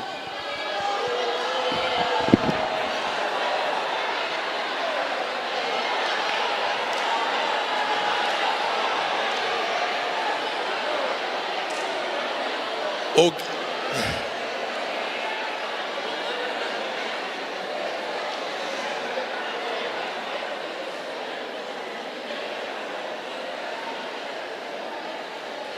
Okay.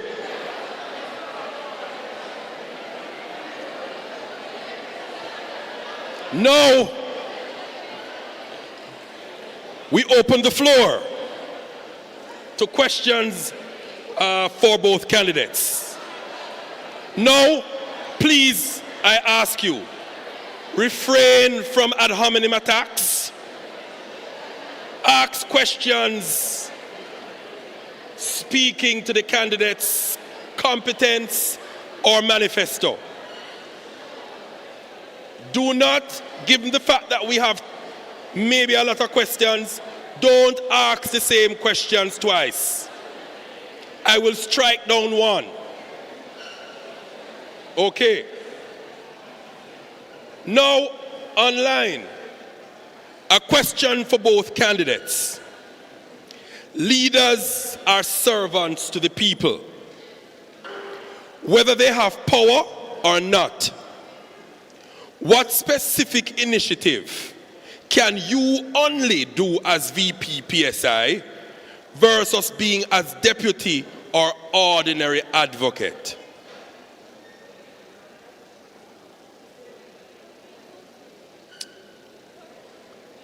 This is vague.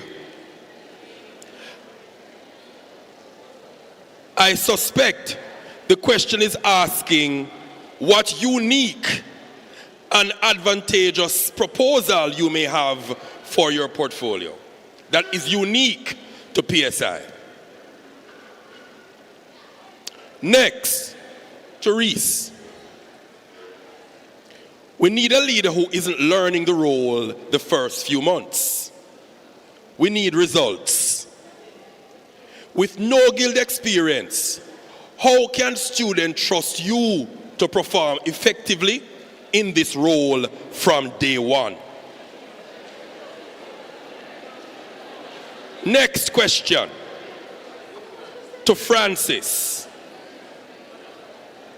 Is your tenure as FSS rep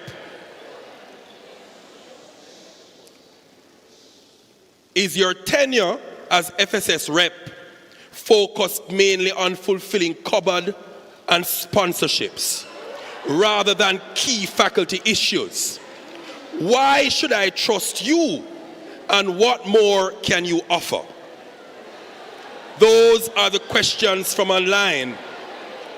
The floor is open to respond.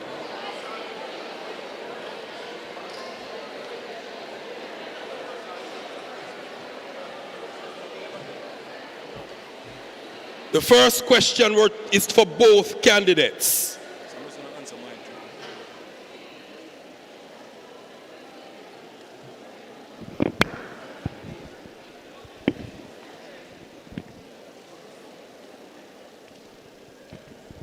Good evening again, everyone. So the first question posed is, what is unique to the portfolio of PSI that separates us from any other advocate? And I believe that what separates a portfolio as heavy as this and as critical as this is that under my portfolio, I get to sit in boardrooms that a regular advocate won't be able to sit in. I get to speak to certain people, and I have certain level, my voice has a certain weight that a regular advocate wouldn't have under my portfolio. So that's my answer to that. And because of the fact that my voice would hold, quote unquote, more power, more things could be done. And that's what I think about that question. The second question posed to me was, without any prior experience on the Guild, how can someone trust me to execute from day one? Now, besides the fact that I currently sit on 5 different committees where I'm executing simultaneously, excellently in each and every single one of them, I'm going to take a step further first. I'm going to take a step off the campus. I'm going to go nationally. Within my work, working with the Office of the Prime Minister and JAMPRO, we would have facilitated rehabilitation for a lot of people over the west side of the island for post-Melissa relief. We would have facilitated transport, we would have facilitated the garnering of support from external factors. Therefore, I do feel like that alone should cover it. But let's take a step back on campus. I currently hold 5 different positions and 5 different committees. Inclusive of GCC, sponsorship representative for the AZ Preston Hall, Deputy Treasurer of Events for the Guild Treasury Committee, Treasurer for Preston Media, and Treasurer for Preston Entertainment and Cultural Ensemble. No. In order to execute all of those simultaneously, flawlessly, excellently, it takes a level of commitment, it takes a level of drive, it takes a level of capability that I know I can transfer into the portfolio of the Vice President of Properties and Special Initiatives. And another thing about recent Michael McGowan. You see, when he doesn't know what to do, he asks for help because his pride is never too high. And you see, in this life, you have to know when to ask for help. I will be surrounded by councillors that would have been on the Guild before. I would have been surrounded by an RA for the Guild that served as a VP PSI. So in order to execute, I simply ask for help. That paired with the fact that I have all the qualities of a great and very excellent leader, I do feel like I am the man for the job.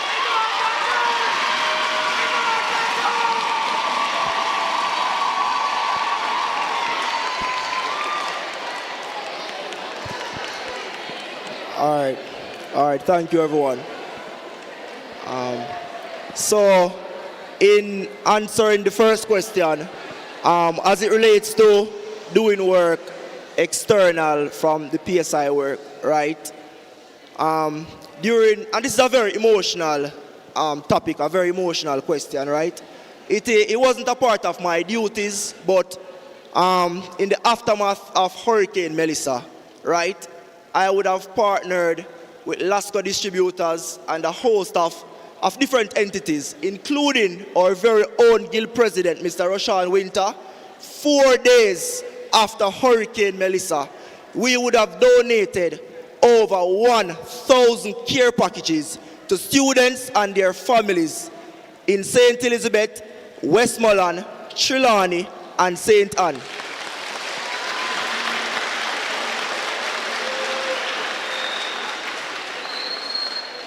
We would have also adopted one school in Silo, St. Elizabeth, where, as an FSS committee, we would have donated essential products valuing over 60,000 Jamaican dollars.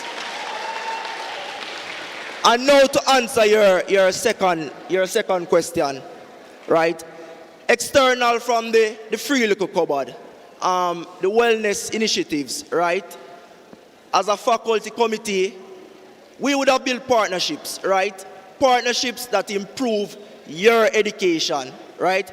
We would have partnered with the Faculty of Humanities and Education, as well as, so we would have partnered with the Faculty of Humanities and Education. We would have partnered with No Limits Tutorial Services and other tutors to offer free and discounted tutorial service for the students at the faculty.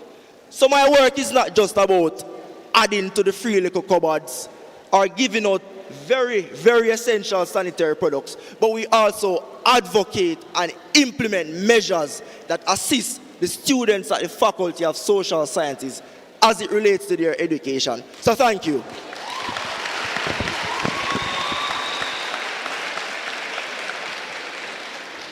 Okay, I'd like to squeeze in the final question quickly. For the past several years, certain portfolios on the Guild, especially PSI and the GCC, just to name a few, have suffered due to the lack of sponsorship garnered by representatives. What will you do differently to alleviate the financial burden?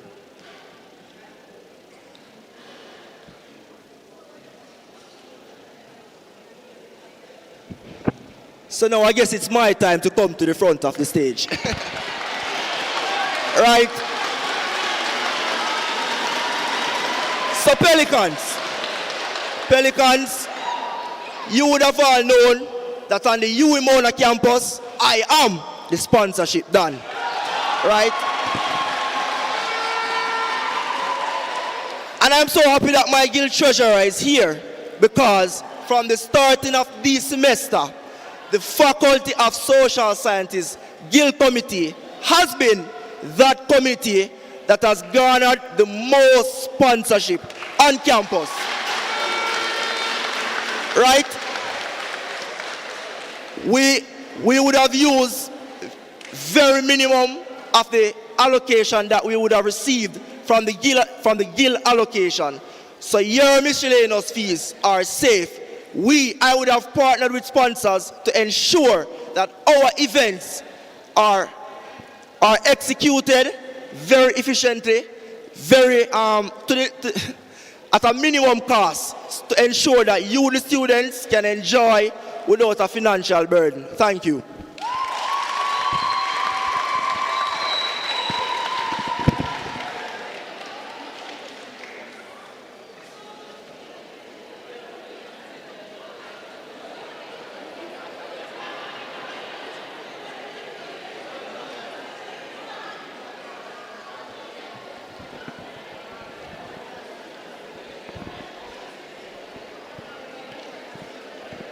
Good evening again, everyone.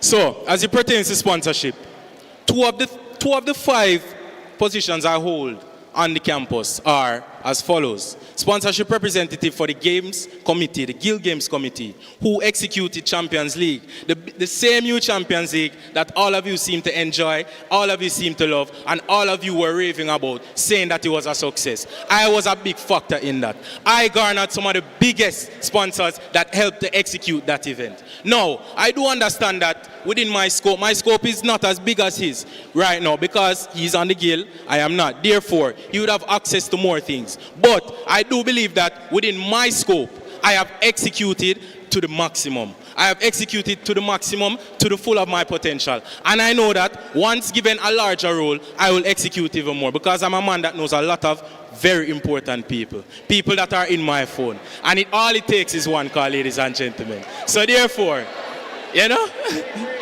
thank you so much. Thank you so much.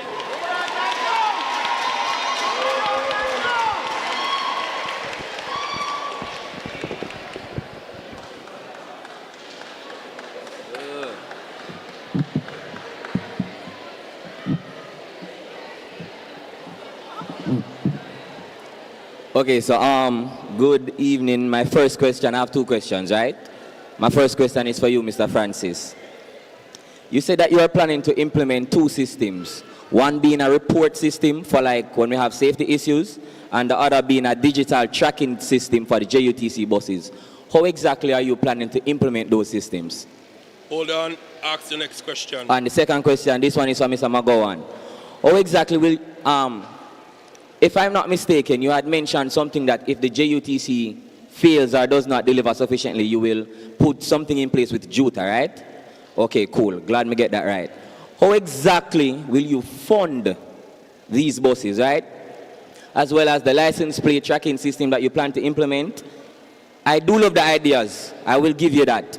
But I'm thinking about the feasibility of these ideas. And at the moment, I don't think it's very feasible. So exactly are you planning to get these and not just talk, but actually get these done? Thank you. really have a follow-up. All right, so thank you for those two questions, right? You mentioned the communication channel first, right? Yes, the tracking system that you said you plan to mention for the buses. The tracking system for the buses. Okay, thank you. All right, so what I will say to you right now is that those conversations, those plans have already been started with the minister, right, to implement a similar system. So for those of you who would have went to work and travel, you would have experienced the bus system, and there's a transit app that you can use to know the routes of the buses, to know if there are delays, right, and to know if the buses just simply won't come. So that conversation has already been started, and it will be executed. Thank you. Okay. Yeah, what the other question? I mean, to be fair, it was a lot of it.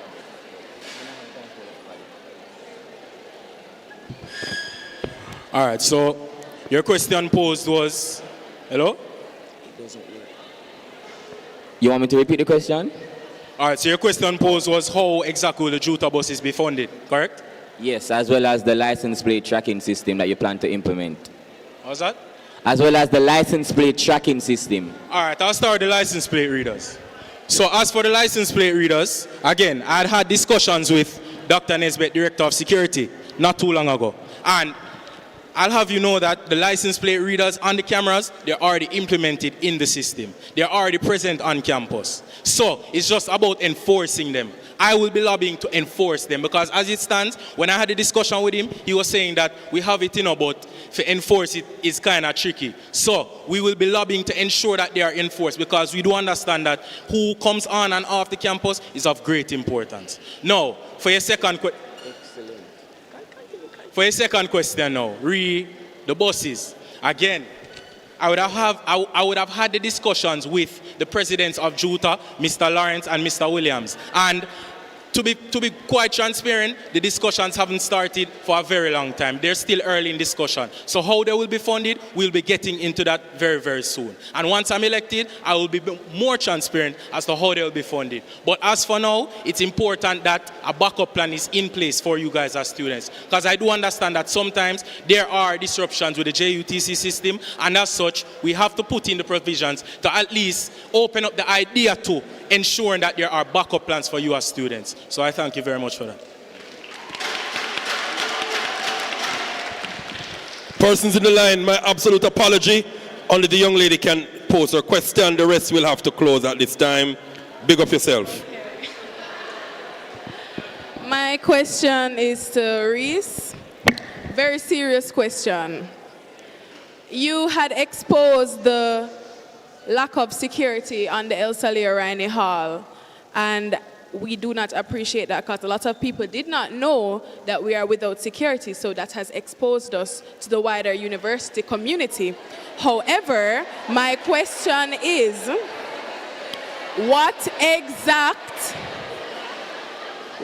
exact initiatives do you have to fix this issue now that you have exposed us? Yes, not everybody know. No, everybody never knows still. Everybody never know. Everybody never know. Everybody never know. Everybody never know.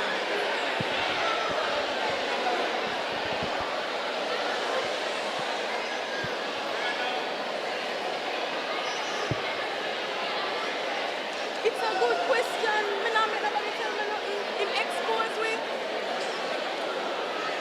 What am I gonna do to fix it now?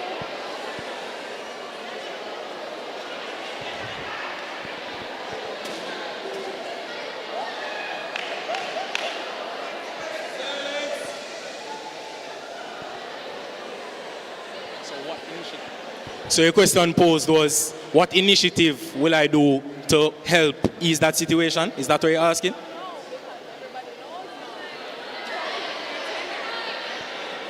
All right, firstly, I'm going to take the time to apologize to you and the others of the ELR tours. I do apologize to all the residents. I did not know it was not public knowledge. I did not know. But it is an issue nonetheless. It is an issue nonetheless. In my long and extensive meeting with Dr. Nesbitt, we would have come to an agreement that this is indeed an issue for you guys as students, as it leaves you guys vulnerable. As it stands, the residents of the ELR Towers Hall are paying $409,500 to live there. 500? 9,500. Yes, my apologies. So, with all that money being spent, it is of the utmost importance that you guys are secure, no matter the time. Not only during the night, but the daytime too. With that being a problem, we came to a solution. On August 1st, there will be a rollout of key cards on the ELR Towers Hall. And what will this do? This will ensure that there's an increase in security on your hall. Because we do understand that for the money you're paying, security is of the utmost importance. Other than learning, of course, and living. Security is very important. And as such, that will be coming. So please look out. Thank you.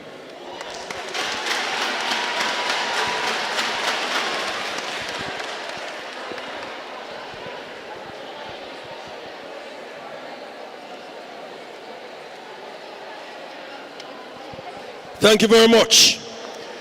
Candidates, Jermaine Francis, Reese McGowan, all the best.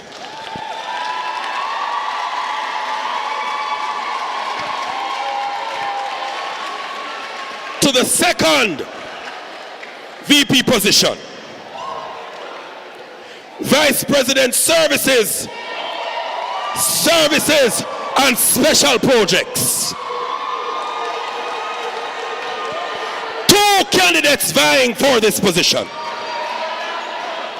Do you know the candidates vying for these positions? Supporters, calling to the stage, Anthony Myrie.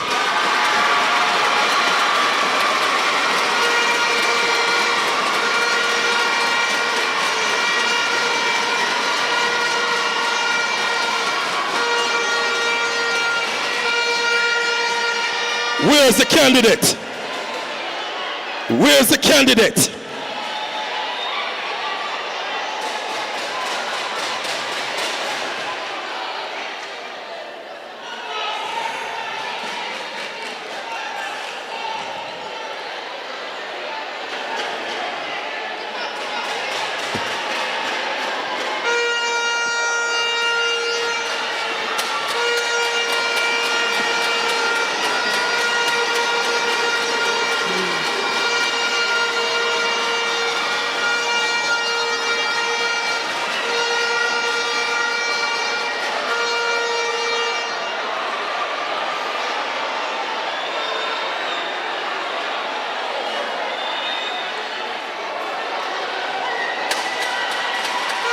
And the candidate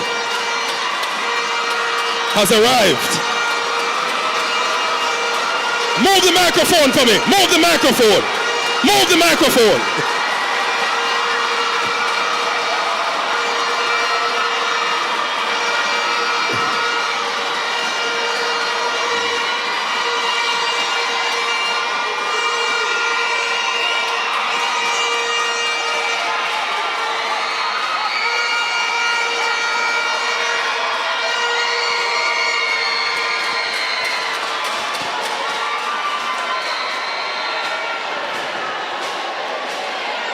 The second candidate is Nikanya Brown.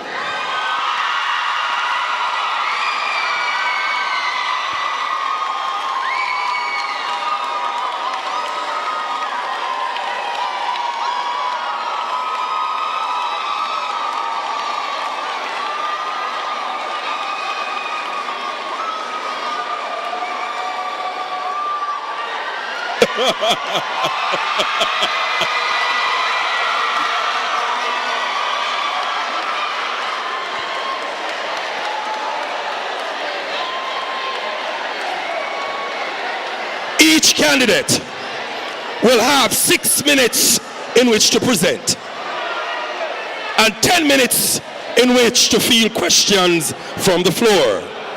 In the order as was called, Myrie, then Brown, Make them welcome.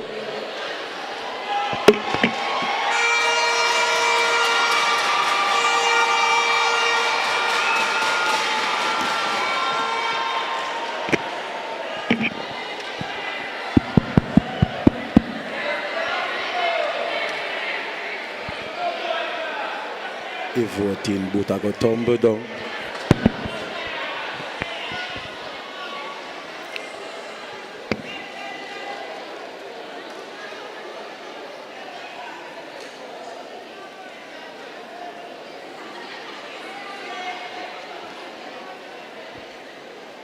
Sir Moderator, Pelicans, and those joining online, good afternoon.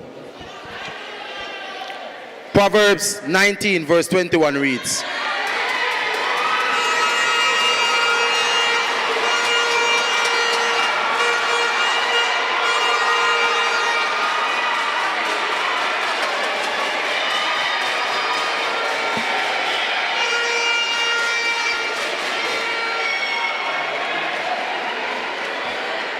you can make many plans, but the Lord's purpose will prevail. This is the verse that has been the foundation of the young man before you today. So many of you may know me as Dango, but today I present myself as Anthony Myrie, your next Vice President of Services and Special Projects.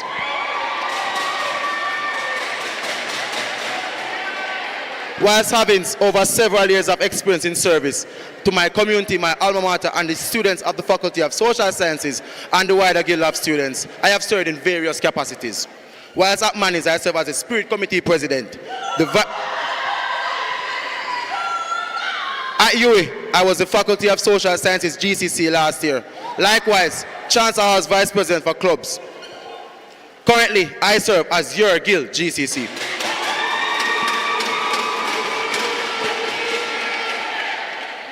Pelicans, my mission is simple: to serve, execute, and deliver for you, the students on campus. Too often, our student service becomes politicalized as well as performatic. I am here to deliver. So Pelicans, as your GCC, I have had the privilege to serve and execute a large number of events, from Fresher Series to Intramural to Euromona Champions League.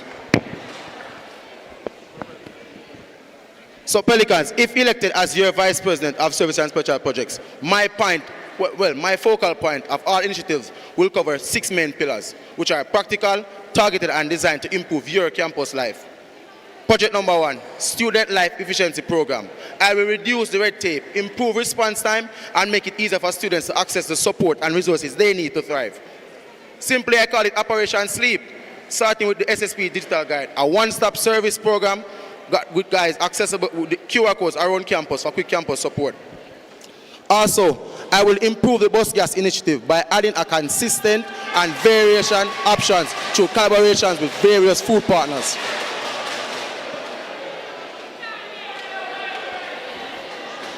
In terms of financial stability, I will work to expand the funding options and ensure transparency and equitable distribution. In projects like even partnering with local businesses to build relationships to offer discounts and often even giving free lists of stuff to students on campus. Furthermore, I'll be partnering with the incoming ESC to expand the driver's ed program so persons can increase their participation and opportunities for both semesters. As I head off to Clubs and Societies Empowerment Framework, I will move beyond the mere oversight to actively build club capacity, offer training, and help each student and their clubs to organize their impact and their total reach. You may ask me how. I will plan to introduce a program for the new clubs to get mentorship, seeding program, as well as resource support. Also, I will want to ensure that Club Fusion is actually at the beginning of semester 1. In terms of the campus unity and inclusion agenda, I will champion your plans to ensure that you feel you're belonging, in terms of encourage cross-campus dialogue and create spaces where everyone feels fully participative. Initiatives as simple as turning our International Students Day into a Unity Week, which showcases all the culture on campus. Next, I will partner with the incoming VP PSI, linking our students to part-time work, internships, certifications, and develop opportunities. Now, in terms of mental health and wellness, as a student, your well-being is non-negotiable, and I'm being real. We will expand access to counseling, large proactive programs and wellness programs to support your culture that prioritizes your mental health and your holistic resilience. Simply by starting with a Wellness Wednesdays with incoming GCC, as well as a mental health training program for our club leaders and our hall leadership. Finally, in terms of research and advocacy excellence, students, your voices must be informed and influential. I will strengthen the Guild's research capacity and advocate so that there are many platforms, so our policies are evidence-based and our campaigns are strategic yet effective. This can simply transition into an annual student welfare report where I will publish an annual report for university leadership and the public that outlines the findings, the progress, and the recommendations.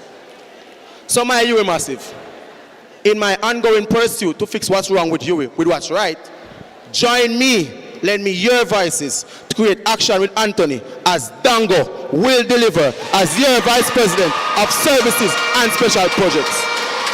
Thank you.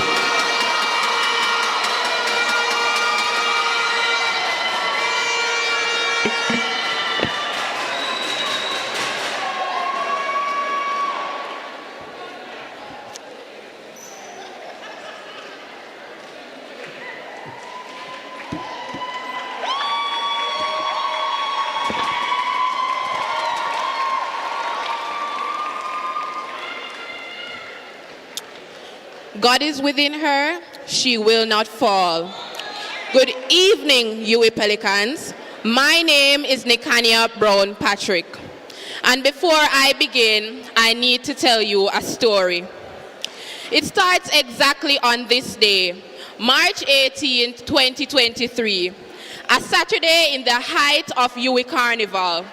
While everyone was excited and getting ready for Ring Road, there was a young lady who had just lost her grandfather and had to go home for his funeral. While her world was turned upside down, the earth kept spinning and she just pushed through it. That same year, after working the entire summer in order to afford going back to school, when she returned for what should have been a fresh start for a second year, she was sexually assaulted by someone she thought was a friend. She was tired, ashamed, didn't know who to talk to. And if that wasn't enough, she failed 4 out of the 5 courses she did. That girl was me. I don't tell you this story for pity. I tell you to be a voice for the voiceless, for those who have been silent or silenced. Because enough time do you want to say, UWI, stop, life, stop. But life doesn't pause for us while we go through university. And that is why I am running to be your Vice President of Services and Special Projects. To be the hand that reaches out when students are suffering in silence. By God's grace, that same girl went on to serve as your EAC VP of Outreach. She served as your Miss Social Sciences, and she is serving as your Guild External Affairs Chairperson. So, raise your hand if you've ever heard this before. A politician making promises they can't keep. Well, I've heard it before, but good thing I am no politician. I'm a worker. Look at these hands. These hands have delivered thousands of hurricane relief packages to students after Hurricane Melissa. These hands put toys in the hands of over 250 sick children at the Black River Hospital in St. Elizabeth for Christmas. These hands helped raise over $180,000 for people living with breast cancer in Jamaica. While others talked about change, I was busy being the change. I brought the deaf community to the center of our campus, not just for our visit, but for our partnership. For 3 years, I have worked, I have fought for you, I have advocated for you. Now, here is my promise. Pink, it's not just a color, it's a plan. P is for prioritizing people. Walking into a counseling office, P is for prioritizing people. Walking into a counseling office is often intimidating, so I am bringing the counseling to you. through therapy with art, therapy through sports, paint and decompress nights on your halls and faculties, because your mental health cannot wait for an appointment. And when life hits hard, emergency, tragedy, I will not let you fall through the cracks. The Pelican Relief Fund will help our pelicans when crisis strikes. No bureaucracy, just support. I is for inspire action. I'm done with people just giving their thoughts and prayers. No student should have to choose between paying their school fee and having a meal to eat. So we are fixing that. Condoms, pads, tampons, let's make them accessible. Your health and dignity are not luxuries. And to students with disabilities, I have seen you and I do see you. I will fight for true accessibility, physically, academically, and socially. N is for nurturing community, because you are not alone. I will supercharge the peer counseling unit so students help students who are trained and visible. You will know where to go when you need someone who just gets it. And the Clubs and Societies Expo, we're turning it into a festival, a place where you belong, because isolation ends where community begins. K is for kindle awareness. We're done whispering about the hard stuff. I will launch the annual Pink Health Fair, HIV testing, sexual safety, real conversations without the judgment. And for every survivor on campus who related to my story, I will partner with the youth sexual assault unit to answer the questions everyone is asking. Where do I report? What happens after I report? I will demand transparency, accountability, and justice for you, justice for us. This is the plan. This is the promise. Because Pink is not just a name, it's our movement. I am the girl who lost her grandfather, who failed her courses, who was assaulted, and who almost gave up. But I am standing here now as your External Affairs Chairwoman. If I can rise, so can you, and I will carry every single one of you with me. My name is Nekania Brown Patrick, your candidate of choice for Vice President of Services and Special Projects. Thank you.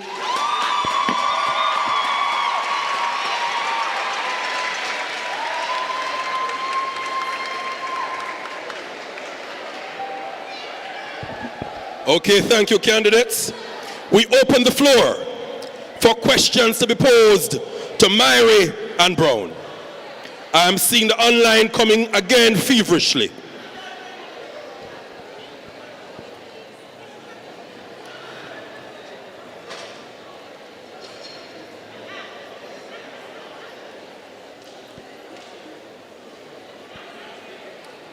Okay, Mr. Myrie. Nekania's time as EAC has given her very specific transferable skills to the post of VP SSP. What experiences beyond general leadership ability makes you fit for this position?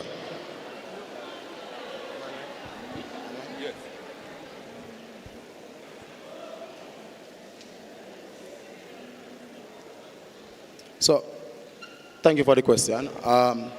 Good night again, everyone. Pretty much, so what skills do I have to transfer my role as GCC now to VP SSP? Simply, sports is more than just a match or just one thing you can come and say, oh, I watched a football game or a netball match. It's an overall competition. You need to organize and execute time and time again for consistency.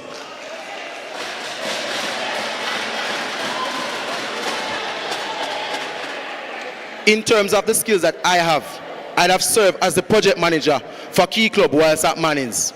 Whilst here at university, I served on numerous committees.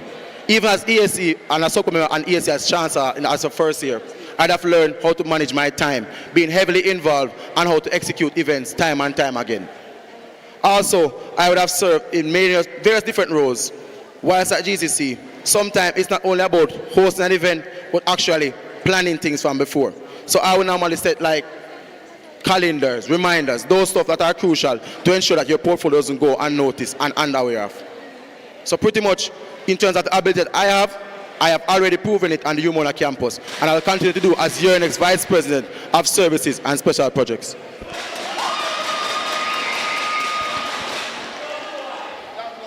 Opening the floor.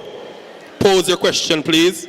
Okay, so this is my third year at UE, and every year when we have bus gas, you have to wait over an hour, and there's a high chance you don't get any food. So what are your plans to ensure that it runs smoothly and, yeah, you don't have to wait hours? That's a question to both candidates. Could you repeat the question? Repeat the question. Ladies and gentlemen, please allow us to hear the question. Okay, so for the 3 years that I've been at UE, for the bus gas, the food has been like over an hour late and you're waiting for hours. And so what are your plans to ensure that the students for next year don't have to wait so long? Because it's literally exam season. All right, good night. I think that I can definitely relate to your question because it's in exam time and we need time to study. We can't be in the bus gas lines for 3-4 hours and then have an exam the next morning, or be late for breakfast and have an exam in the morning. So I think it comes down to one, proper planning and having more hands on board. Throughout my tenure as EAC, I would have done major projects that involved all the halls and faculties, such as ICC Day that had over 500 volunteers. These types of things, they don't just happen. It takes planning months in advance, not waiting until the last minute, and ensuring that we have enough hands on board to make sure that the students get their food on time. So it's just planning, because really what else are we going to do apart from to start cook early and make the food available early? Thank you.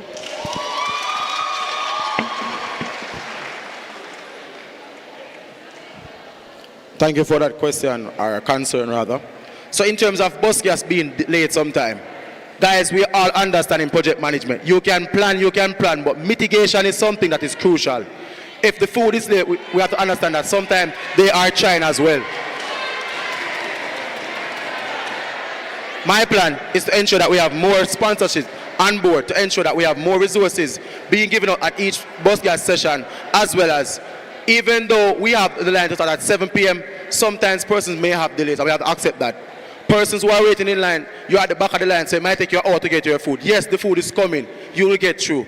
And my thing is, I don't have seen where bus gas has been really late this year, because I have been working with them time and time again, where I've been early and on time for this academic year.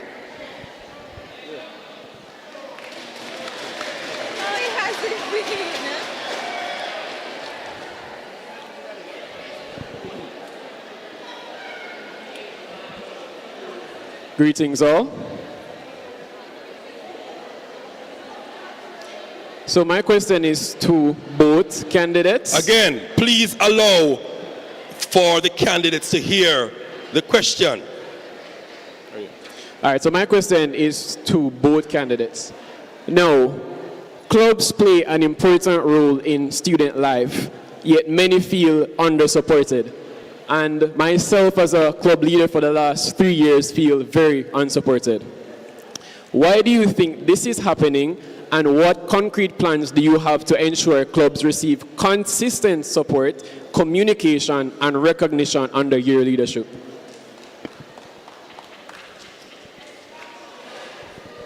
All right, thank you for that question, Justin. So, in terms of clubs and societies, I have already outlined in my manifesto that I plan to ensure that the clubs have a club expo at the start of the year to help with engagement and recruitment. That's the first thing. Secondly, my plan is to have training to offer leadership in terms of them getting financial support as well as seeding advice from a mentor to ensure that the club is run and organized for the entire year. As well as most clubs don't know they are actually entitled to a club stipend at the start of the year or the second semester. So these things can actually help clubs. Also, I think the clubs can do help in more in actually marketing their clubs as well, because oftentimes we only see a flyer for our club and it's only on a Thursday. So that's my plan for it, pretty much.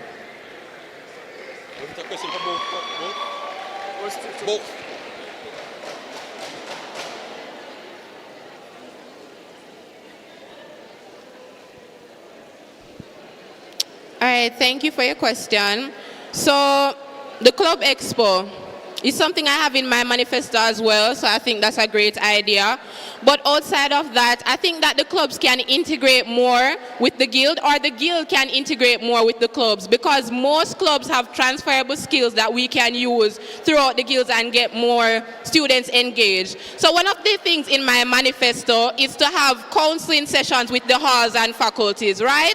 So what this could entail is having clubs that do dance and performing arts, such as TPAC, Peace for Preston, TMAS, to integrate themselves into that plans and activities that we have. We also have those transferable skills such as debate, leadership. We can have interclubbing, where there's a skill transfer between the clubs. We can have training on how the clubs can be more visible to you with students. It's a lot of things that we can do, but it starts with connection. So I promise that I will not only make a WhatsApp group with the club presidents, but I will actually sit and meet with them, hear the plans that they have for the year, and see how best we can help foster their development on campus. Thank you. Okay. We now turn to the candidates who will be posing questions to each other.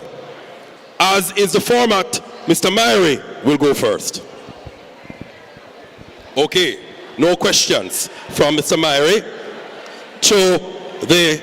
Oh, there may be another question. So...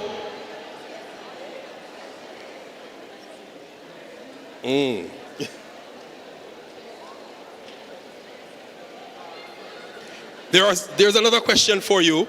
It says, what are your plans? So as you come with your question, you can also answer it and then pose the question to the candidate. What are your plans to help vulnerable women?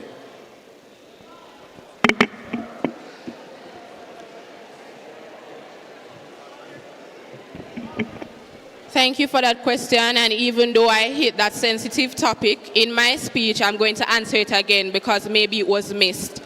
As a woman who has experienced assault and sexual assault, I can relate to the vulnerability that women feel.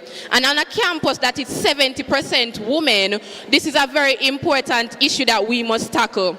So the university has a sexual assault unit and a website to report sexual assault, as well as provide psychological support for people who have gone through trauma, as well as keep the persons who would have done the bad thing to them accountable. A lot of people don't know that. So I will partner with the youth sexual assault unit to ensure that our women feel safe, to ensure they know the channel through which they should report things, to ensure that they have the trauma response support and the psychological support, because it is there, but we're not using it. Additionally, self-defense is something that has been very popular on campus for the past few years, about the last 2 years, right? Something that I would have observed a lot of halls do, especially Mary Seacole Hall, is that they have self-defense training. We need to be empowered to ensure that if we are attacked, we know how to defend ourselves. Thank you.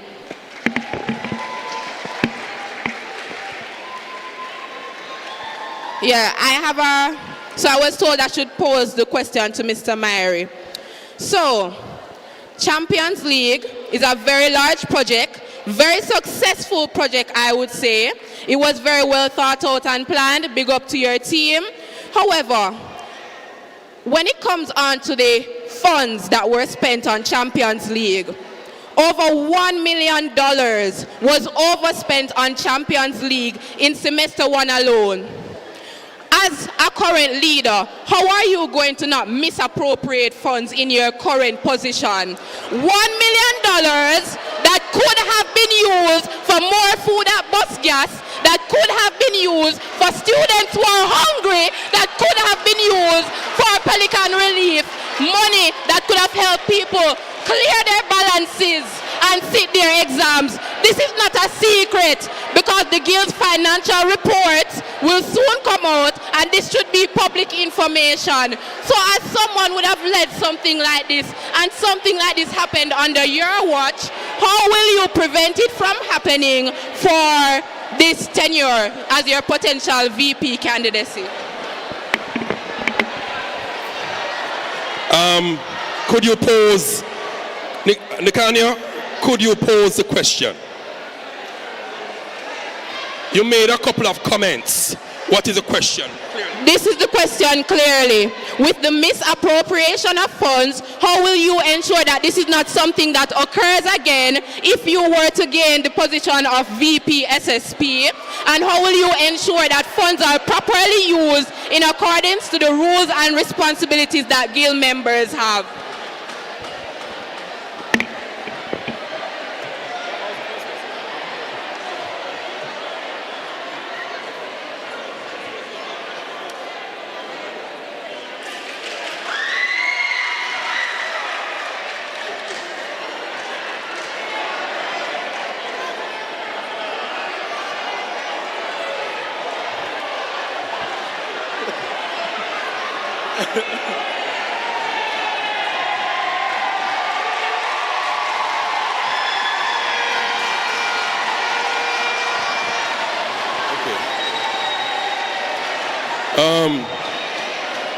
There's a point of clarity on the floor.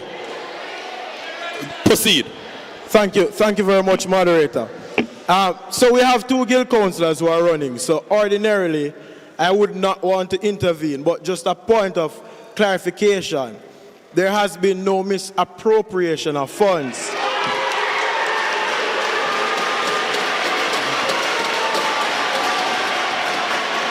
So I please.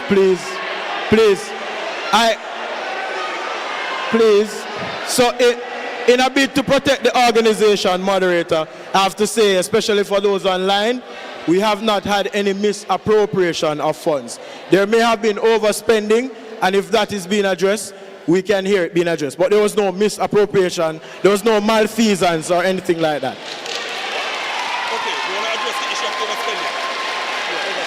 You can talk.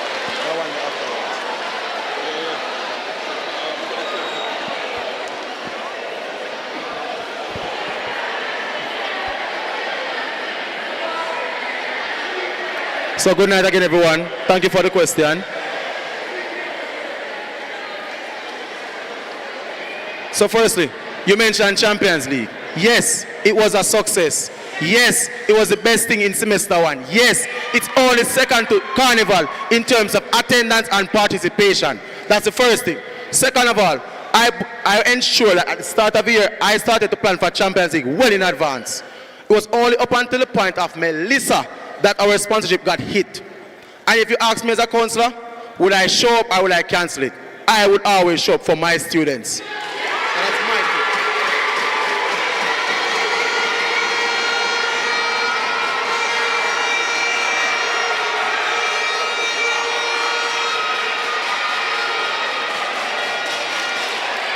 And for the next part of the sentence, in terms of actually executing the event, yes, it was more than just a competition. After Melissa, guys, we needed something to get our minds out of depression, somewhere we can feel comfortable, somewhere we can express ourselves and our cultures to showcase ourselves as students. So that's why I have Champions League. It was more than just a football competition. It was just a connection in terms of rebuilding yourself from being depressed to come back in terms of consciousness.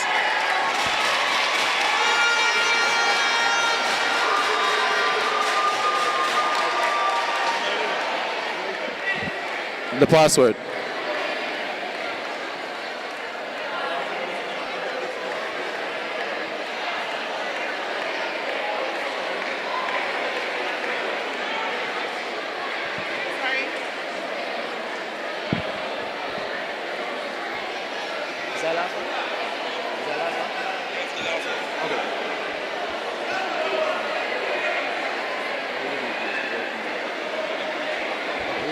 Okay. So there is another question on the board for two candidates. Here is the question.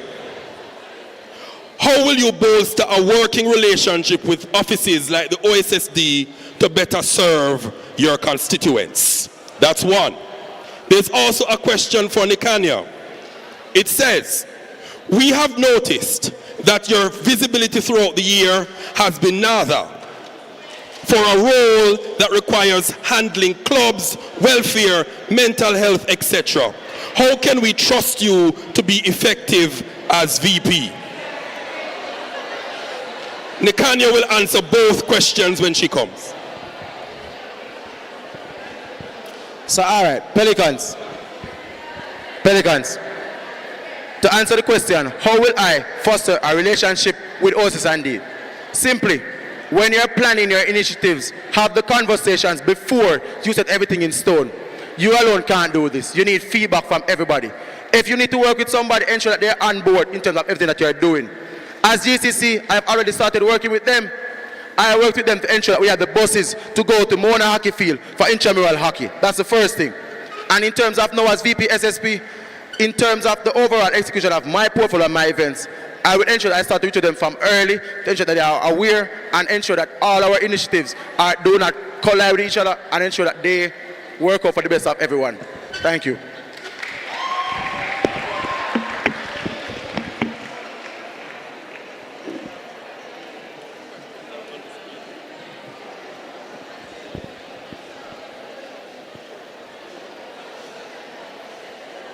Okay, I'll address the one that was put towards me first. Firstly, wrong choice of words, misappropriation of funds may not have been the best choice of words, but they still overspent by that large sum of money. So let's just put that out there. So the question is, we have noticed that your visibility throughout the year has been nada for a role that requires handling clubs, welfare, mental health, etc. All right, so the role of VP, the role of External Affairs Chairperson, which I'm thinking that's what they're asking about, right? My correct role? Right. It has nothing to do with clubs and societies. It has everything to do with outreach and volunteerism. Myself and my team would have done our utmost best to not only get people to sign up for the Army of Good, but to participate in every single EAC project that has happened throughout the semester. Even without the support of the Guild PR team, we were still able to put forward our projects, post on Instagram, post on WhatsApp. We coordinated our posting, welfare and mental health. Again, the EAC portfolio is for welfare and mental health, outreach, volunteerism. Even though it was not under my portfolio, we still did distribution for students who needed relief for Hurricane Melissa. All the halls were told to submit their list, and we ensured that every single student who needed help on that list got the help. So whether you see it or not, it is done. And on everything you have to post and push camera in a people's face, especially when you are dealing with sensitive information. I work with children, I work with people who have disabilities, I work with the needy, and everything we can record and post because we actually care about people and not just becoming famous on social media. Thank you. Paul, the other one about how do you work with, I can't open it. How do you work with other offices to better how do you work with other offices like OSSD to better serve students? Okay, so the second question is about working with OSS&D to better students. So throughout the year, I would have met with OSS&D multiple times, especially when it came on to relief for Hurricane Melissa. We went ahead, we had conversations with the manager, we've done meetings, we ensure that administration understand what we want to do and what we want to achieve so that we can meet in a middle ground. So it is not admin against the guild, it is admin and the guild helping to better facilitate our students. Thank you.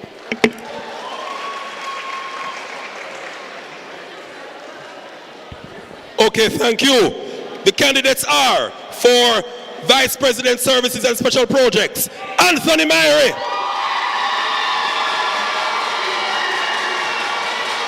Nikanya Brown. Thank you very much. All the best. You may take your leave. We're moving to the final round of candidates. To the final round of candidates.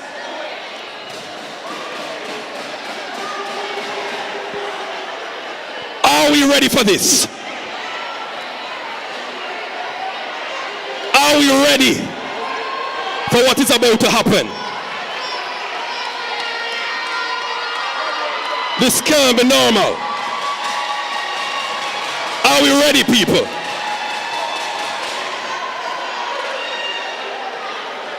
Okay.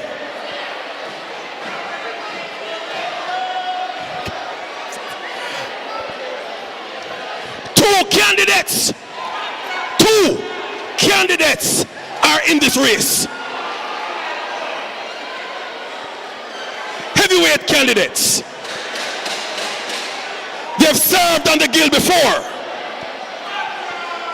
Could somebody remove that microphone for me?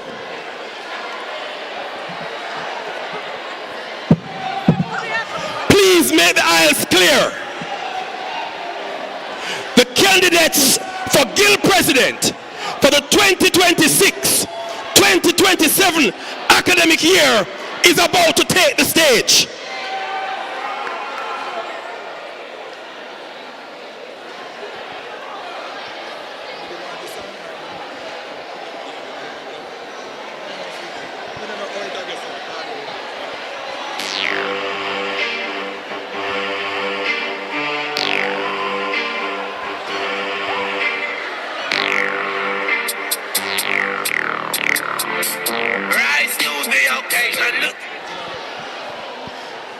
So,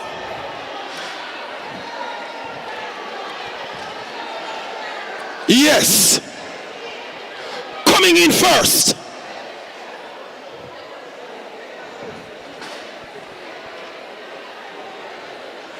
he's been on the guild already. Did I say that? You know him already. Did I say that? Oh my God.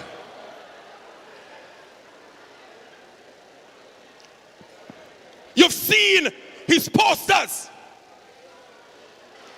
You've heard his manifesto.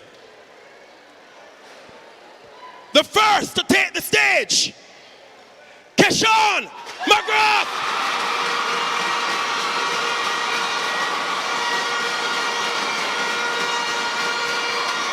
Where is the candidate? Clear the aisles for the candidate. Clear the way. Make the way for the candidate.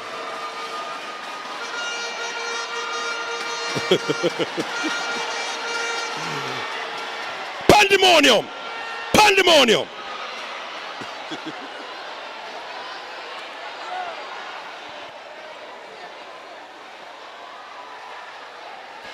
The candidate is taking everybody from inside to outside to bring them back inside.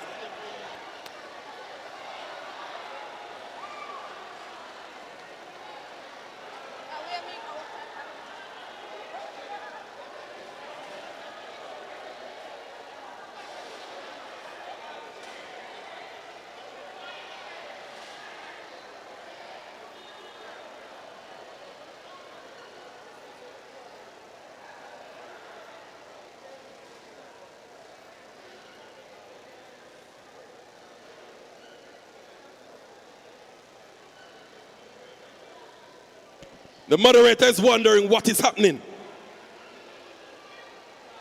The assembly hall is empty.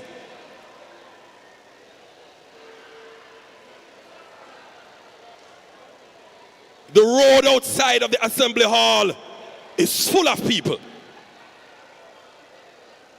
We are awaiting the arrival of one of two candidates for the position of guild president. Keshawn McGrath.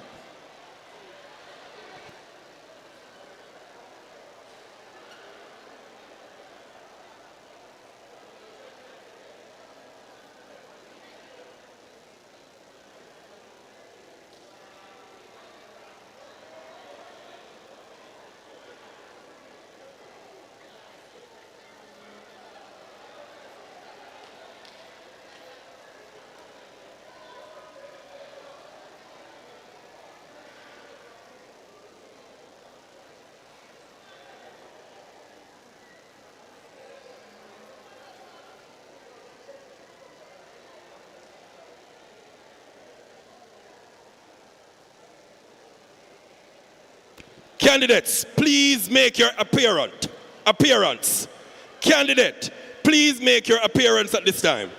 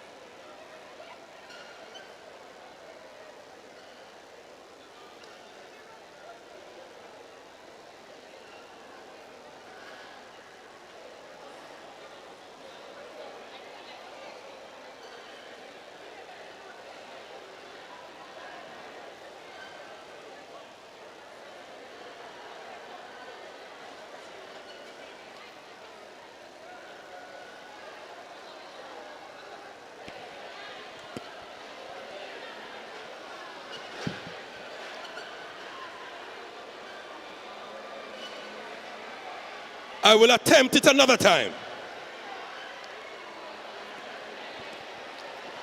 I will attempt it another time. Calling to the stage. Calling to the stage. Keshawn McGrath.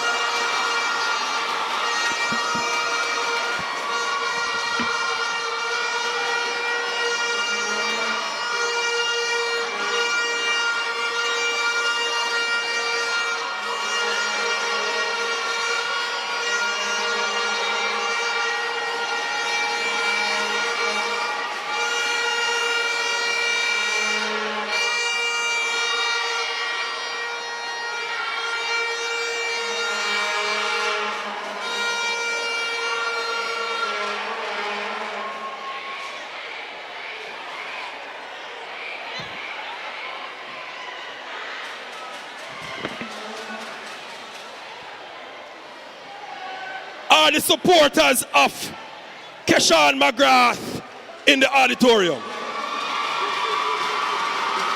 Can I hear the supporters? Can I hear the supporters?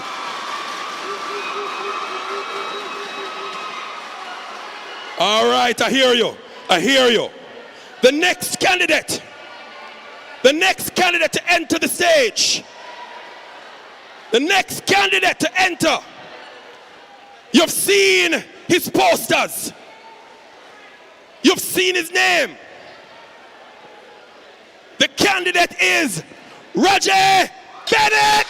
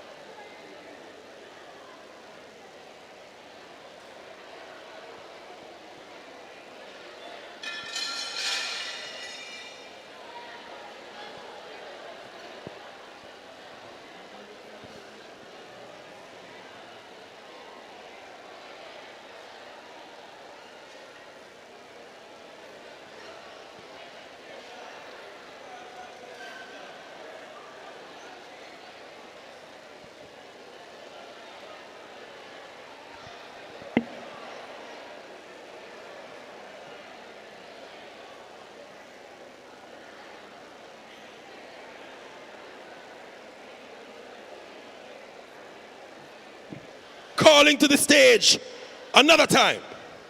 The second candidate for the post of Guild President is Roger Bennett.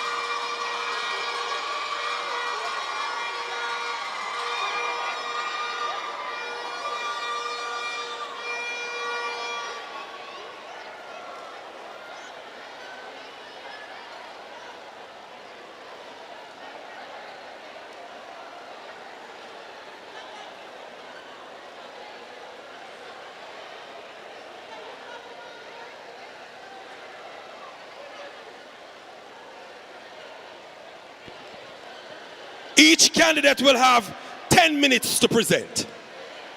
Each candidate will have 10 minutes in which to present and 15 minutes in which to field question and answers. As presented on the list, the first speaker is McGrath, followed by Bennett. Make them welcome.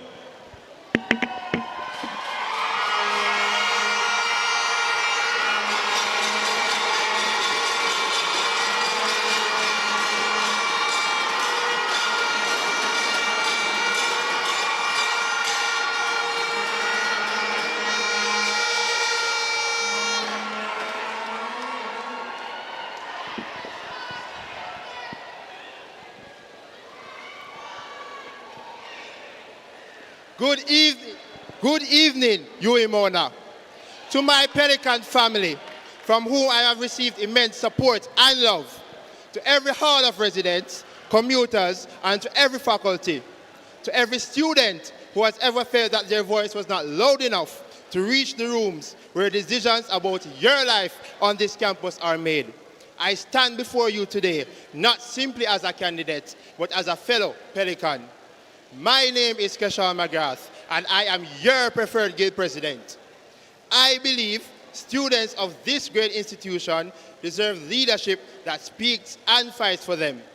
You deserve leadership that shows up, leadership that delivers, leadership that never, ever forgets who it serves. Let me tell you something. I did not wake up one morning and decide to run for a Guild President. This is not something I took lightly. This journey began long before today, and it has been building step by step, experience by experience, to curate this momentum. When I came to UWI, I came with a drive. I served as the public relations officer of Taylor Hall, learning how to connect with students and to communicate their concerns. Then, the students of Taylor Hall trusted me to lead them as their hall chairman, and I gave everything I had to that role. I fought for them, I showed up for them, I made their voices heard in every room I entered. And today, I serve the entire student body as your Vice President of Properties and Special Initiatives.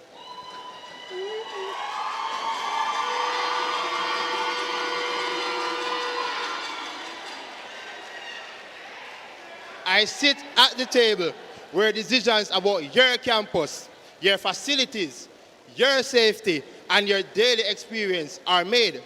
And what I've seen from that seat is we can do more. We must do more. And I am ready to lead that charge. Every one of these roles has prepared me for this moment. They have taught me how to engage with the student body, how to represent their concerns at the highest level, and how to balance the responsibility of leading the council while maintaining relentless advocacy for the people I serve. That is not theory, that is experience. But credentials alone don't win elections, and they don't change lives either. You deserve to know exactly where I am taking us. So let me lay it out for you, clearly and boldly. Let us take a trip using Route MMM, the manifesto that guides this journey. A momentum for representation and advocacy.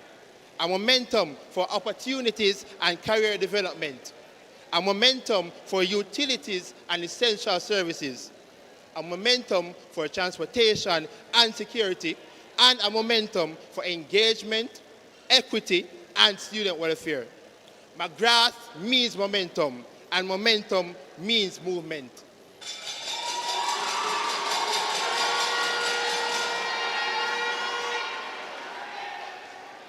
Let me walk you through what that looks like. Every student deserves a voice, and that voice is me.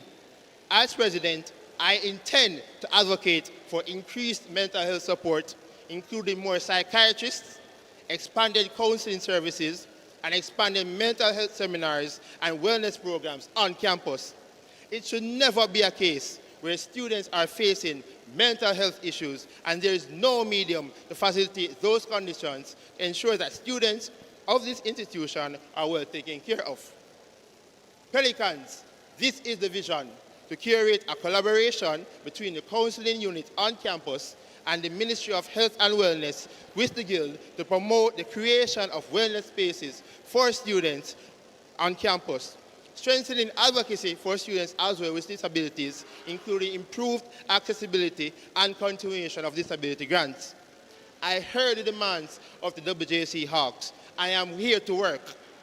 I am determined to advocate for resources such as washing machines and the renovation of their main court, to improve laboratory facilities, to support academic programs, and to further improve campus lighting to increase safety and accessibility for WJC students. A momentum for opportunities and career development. I believe that no student should matriculate from this university jobless or without a sense of direction. Students need access to mentorship, to internships, to professional development, and to entrepreneurial support.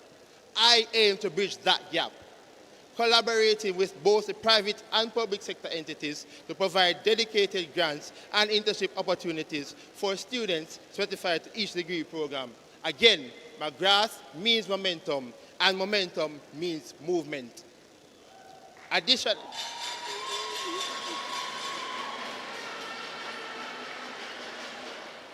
Additionally, I will advocate for the presence of the Student Loan Bureau on campus, especially for WJC students. Through semestral visits, we aim to cancel the stress of traveling off campus to deal with loan applications, processing, and queries. On Regional Orientation Day, I envision having representatives from the government to facilitate TRN registration, bank account setup, and access to essential services for all regional and international students. Coming to Jamaica to study should not mean struggling with paperwork. I will be advocating for you. Transportation for students is instrumental to their safety and security. My advocacy for transportation begins with partnering with JUTC to provide dedicated routes for nursing students attending clinical placements at the Western Campus. I intend to introduce a JUTC top-up location on campus to make transit payments easier for you.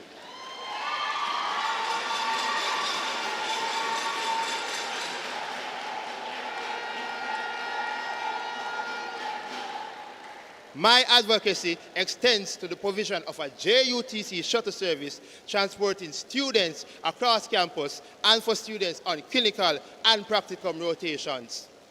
Them think it take boy if you bring JUTC on campus?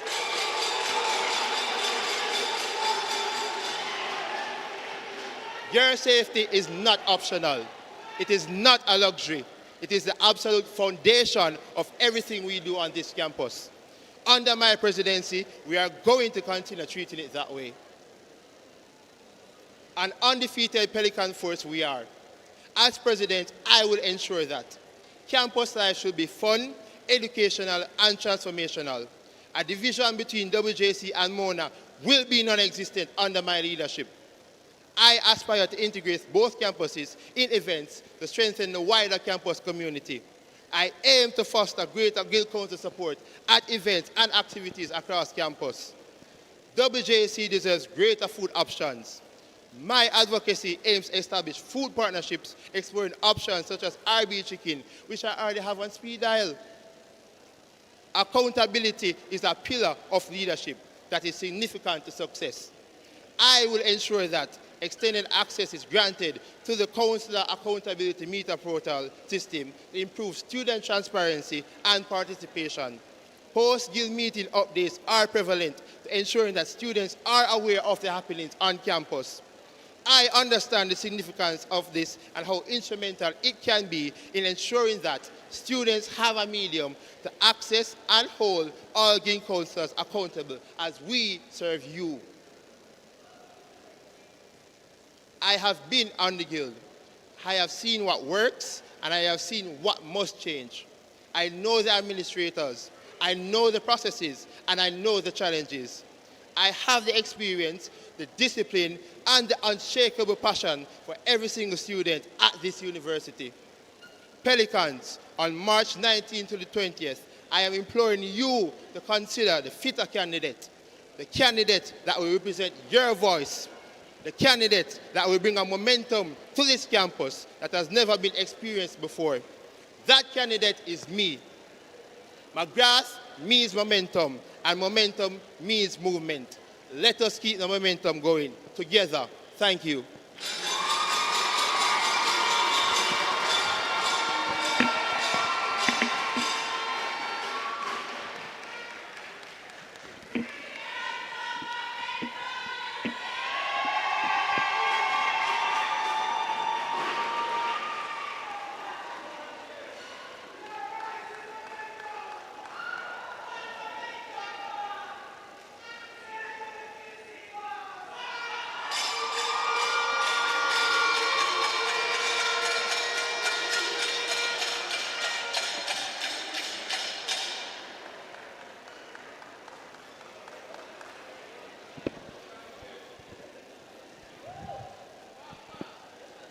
Pelicans, revolutionaries, the revolution is here.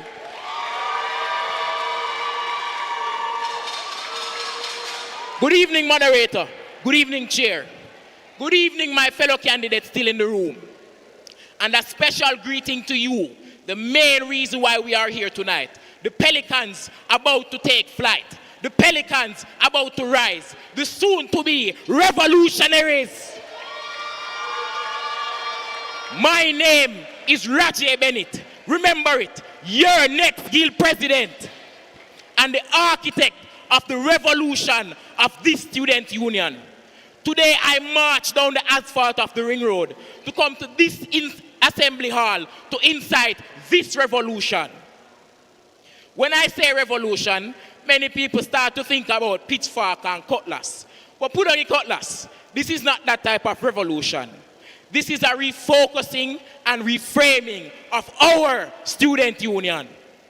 This is the Guild Council acknowledging that this union can do so much more for you and the imminent need to move from a guild of speculation to one that is driven by data, a guild that is driven by the voice of the students. Now I know that you are curious to hear about the manifesto. But before I delve into my Magna Carta, let me tell you a little bit more about who I am. I am that unquenchable flame of advocacy. I am the man who is not stopped by barriers. I am the man who is never deterred by a closed door. This journey has been long and I have been riddled with illness. But I must continue this journey because on my shoulders I carry the hopes and dreams of every first generation university student. On my back, I carry the dreams of every student who was told that they would never make it to university. Every country boy and every country girl who was told that they would never make it far. I carry your flame. I never got anything easy. This very position that I have right now, I had to fight for it. And since then, I have spent every day fighting for the improvements of my wolves, my Taurites, my pelicans across this university. Even going internationally to ICGC to fight for the needs of marginalized groups on this very campus. Serving 2 consecutive terms on this Guild Council, first as Elsa Leo-Rhynie Hall Deputy Chairman, and now in dual capacities as Hall Chairman and Hall Cohort Leader of the 9 halls of the UWI Mona main campus and the 600 block. Big up the Hawks down at WJC. In these roles, and you know it for yourself, in these roles, I have distinguished myself as a leader among leaders. The voice that can never be silenced. As Deputy Hall Chairman, make we bring it back. I made a promise to my residents that before I left this post as Deputy Hall Chairman, they would have Wi-Fi access. A feat that was once thought impossible. But lo and behold, Rajay made a way. This is by no means an isolated occurrence. As this year I spearheaded a strong and committed team. I am proud of them every day, of hall chairs and deputies across this campus. And we brought about meaningful and impactful change across every hall of residence, remedying long-standing issues across this campus. Let me tell you who I am. I am the voice who turned the Elsa Leo-Rhynie Hall around from the place that was laughed at and mocked because of its facilities to a place where even those who have their little vendetta against me can now proudly boast about the hall's amenities and facilities.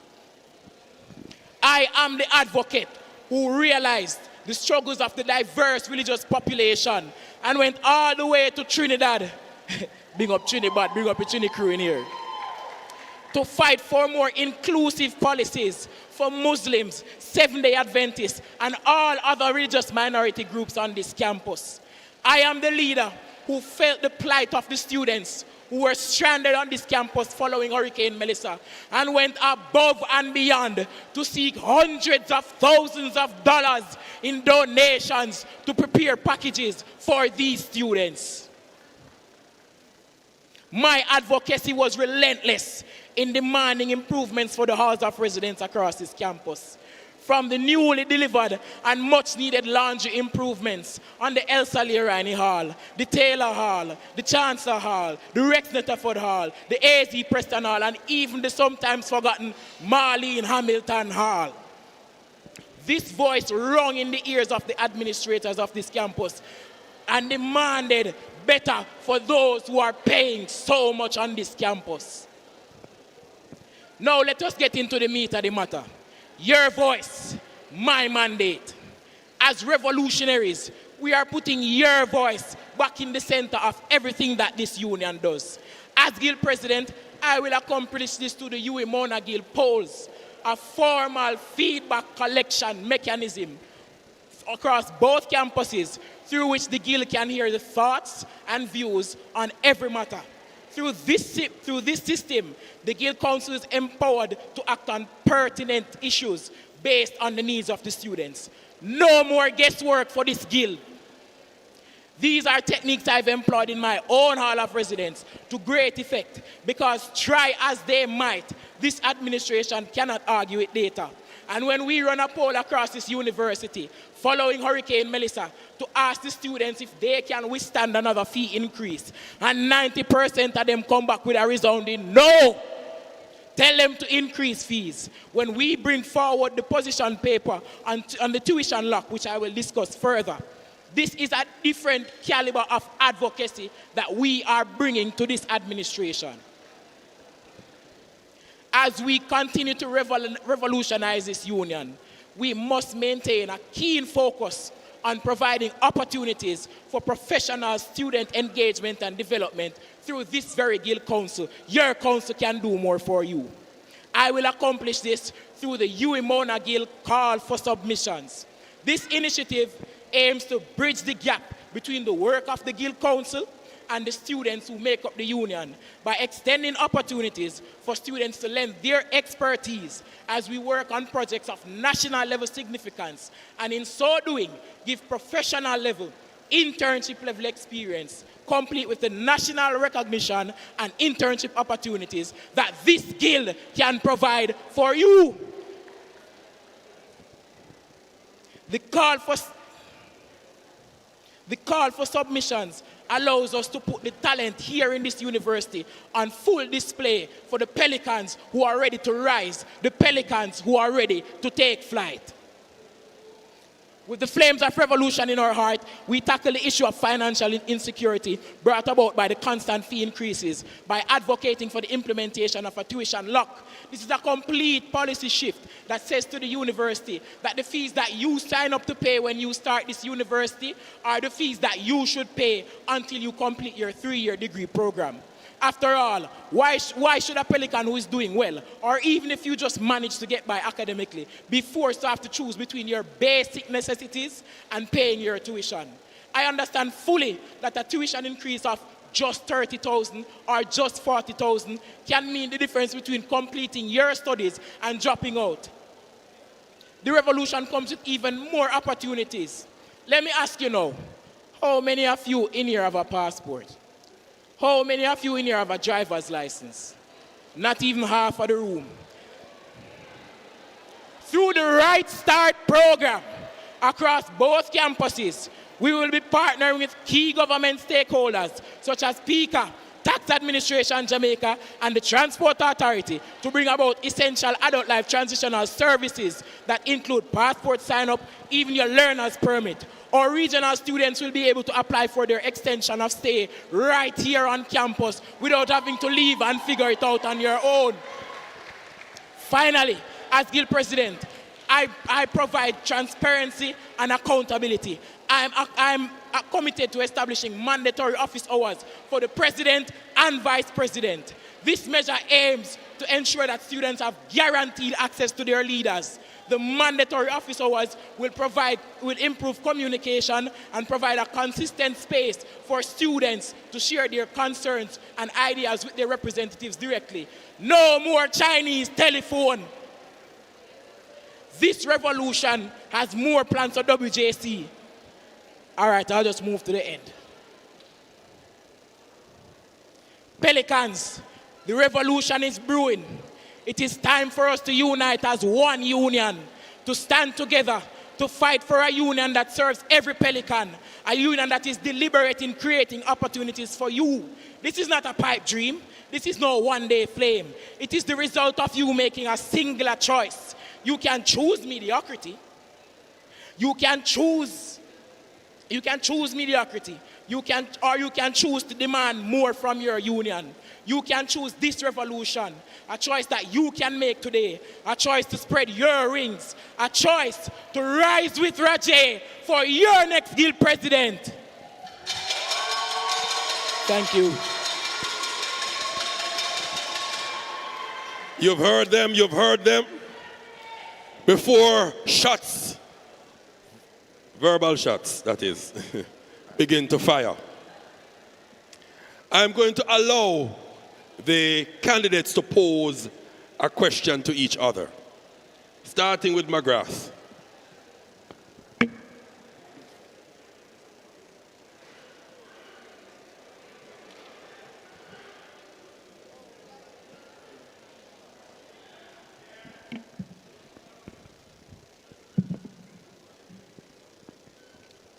I only have one question. As it stands, even amongst the audience, you're having a failure or an issue galvanizing the support of your residents under your hall chairmanship. How can you galvanize the support of students as guild president?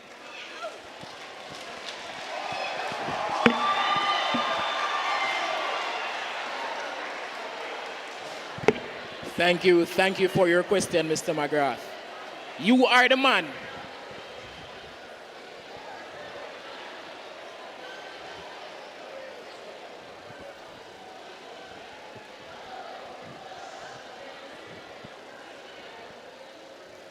Thank you for your question, Mr. McGrath. First of all, you can never speak for the Elsa Leo-Rhynie Hall. Let's get that straight. You can never speak for us. Because you were the VPSSP in charge of security that failed to notice that the university was planning to cut security for us. So don't come here and try to talk for us. Don't you dare. Right? You listen to propaganda. You listen to the 10 people around the Elsa Leo-Rhynie Hall who don't like Raji. But let me tell you, and you I see a man who come up here and talk about nice, no nice, no nice. And all you bring is a bag of nice. You cannot speak for the Elsa Leo-Rhynie Hall. My support in the Elsa Leo-Rhynie Hall is firm and strong. Bright. What a man, Bright. Look for me wolf them in the crowd. What a man, Bright. But you know, but me have a question for you. I have a question for you. Yes, I want to pose my question.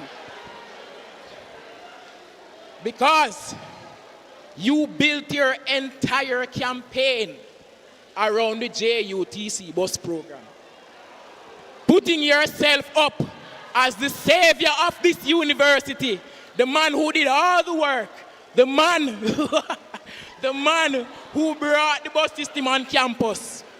But here what role did you play in the acquisition of the JUTC support on campus when, one, the JUTC proposal that you put forward was the one that was brought forward from the former VPSSP tenure? One. Two, the guild president was the one who led the charge physically and on social media when he made his post on the 8th of July last year and led the charge for the adoption of JUTC. But you won't take credit for it. It was your, and here's the worst part. Here's the worst part. It was your intention to go back and use Nationwide Express, a company that has failed to carry out the operation of transportation on this campus over and over again. And that was the proposal that you put forward.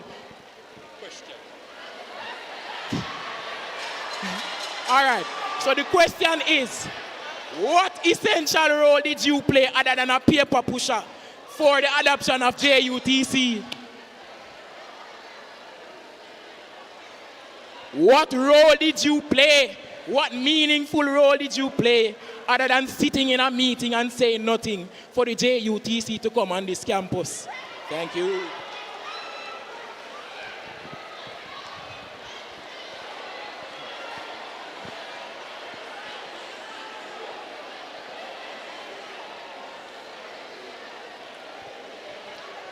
Firstly, if you were at the meeting, you would have known that I played a significant role in ensuring that those specific routes that are here now are here for students on this campus. Now you speak about a proposal that was sent in from last year.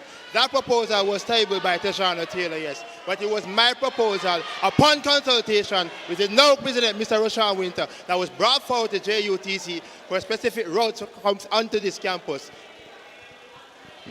It was my proposal that was tabled forward, not the proposal from last year. Now you speak about Nationwide Express. If you have done your research, you'd have known that JUTC only provides a one-day charge, meaning that if you book them for an event like Beach Carnival, you have to pay them for an additional day. Now, unless you want to put some financial burden on the Guild Council that are meant for use for student funds, instead of actually going towards a medium that is more cheaper and efficient for students, then go ahead. But Nationwide Express has been our long-standing partner, and it's been the persons who have been able to come to us, not just to provide 8 buses that we were contracted, they also provide 2 additional buses, one for students on this campus to go towards the venue, and another one to come back because of safety concerns and for transportation for students. Now, can you repeat to me the last part of your question?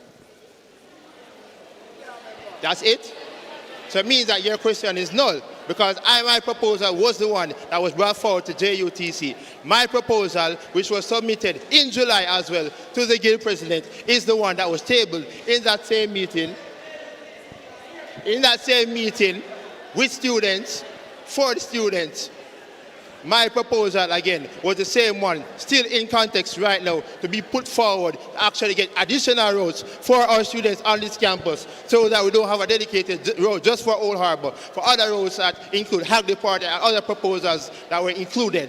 My proposal is still the proposal on board. Now you speak about PR with our president. So what? Do you expect our president to not be at the forefront of our advocacy efforts? Do you expect our guild president to not be at the forefront of our advocacy efforts? Do you expect our guild president to sit at the sidelines for an important initiative like that? Do you expect me, as an incoming president, to sit back while any PSI is doing an important initiative and just say, hey, congrats, and not aid in that support? Our representative for the students chose to be the point person to communicate that to the students. And I, as president, will do the same to communicate efficiently for our students. Thank you.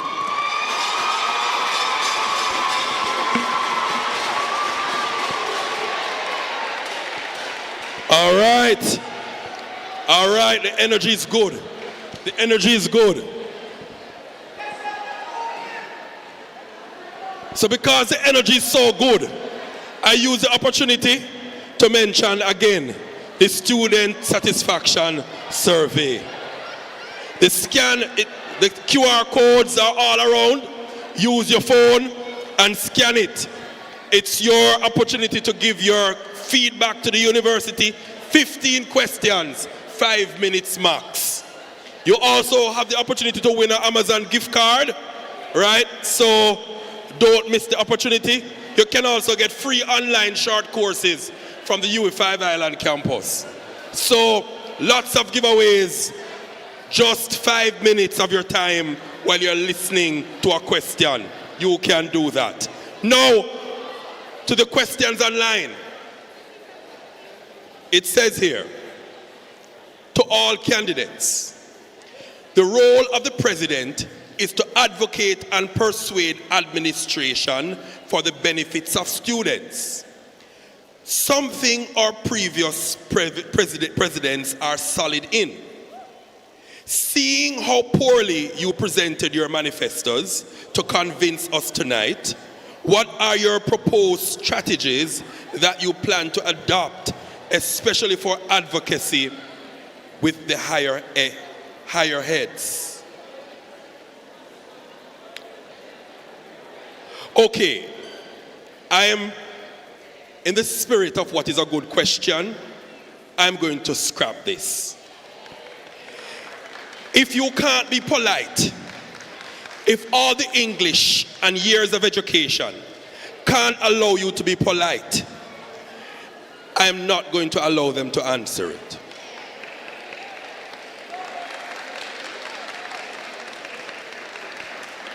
The next question. You both served as hall chairs. The halls are usually neglected or left for last regarding facilities and timely maintenance, not only by the university but also by the guild. How will you get the university to address this issue timely? Both candidates.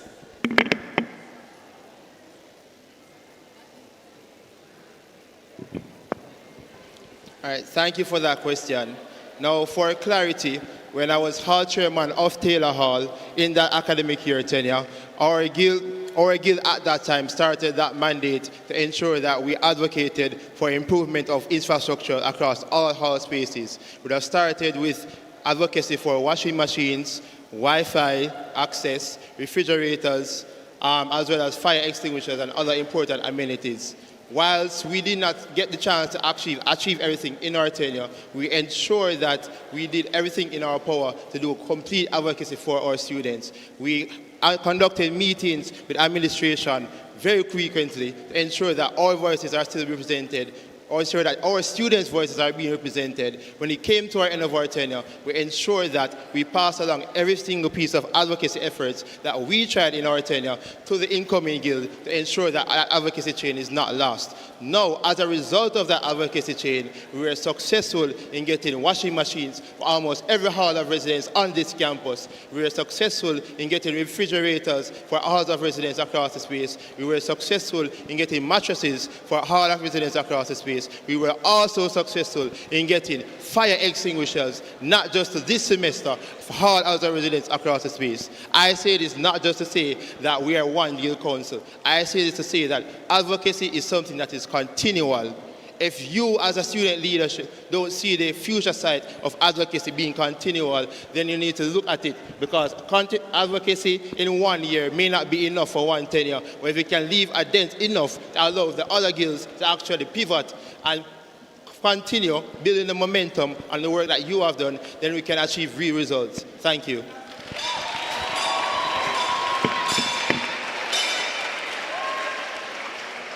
Thank you for your question, person online. No, this is a question that is easy for me to answer, because Raje means results.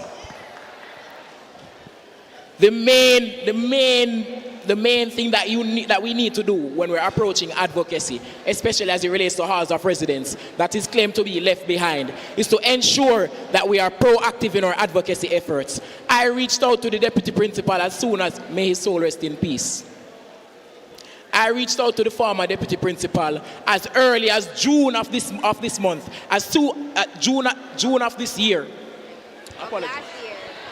Last year. Sorry. I reached out to the former deputy principal, and it's fine. I can say, and I can easily say, that Dr. Tomlin Paul is a very sensitive subject, and he will be missed very dearly. So don't come try and make no rose out of that. All right? We reached out to the deputy principal as early as June, as early as we began our tenures, to ensure that the issues that the halls of residence on this campus were facing were addressed to the highest or near the highest level of this administration, of this university. And through that persistent, every month, the members of my hall cohort can tell you, every month I checked up on the deputy principal, because guess what? You don't get anything in this university without persistence. You don't get anything in this university without being the kind of advocate who never rests, who never gives them the opportunity to forget the problems. Thank you. Okay, so the questions are coming in online furiously, but there are also persons at the microphone, so I'm going to be trying to juggle between both. Pose your question. So, good night, everyone. I have a question for both candidates. So, for McGrath, you mentioned implementing a JUTC top-up station located on campus. This initiative would have fallen under the VPPSI portfolio, which is the post you currently hold. Other initiatives that you want to implement overlap with other portfolios on the Guild. Seeing that you are vying for the position of Guild President, what is your vision for the Guild, transcending the role you already have, the portfolios you would oversee, and the Guild of Students as a whole? Do you want me to repeat? Ask the last part of it.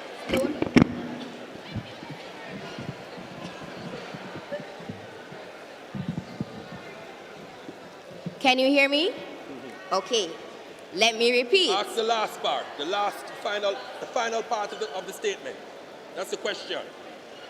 What is your vision for the Guild, transcending the role you already have, the portfolios that you would oversee, and the Guild of Students as a whole?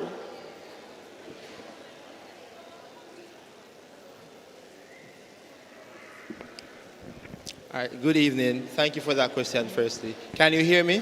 Yes. Clearly? Yes. All right. My vision of the Guild realistically cannot exclude the positions that I have filled before, because it's the experience from my positions, being Hall Chairman and VP PSI, that helped to guide my vision for the Guild.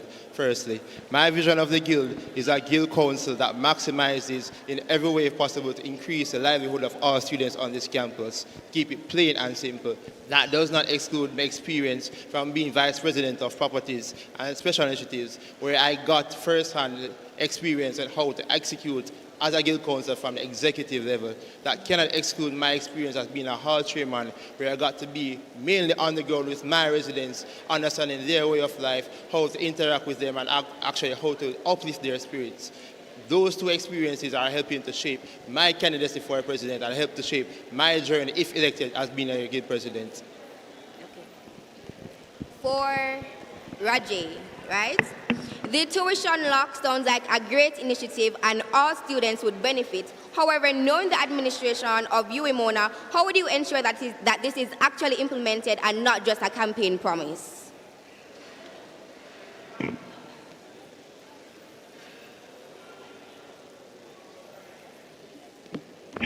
Thank you for your question. Now, it is a daunting task. But like I said in my speech, I am never afraid to take on these challenges. This year, based on the context of this year, we were able, and I have to again say, give the praise to our current Guild president, we were able to achieve something that we thought was impossible for our students. We're able to allow students to access their exams without financial clearance, without full financial clearance. What that highlights, for one, is that UWI is not the boogeyman that we're all afraid of. UWI is not a concrete structure that we cannot approach. And if we approach this as a policy shift, saying to the university that, look, especially with the use of my tool, the UWI-Mona Guild polls, collecting the feedback from the students and bringing that to them through a position paper, through an informed position paper, with the support of the students of the UWI-Mona Guild, we can accomplish. Rajay will make a way.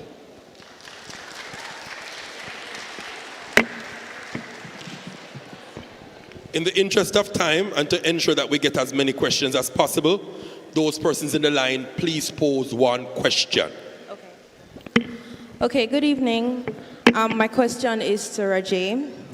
Given rising operational costs, how do you realistically plan to implement a tuition lock without reducing the quality of education or services provided by the university?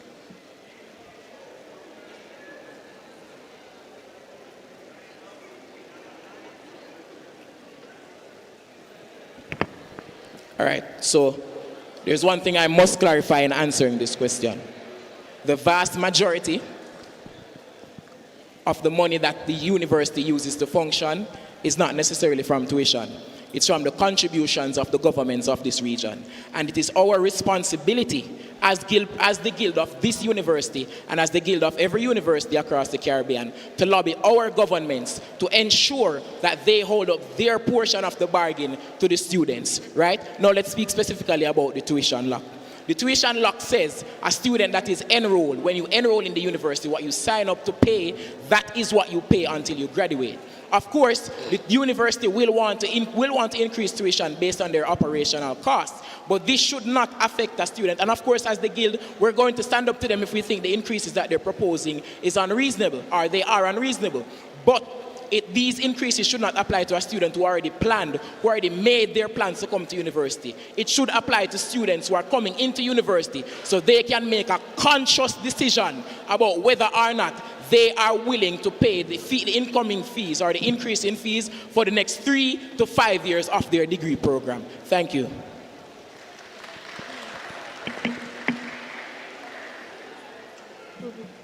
So the question is for both. What experience do you guys have that set you apart as a guild president? Sorry, could you repeat that, please? What experience do you guys have that set you apart as a guild president?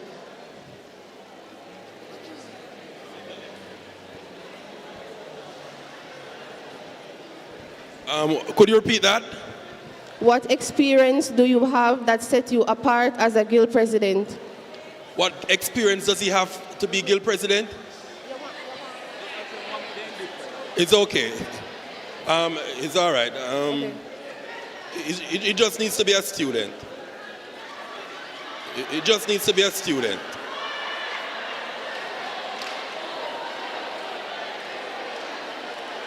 Next person.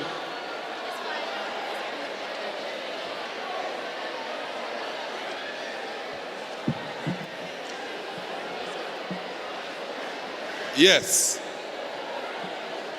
All right. So I have a question for both candidates. We're not hearing the question. Yes. All right. So I'm posing this question to both candidates. Mental health remains a prevalent issue on campus. If elected, how will you address this? Thank you for your question. Now, this is something that I would have mentioned in my manifesto that I happened to see in a manifesto after mine was posted. But for the entirety of this year, I've been in meetings for the entirety of this year, both with the university counseling service, with the chaplaincy, and all other key stakeholders as it relates to mental health across this university. Because I understand and I know it needs to be acknowledged that this university is a high-stress environment. We're bringing people from all walks of life and putting them under the kind of pressure that people don't usually experience while on this campus. And the fact of the matter is the counseling services are not adequate.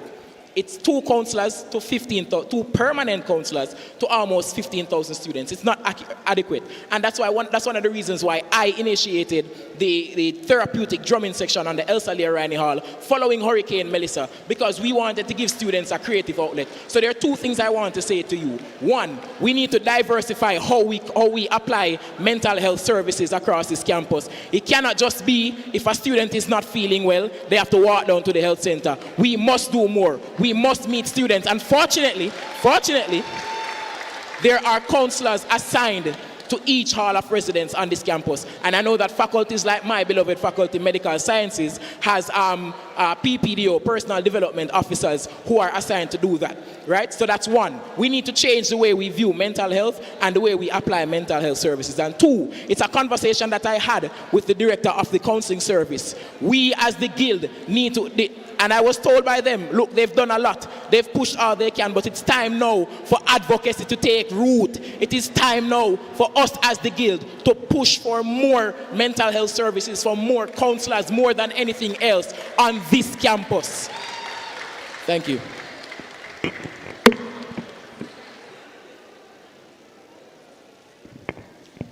All right, thank you for that question. Can everyone hear me? Okay. All right, great. Mental health is one of the greatest challenges that students are currently facing on this campus. For more context, for this campus alone, there's only 1 psychiatrist attached to the health center. For halls of residence, as you have mentioned, there's only 1 or 2 counselors attached to every hall of residence. Now, that is a severe issue, seeing that we have 15,000 students on this campus and we barely have enough support staff attached to the campus to assist students. That is why I started in my speech to say that we need to get more support to psychiatrists and other important persons. That's why I said in my speech that I'm going to work not just with the counseling unit, but with the ministry to actually get more persons assigned to this campus, because the first thing that you need to do to address mental health is to get persons who are active and ready and available to address the needs of the students. Then you can move forward from that foundation to actually executing more programs or executing meaningful programs on campus that students can actually gravitate to, that see towards the specific mental health challenges that they're facing. Thank you.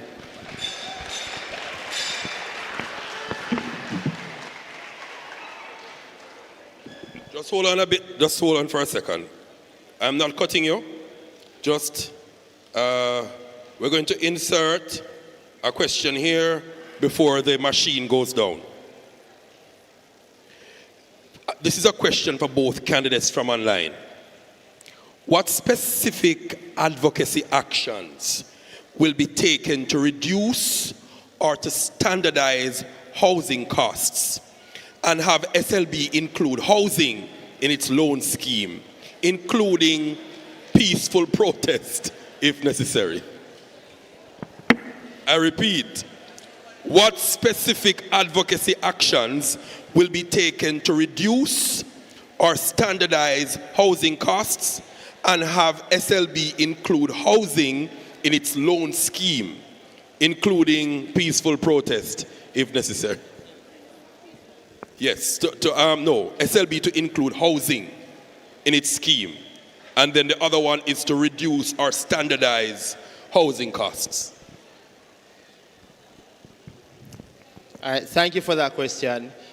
Just for a bit of clarity, through the Guild of last year, would have advocated to SLB to actually include housing fees into their loan program. So that's something that was already approved by the ministry. As it relates to further advocacy for housing cost support, it is now our merit as the current council and the incoming council to ensure that the government stands on their word to ensure that by September morning, students have the availability to actually use SLB to clear their housing fees or to get a loan program for their housing. As it relates to other efforts, it is now up to us to actually continue that advocacy, to explore other means and methods that can be accessed through students to advocate on their behalf as relates to housing. Thank you.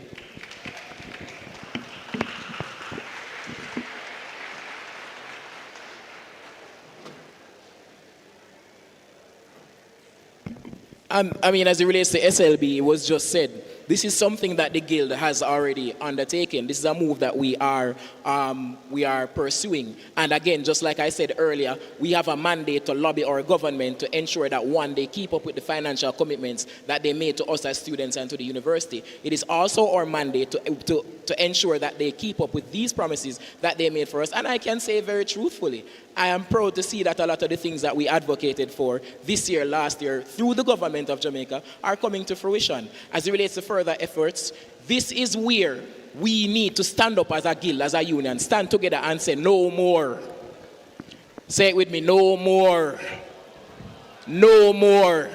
We have to be able to stand. And I'm glad that person said something at the end of their about peaceful something, because I am the kind of leader who will take any measure that is necessary for my students to ensure that if we see another fee increase, we are going to do something about it. This is not a silent union, and this is not a silent leader. Thank you.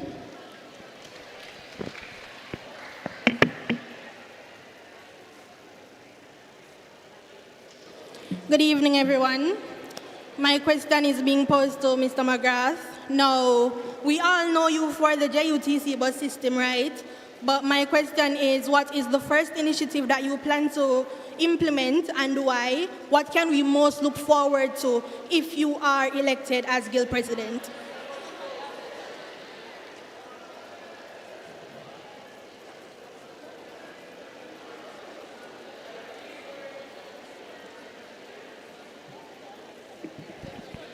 All right, good evening.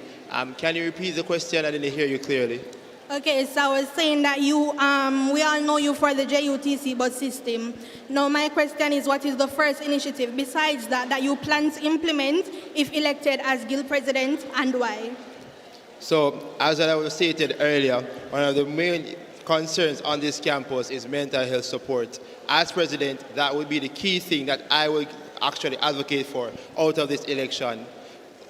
As election is March 8th, 19th to the 20th. On March 24th, or the Monday after elections, I will be going to administration to have that conversation with them to see where we can start improving the lives of students as it relates to mental health.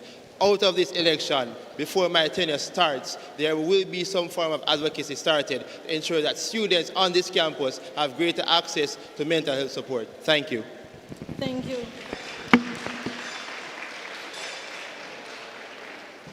Hi. Evening, everyone. So my question is, what is a new or unaddressed policy or cause that we can expect you, if elected as Guild President, to champion during your tenure on the administration level or government level, and how it will be beneficial to the university students? Go again. So what is a new or unaddressed policy or cause that you would champion if elected as Guild President, and how do you believe it will be beneficial to the university students? It's both.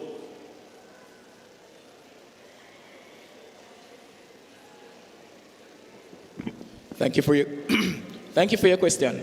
Now, this is something that I've spoken about at length in my campaign. It is an initiative that I'm not waiting until I'm Guild President to start. It's a conversation that I've already begun as Hall Chair, as Hall Cohort Leader. And it is about first-generation university students. Because as I've said time and time again, this playing field is not level.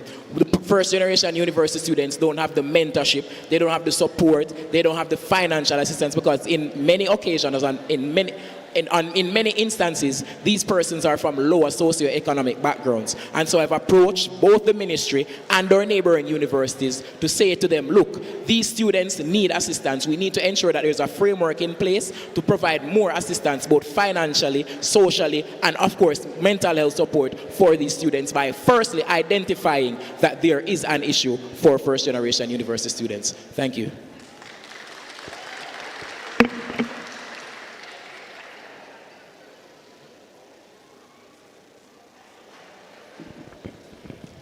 I'm not sure if you count this as an official policy, but one thing that I will be bringing to the table is to address the concerns as it relates to opportunities for students. Now, currently, through the Office of Placement and Career Services, there are opportunities available for students, but it's not streamlined towards your degree program, or there are not enough opportunities presented for students in certain degree programs. That is one of the main driving factors that I will implement as president, as the work has already begun, as we have reached out to the ministry and worked towards a program implemented towards targeting opportunities for students in their degree programs.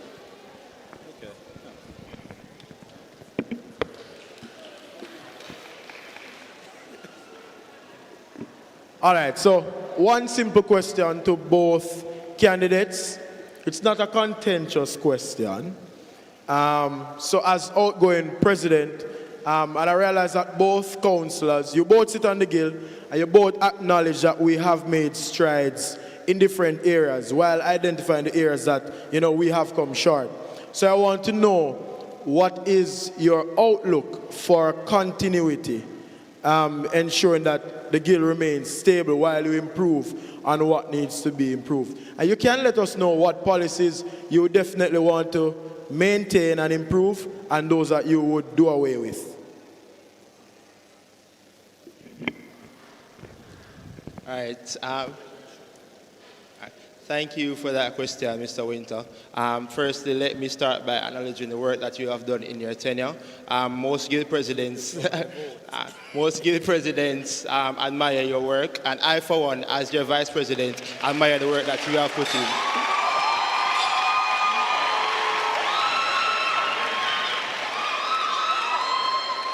All right, so let me begin.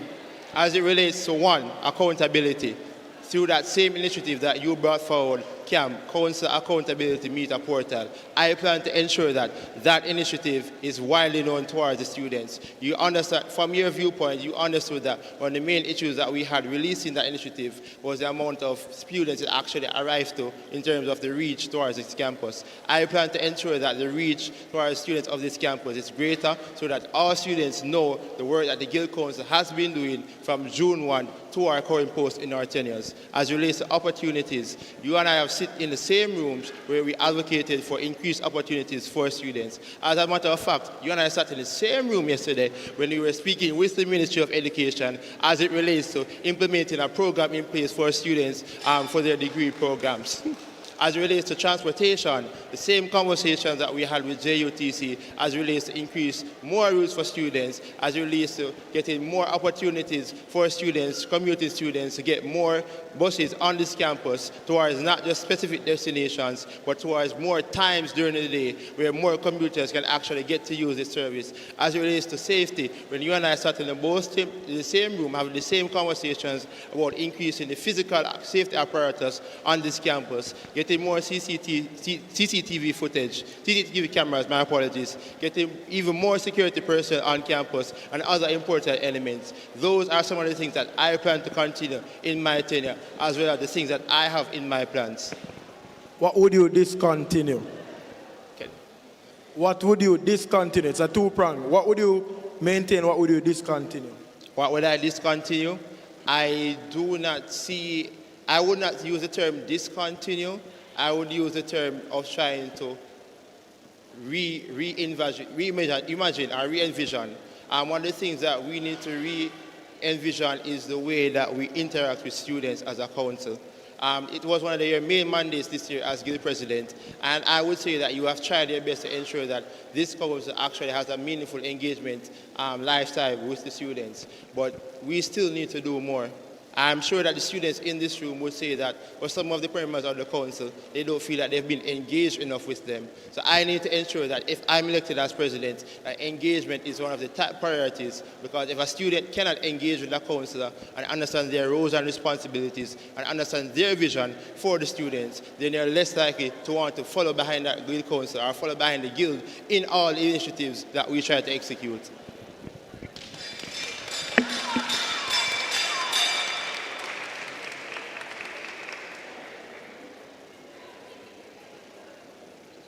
Thank you for your question, Mr. President. We've served together for about 7 or 8 months now. It has been a good year. It has been a complete contrast in a lot of aspects to what we experienced previously. And I am proud to say that we did win with winter. So I can say that for sure.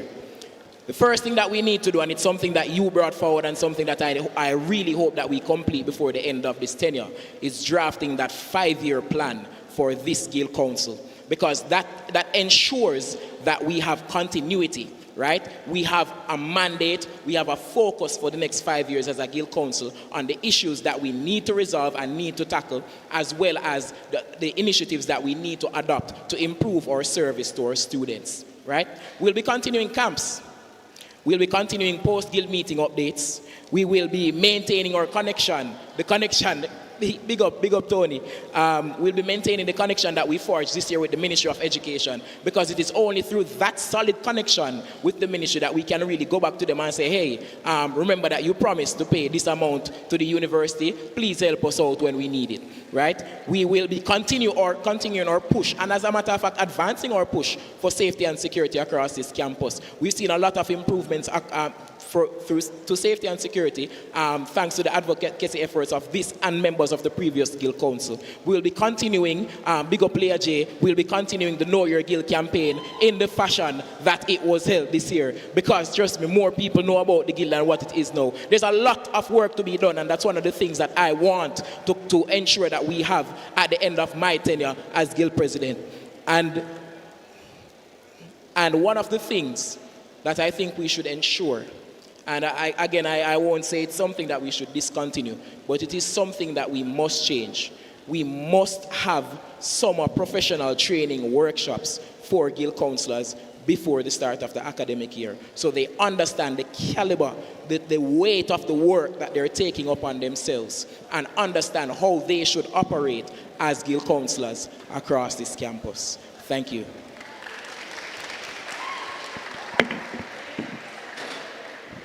Okay, we want to say thanks to the candidates. Before we close off, just to remind you, voting will open tomorrow and will close on Friday. So please bear that in mind.